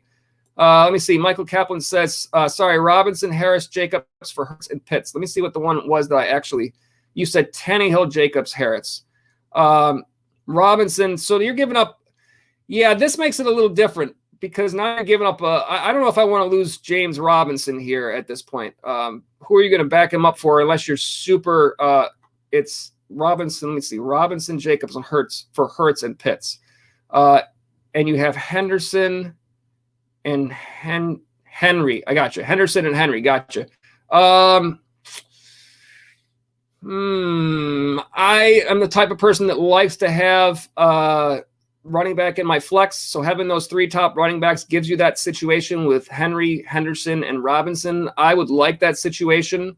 I would obviously like to have Kyle Pitts, but I don't know if the tight end spot, if I feel like I'm going to get enough consistent production there. I don't expect Pitts to have like super huge games every game. It's just tough to find unless your name is Travis Kelce. That's that consistent level of production there. I know you'd love to have Hurts, but there are probably other quarterbacks that you can stream if you have to instead of giving up Robinson. I don't know if I would necessarily give up Robinson for that. I might feel less like that I want to do that. If you really value that tight end and you really value that quarterback, of course you could do it. But I might want to keep that 3 running back outlook. And I don't remember if you said it was PPR or you did say it was PPR. So I can understand. But you're not really picking up a lot of PPR value there. You're picking up a tight end and that's it. Hurts is not, there's no difference there, so it's not like you're losing. Robinson is probably going to give you a little bit of pass catching out of the backfield. I don't know if I would make that. I don't know if I would make that deal. I might want to keep those 3 running backs. That's really strong. You obviously still have 2 good ones, but you could stream a quarterback on a weekly basis if you have to. You might not want to do that. Sometimes it's really frustrating to have to try to look for those players. But I don't know that really the only thing you're definitely getting an upgrade over Tannehill, but the Pitts, I don't know if Pitts is enough of an upgrade to give up Robinson. Like, would you trade Robinson for Pitts straight up? I guess that would be the question, because if you consider that you could stream a quarterback instead of Tannehill, instead of getting Hurts, then essentially it is just Pitts for Robinson is the deal. So I guess you have to ask yourself, is that a deal that you would make? And if the answer is yes, then you make it. If it's no, then you stick with what you have. Like, that's probably the best way that I could say to look at that. Hope that helps you out there, Michael. Let me see if I missed anybody here. Just let me know. But I think I'm still where I need to be. Let's see who's next here. Tyrio or Tyrio? Probably Tyrio is what I would go with there. Hope I'm saying that right for you there. Ertz or Hunter, full PPR. I think that, are you asking for this week only, or are you asking for further ahead than that? If you're asking further ahead, then the answer might be different. But if you're asking for this week only, we will put up the matchups, and here they are on the left side of your screen. For Zach Ertz against Tampa Bay, the matchup 6th most fantasy points to the tight end spot. For Hunter Henry for New England, also a good matchup. Dallas, the 9th most fantasy points to the tight end spot. Because of the involvement that Hunter Henry has had, I know Dallas Goedert's not playing, but because of that, it's unfortunate that he's not going to play this game. But because of the involvement that Hunter Henry has already had, it's a little less of a question mark than Zach Ertz is, because could Philadelphia just decide to throw to their receivers more and use the tight end less? Yes, they could. Hunter Henry coming off a nice game last week, 8 targets for New England, 6 catches, 75 yards, and a touchdown against Houston. The reason I say, is this a 1-week question, or is this a like who should I pick up off the waiver wire type question? And if it's that, then Hunter Henry right now has a great string of matchups aside from just this week. Dallas this week at 9th most fantasy points to the tight end spot. Then the Jets in week 7, 11th most. And then the LA Chargers in week 8, the 2nd most fantasy points to the tight end spot. Carolina the week after that is at 20th, so a little bit lower. But if this is a stream question, then Hunter Henry has a nice run here and would be the clear favorite, because Zach Ertz would be probably a 1-week thing. So if that's the way you intend this question, Tyrio, then I think Hunter Henry would be my answer to that one. Hope that helps you out there. Let me see. It's a this week only. If it's this week only, again, I still kind of think it might be Hunter Henry, simply because of the fact that we've already seen that nice game. I know Jonnu Smith is there, but we don't really know what's going to happen with Philly either. I think you could probably go either way and be okay either way in this situation. Only for this week, Ertz and Hunter. Look, volume-wise, if they do use the tight ends there, then you would think that he would be the guy. I would be surprised if it's not. But that being said, I think there's less of a chance of Hunter Henry not being used at all than there is of Hurts. So in that aspect, I think it makes it kind of a toss-up. I might feel more comfortable going with the guy who's been more involved in his offense recently, and that's Hunter Henry. So that's kind of why I'm looking at it. But in reality, that might be my choice, but that doesn't mean I fault you if you go the other way here. I think that's kind of the way I would look at it. Hope that helps you out, Tyrio. I know sometimes, like with these questions, it's not necessarily a definite yes or no on either side, but more kind of I like to give information that kind of points you in the direction of, what the best choice is for you. So for me, I'd probably go Henry, but I can't fault you if you're looking at it the other way here. Hope that helps you out there. Tyrio, glad to have you on the stream. Let me see who is up here next here. I think Joshua Clunk. Oh, I'm not Joshua. Josiah Clunk is here. Welcome to the stream. Looks like he might be a new viewer. Glad to have you. Welcome. You say, I just traded Josh Allen for Mike Williams and Michael Carter. I already have Justin Herbert, and I'm super weak at running back with only Eli Mitchell, Singletary, and Alex Collins. How do you rate it? How do I rate in terms of, do you mean should you trade away something that you have? I definitely think that to have Allen and Herbert gives you the opportunity to trade your strength there to somebody that perhaps has Russell Wilson and is concerned. I think that's the person I would look at first. Let me see if I see your follow-up here. You say you already have Tyreek Hill and DK Metcalf at wide receiver with Marvin Jones and Cole Beasley on the bench. And let me see, also have Christian Kirk on the bench. So let me go back up to your original one. You feel like you need running backs. I think I like Michael Carter's potential, but I don't know if he's there yet. I think you definitely for this week want to play in that waiver wire and pick up a Darrell Williams. He's going to give you the most potential weeks out of all the guys that are available. Right now on the waiver wire, it's Devontae Booker and Darrell Williams. We know that Clyde Edwards-Helaire is on IR, so that's a minimum of 3 weeks. Booker with Barkley out, potentially, I think it sounds like more like a 1 to 2 week thing. So I think that you have a player who potentially gives you all of the volume in his backfield in Darrell Williams for the Chiefs. That most likely is out there and available. I would go try to pick him up if you have waiver priority, and that gives you somebody to slot in, and that allows you to kind of work through if you are looking for a trade somewhere else. So you picked up Mike Williams, which is a great pickup, and you say that your other wide receivers are already. Let me see where it saw that Tyreek Hill and DK Metcalf. So that means your flex. You're going to have 2 wide receivers with a wide receiver flex at this point. You need 2 running backs that you can trust. Do you feel like you have too many running backs that you can trust right now? I'm guessing that your answer to that is no. So you're looking for a way that you can at least get one top name. And if that means trading away one of those quarterbacks to get one, then that might be where you're at. I would definitely look at the roster of the person in your league who was playing Russell Wilson. And if that person only had one quarterback on their roster, you might be able to make them a nice offer, and perhaps they have something they can give you that helps you in this situation. That would be my first thought. Beyond that, then you're looking at some sort of a package deal probably, and giving away one of those receivers somehow to kind of even up your team, where you might have 2 receivers that you like a whole lot, and then at least one higher up running back. That would be my thought. It's not a great situation. And let's see. You also say, yup, you had Russ. Oh, so you had the trade that you're talking about was you traded Josh Allen away. You've already traded the quarterback away. I get it.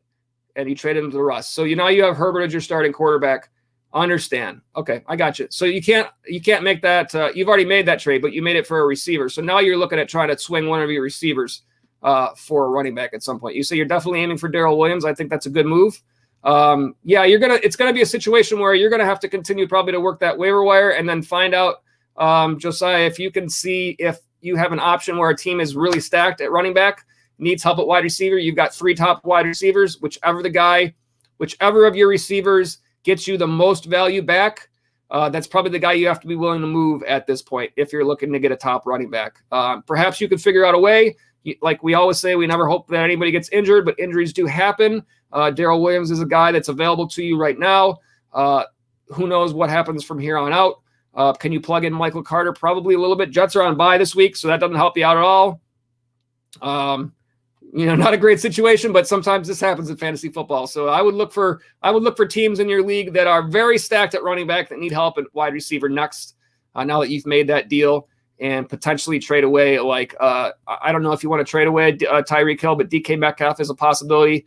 I don't know if you're going to get as much value as you want for it. It just depends on who's going to get you the most value out of your guys that you have, and then roll with who you have for the rest of those guys. Hopefully that helps you out, Josiah, and welcome to the stream. Glad to have you here. I'm scrolling up and down. Again, if I miss anybody's chat, it's not on purpose, but if I do, just let me know, hey, Joe, you missed mine, and I'll go back up and find it. I think I have Rapid Z, I think, is up next here, and you say rest of season, start, sit, cut. Lamb, Higgins, Godwin. You want me one of each here. Rest of season, every week starter, if I have to look at it that way, is CD Lamb. I don't want to cut any of these guys. Is that an option? Chris Godwin, I want available, but more often, I'm going to want Lamb in there than Godwin. They're close. They're actually kind of close matchup plays that you can work on. If I have to cut one, it's going to be Higgins, but I don't really want to because I like Higgins and I think he's just returning. So if I have to go exactly by what you're saying, start, sit, cut, start is Lamb, sit is Godwin, but at certain weeks it's going to be the reverse, and cut has to be Higgins, but I don't want to cut Higgins if I don't have to. I will play along with what you're saying there. I understand. Thank you for the chat, Rapid Z. Chase Brown, I am a CEH owner. Should I target Williams on waivers? My running backs are already CMC, Zeke, and Damian Williams. I don't think you in your situation have to, but I don't think that you're wrong to here. I don't think it's ever a bad idea to back up players, especially when they are hurt, because you just never know what's going to happen. Do we know for sure that McCaffrey is going to play this week? I don't know that we know that for sure right now. So would you perhaps want to have another option there? You know, it's going to be Damian Harris. I think is a little bit banged up as well. So if Damian Williams. You're probably good with Williams. You're probably good with Zeke. If McCaffrey doesn't play, then, do you want a third running back to play as your flex and Darrell Williams? I don't think it's a bad idea to go after Darrell Williams at this point, just because you really never know what happens in fantasy football. Can you get around it? Probably. If you don't want to use a high waiver priority and you want to save that for later on, that would be enough reason. If you have a mid-range waiver priority, like a 4-ish, then I would probably try for it at this point. If you have a lower one, then you definitely try for it because the chances of you getting them aren't as great. That's my thought. You're not going to move up. If you have a 10 or something like that, you're not going to move up a whole lot this week. But I do like keeping, to me, there's a lot of value in having a high waiver priority number, so I could understand letting that build up instead, especially since you're already pretty stacked there. But you never know. There's things happen, and hopefully these players are back and good to go.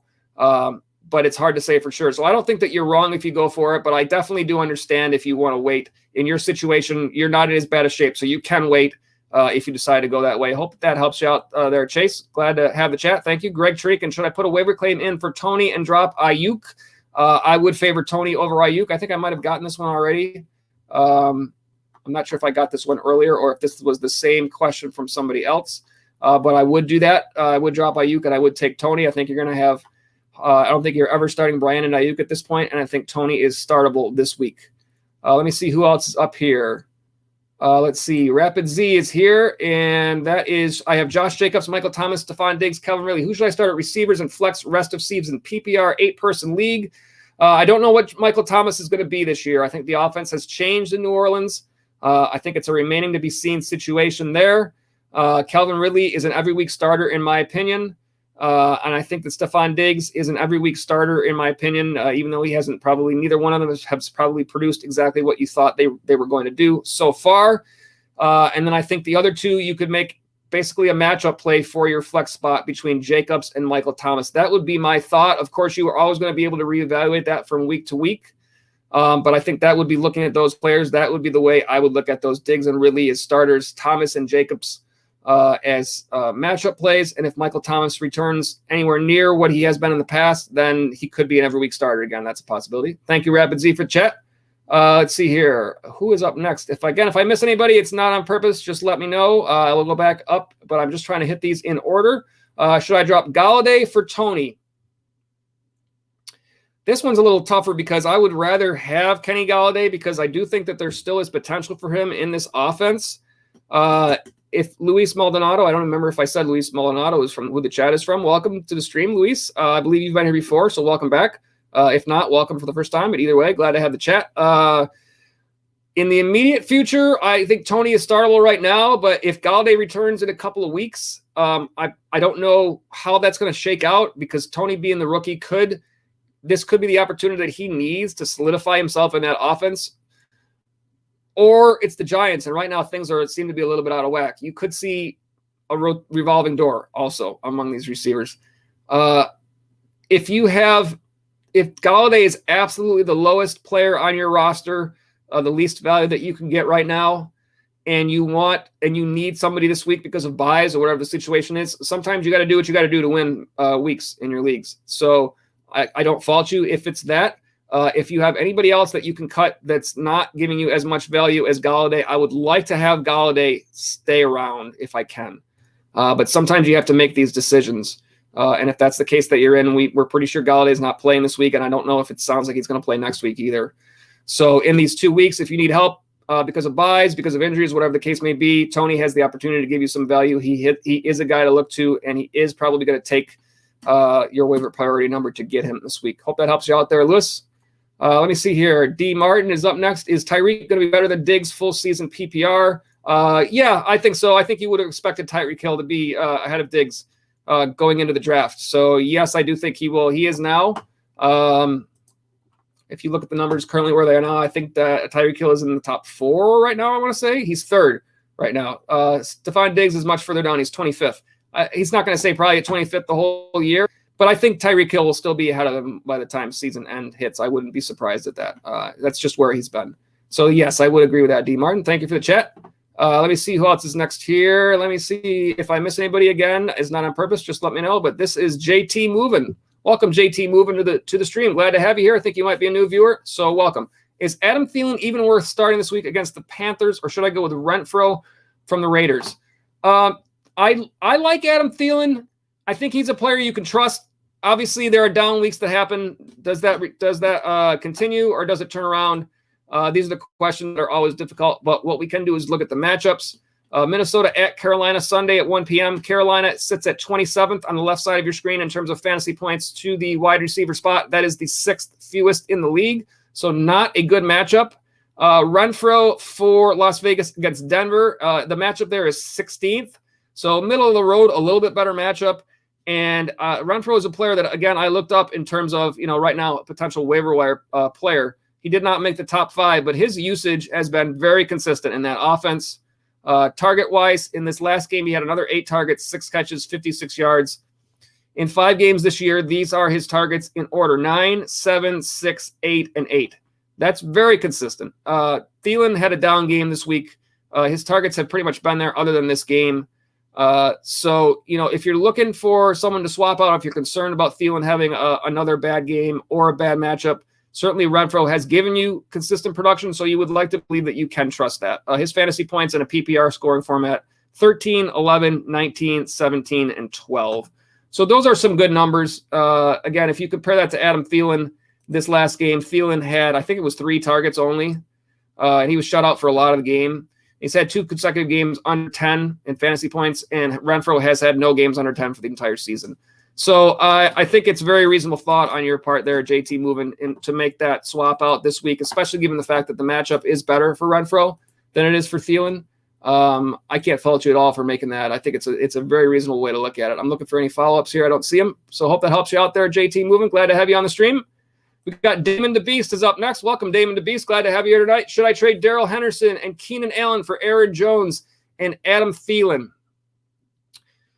Aaron Jones would be an upgrade to Henderson. And then it depends on how you feel about Keenan Allen and Adam Thielen, because I think that both of them are viable players. I happen to like Keenan Allen a whole lot. He hasn't necessarily shown it as much this year because Mike Williams has been crushing it. Keenan Allen has still been very consistent with targets: 13, 8, 12, 11, and 9. Fantasy points: 19, 15, 19, 11, and 14. So very consistent, not having as much of the big games. And then again, we talked about Adam Thielen, his fantasy points: 30, 16, 17, 8, and 6. Normally a player that I would think would be more consistent, hasn't been quite as consistent. Obviously with Justin Jefferson there, he's going to be the guy that gets most of the spotlight. Let me see the follow-ups here. You say running backs would be Henry, Gibson, and Aaron Jones. And wide receivers would be CD and Jamar Chase. So let's see. You're talking about Keenan Allen trading away and going with CD and Jamar. So I think you're still in good shape with your wide receivers there, and you're getting an upgrade on Henderson to Jones. I will say I like Henderson as well, and at the same time, be a little bit aware of what's happening in that backfield in Green Bay with how it's shaking out with Aaron Jones and A.J. Dillon. More than we expected out of A.J. Dillon this last couple of games. Currently, Aaron Jones is RB8 in the PPR format. His numbers, fantasy-wise, 4, 42, 18, 11, and 15.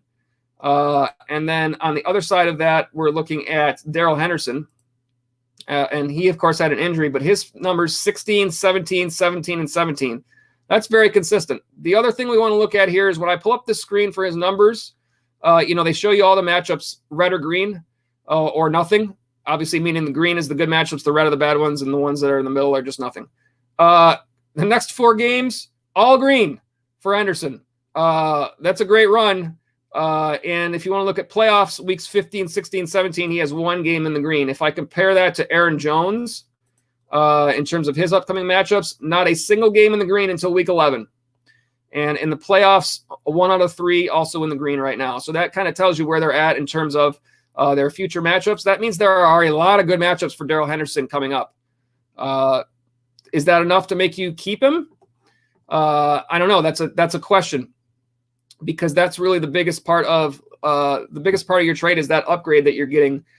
You're probably going to start Chase and CeeDee Lamb most weeks there. I do like the upgrade for Aaron Jones, but that being said, I also like Darrell Henderson. Is Keenan Allen significantly enough better for you than Adam Thielen is? I think Keenan Allen is probably a step above Adam Thielen at this point. And that being said, is Darrell Henderson going to surpass Aaron Jones on the overall season? Probably not. So I do think that Aaron Jones is an upgrade there. So I think this is fair on both sides. I think this is purely a choice of who you like better here between Henderson and Jones, because I think you're going to be fine at your wide receivers. Let me see if there are any other follow-ups here just to help me out.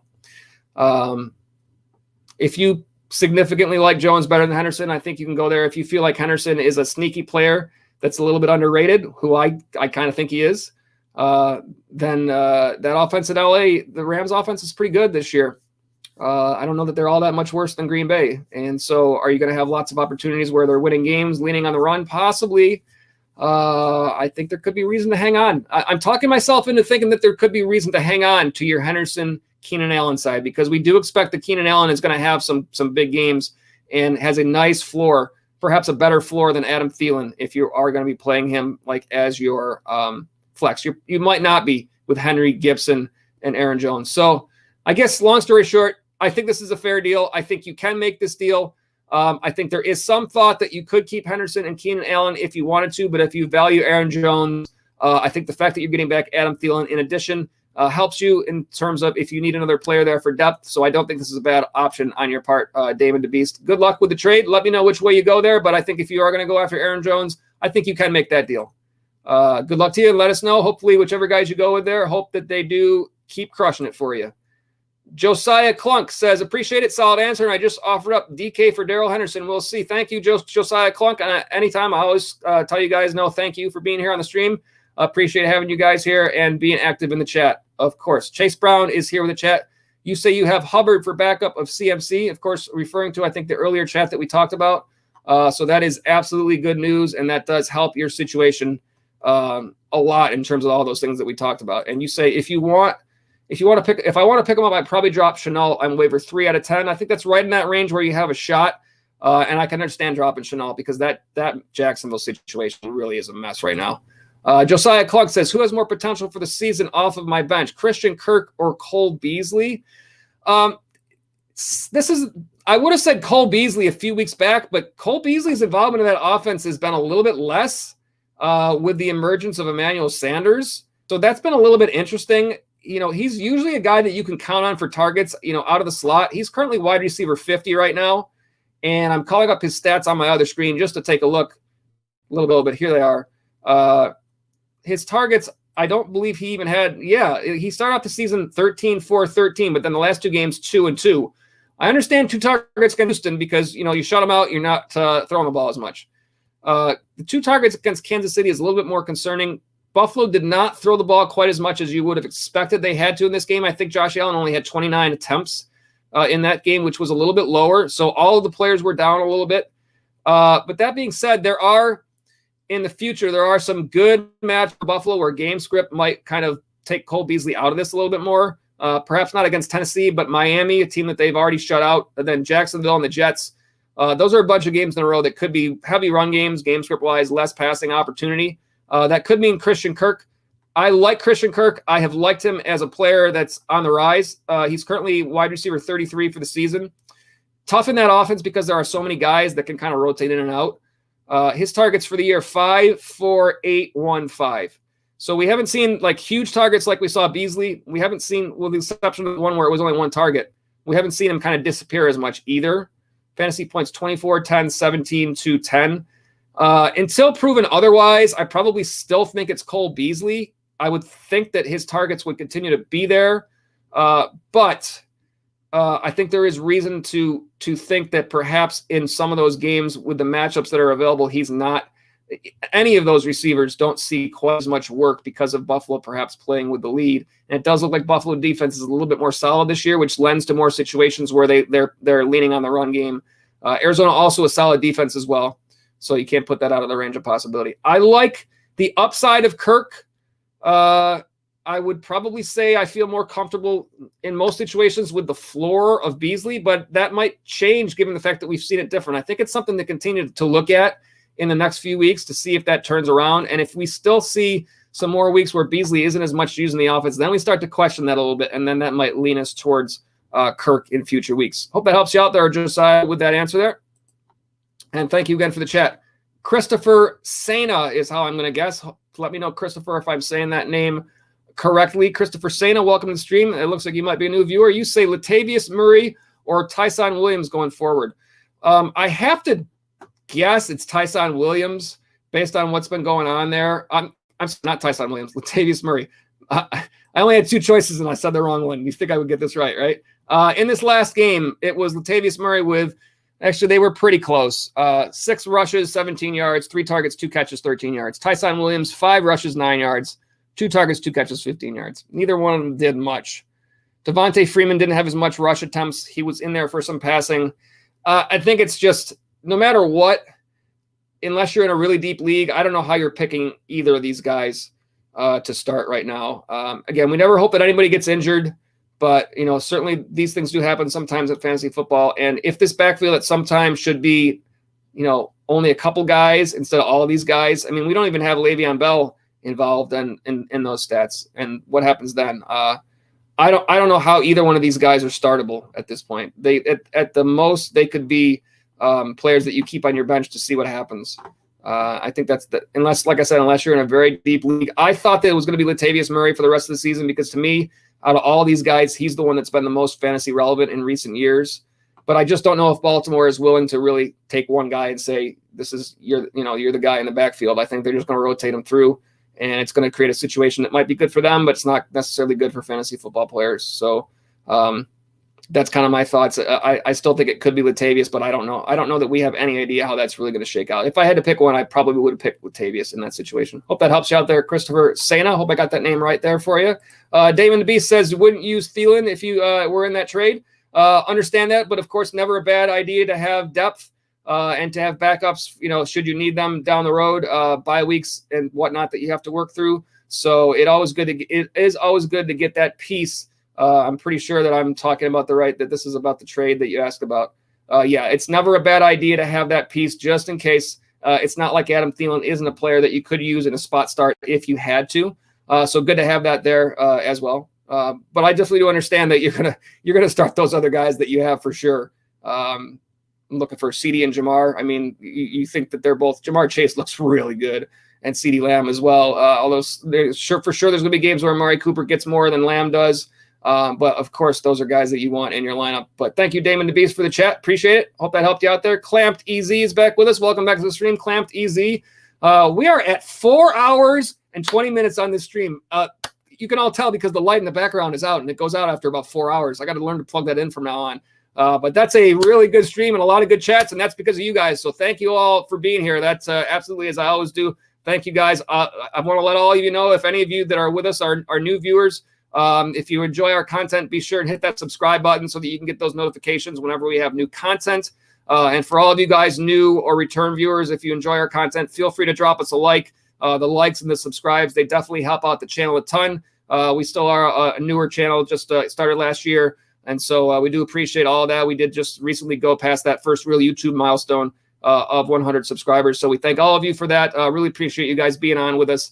And as always, we enjoy, we have lots of content, but we would always rather talk fantasy football with you guys and just talk to you guys. So glad to have you all on the chat. Clamped EZ is back, one of our regulars. CeeDee Lamb or Keenan Allen this week. Let's put up the matchups for you, Clamped EZ, and let's see if we can find anything that helps you make this decision here.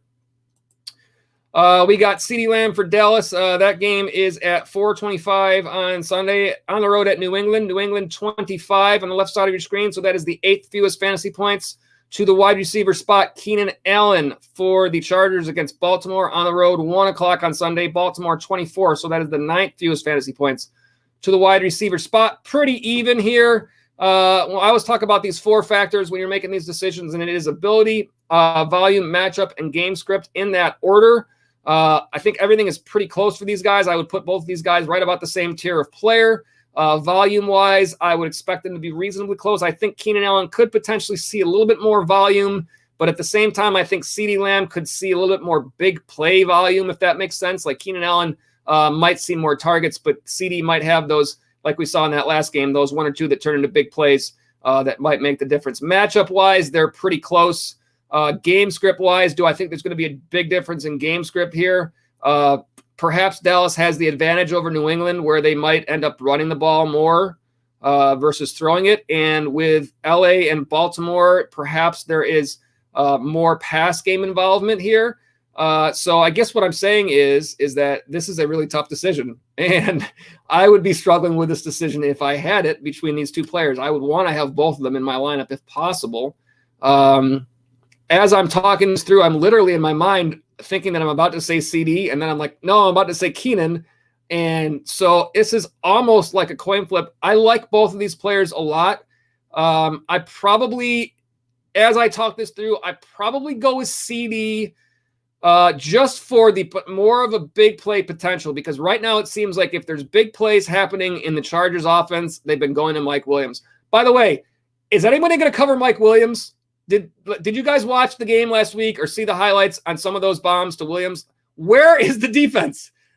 Like perhaps Keenan Allen would have better fantasy days if somebody would cover Mike Williams. Now, that's nothing against you guys that have Mike Williams on your roster, because he's been a league winner so far based on where you drafted him. But my goodness, I just couldn't believe that. At any rate, I think my answer here, although I like them both, if I had to answer it right now, ask me again on Sunday and I might answer it the other way. This is one that I would be clicking the button back and forth until game time, and then whichever one I clicked on last would be the one I would go with.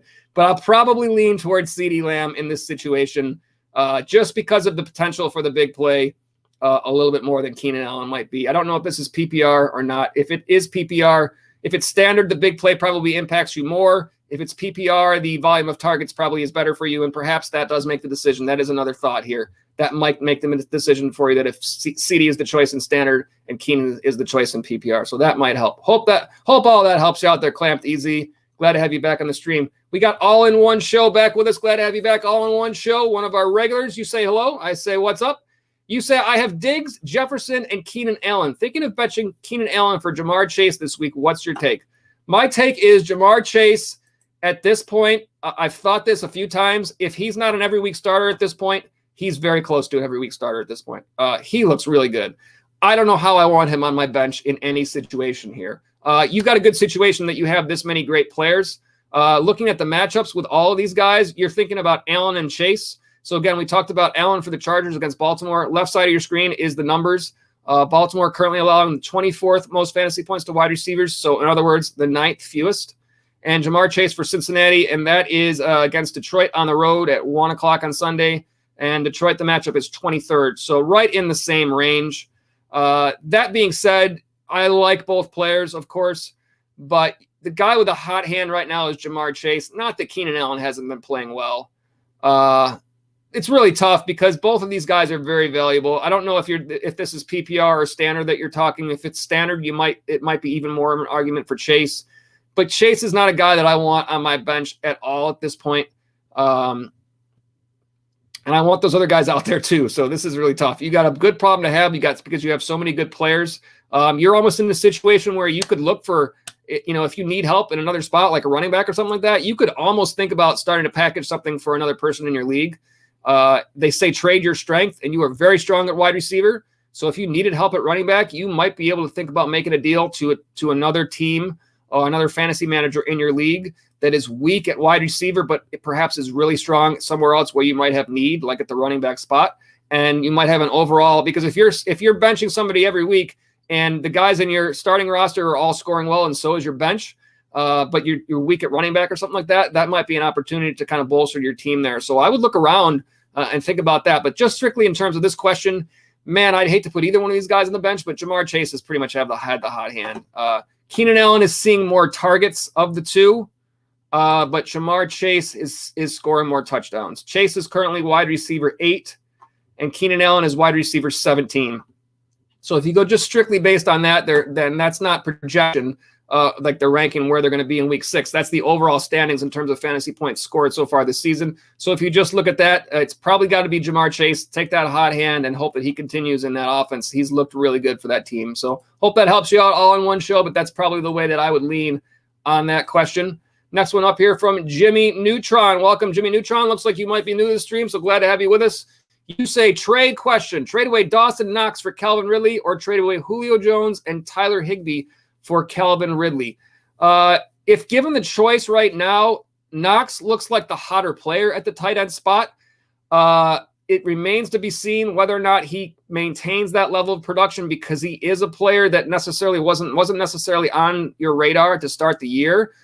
So do we know if Buffalo continues to work him in that consistently in the offense or not? We don't. I think I would feel more comfortable at Higbee's consistent level of production, but I might feel like there's a big higher ceiling for Knox.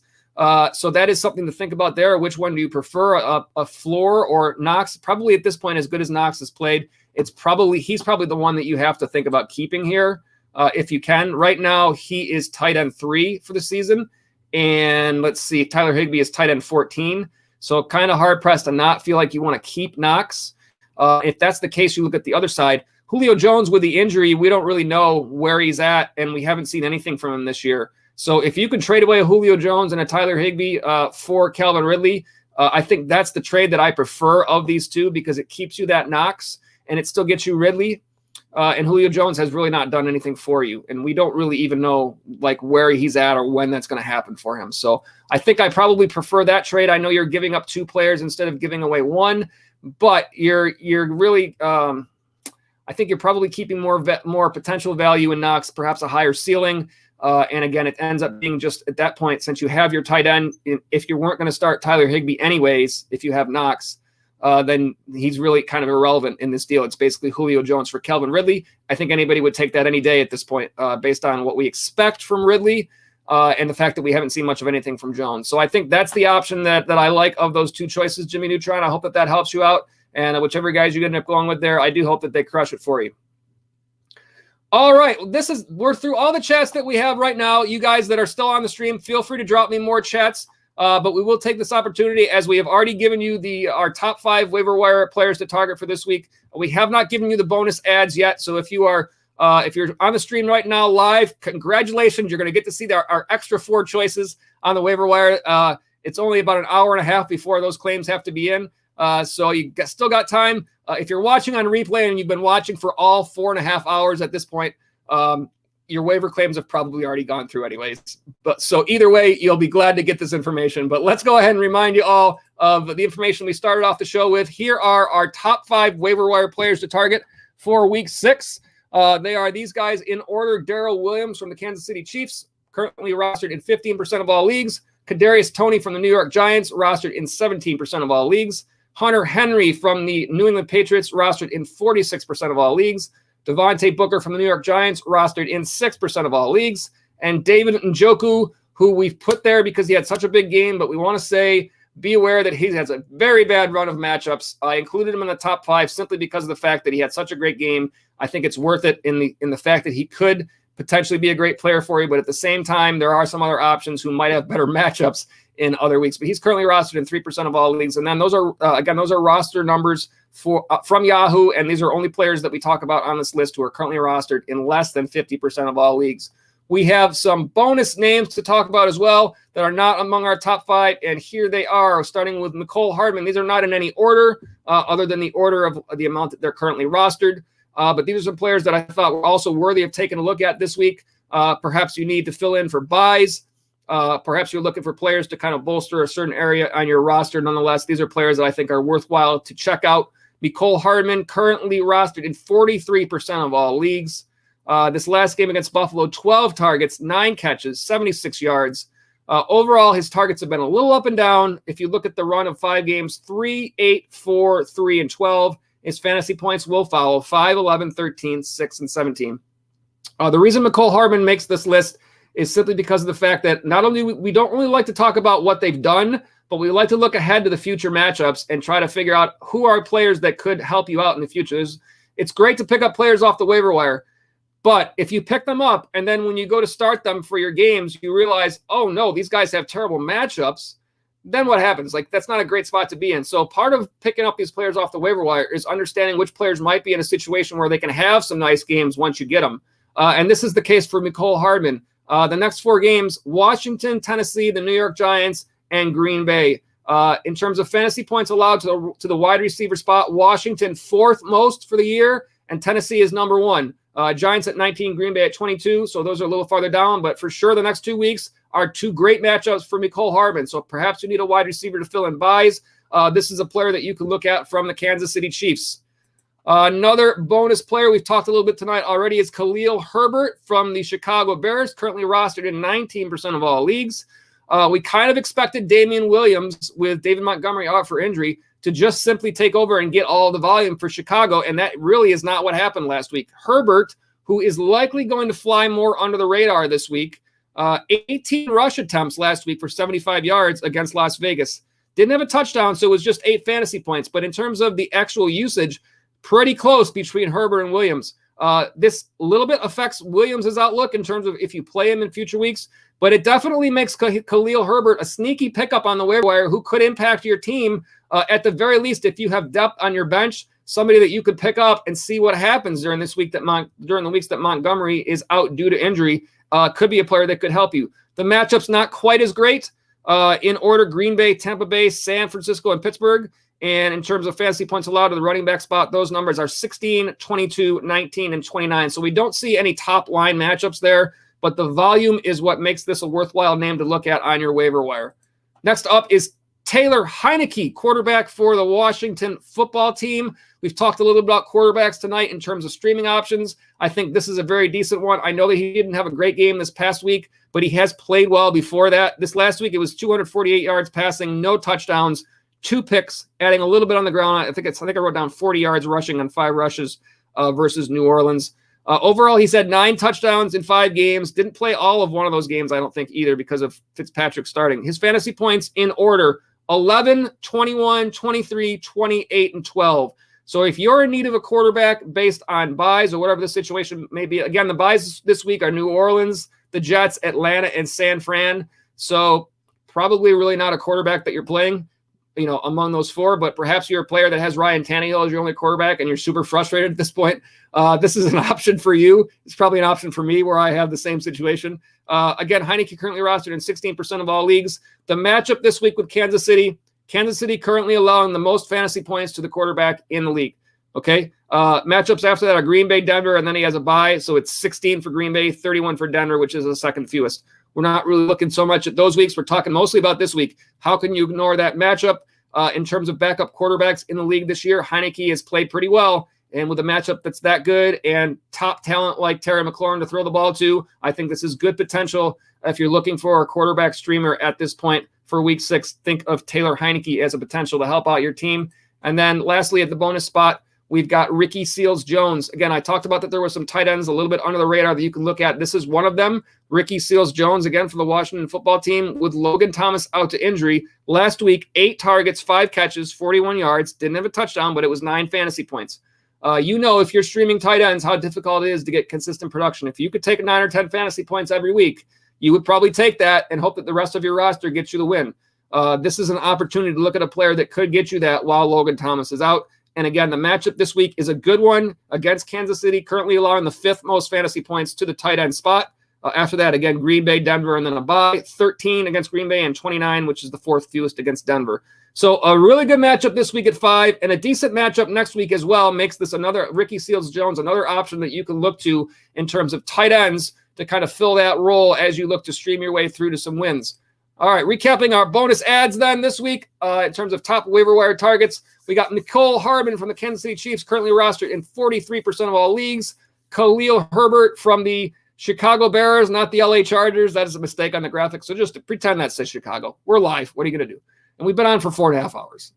I didn't just build this graphic. It was a while. You know what I'm saying. Anyways, Khalil Herbert, 19% rostered in all leagues right now. Taylor Heineke, quarterback from the Washington FTs, 16% rostered amongst all leagues. And Ricky Seals-Jones, tight end, also from the Washington football team, currently rostered in 2% of all leagues. Those are our bonus ads off the waiver wire this week. If you stuck around for our entire 4 hours and 30 minutes of this live stream, congratulations on picking up those bonus names. Well worth your while, I'm sure. All right, we got a couple more chats before we wrap it up for the night. We got all in one show with a chat here.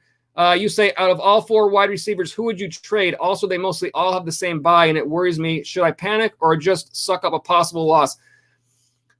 I sometimes don't think it's the worst situation to have all your guys out in the same week. Rather than having like one guy out this week and then another one out the next week, at least then it's just one game. I sometimes don't think that's a bad situation. If I look at the players that you have, when you're looking at making trades, I've heard it said this way before. You're sometimes going to look at which player can you get the most value from? Which player can you get the biggest name back from? And it's not going to be Diggs right now because Diggs hasn't had a good enough game yet for someone else to give you the value that you deserve for where you drafted him. You would have to get more back than what you would be able to get for Stephon Diggs right now. So it wouldn't be him. The same kind of thing with Keenan Allen. He's been really consistent, but he hasn't had that huge game. So it's not going to be like that name value that someone else is going to say, oh, yeah, I got to get Keenan Allen. Justin Jefferson probably is that guy that could get you a big name back right now. Again, you like Justin Jefferson on your team, so you might not want to part with him. And the same with Jamar Chase. So if you really love Jamar Chase over Keenan Allen and you want him every week in your lineup, then you keep him. But if you're really close on Keenan Allen and you also really like Keenan Allen a whole lot, then that means a guy like Chase is a guy that has a lot of value to someone else in your team. He's talked about a ton right now.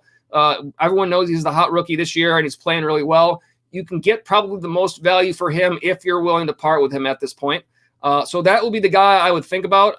You could potentially, I don't know the rest of your roster, but if you need a running back to look at, you could potentially look at a 1-for-1, or if you want to package a deal where it's like a 2-for-1 or a 2-for-2, then you're moving more pieces around. But sometimes there are trades out there. Sometimes you look at other rosters in your league and they're just not there. And that could be from week to week, even based on who's playing well, who's not, all these different factors. So it's something to always take a look at because there could be something out there that helps you. It might not be there right now. It might be there in a couple of weeks. But I've just mentioned it's something to think of, and that's your original question, because that is a possibility that you could look at down the road in terms of where you're at in your season. Taking a lot of things into account there, but it is a possibility to kind of keep an eye on. So I do think it is something to think about, but it's not necessarily something that you have to do all in one show. And I don't think you should be worried about the bye weeks. You'll figure that out. If there are guys that you have to pick up off the waiver wire, it's always out there. Or if you needed to make a trade that helps you just get through those buys, those things are available. You'll be fine.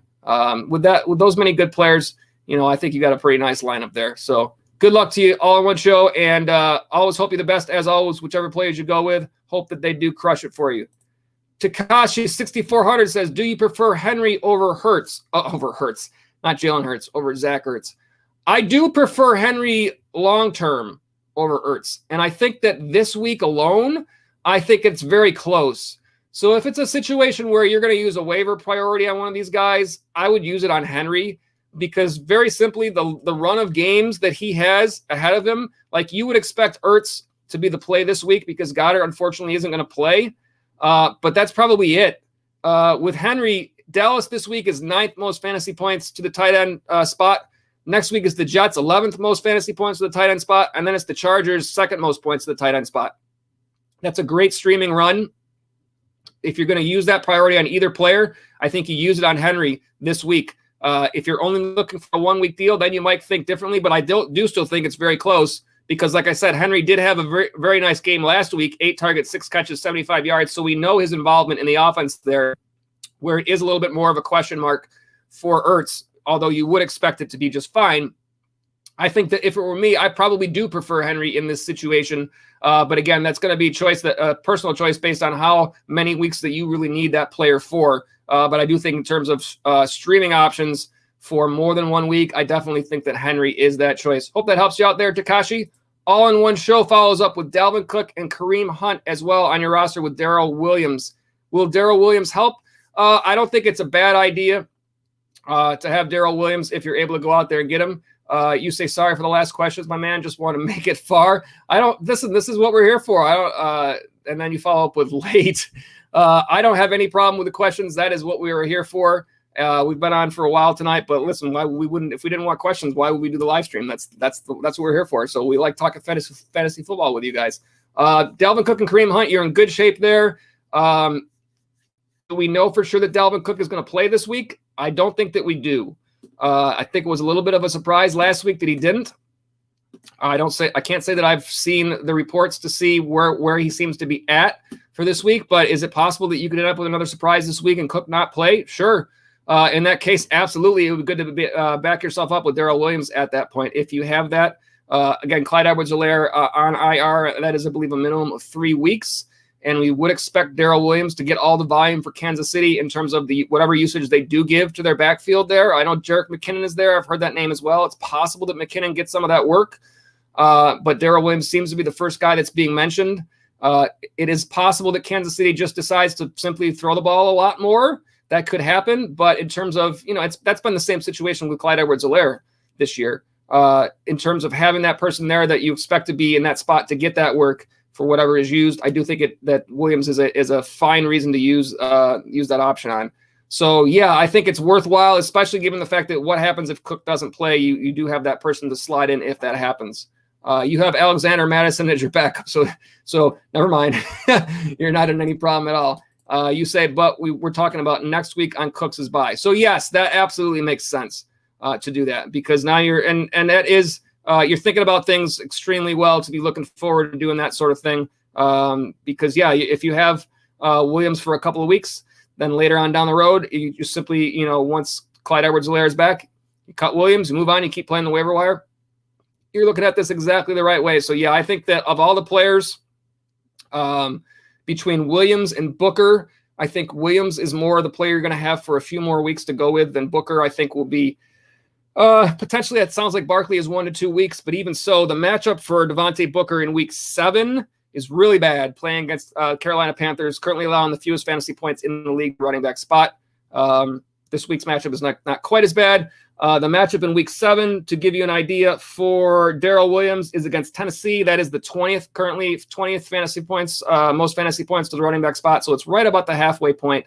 Not awful, not great, but still, you're going to have to fill up that bye. So, and you say this is funny, but CEH is on my IR. Well, then absolutely, that's even more reason to go ahead and get that backup in Darrell Williams. So if you could keep your running backs healthy this year, you'd probably be a lot more happy about that. Like losing Cook and then losing Clyde Edwards-Helaire, that would probably make you feel a lot better. But if you're able to work your way through and get the players that you need, then that's what you have to do. What are you going to do about it?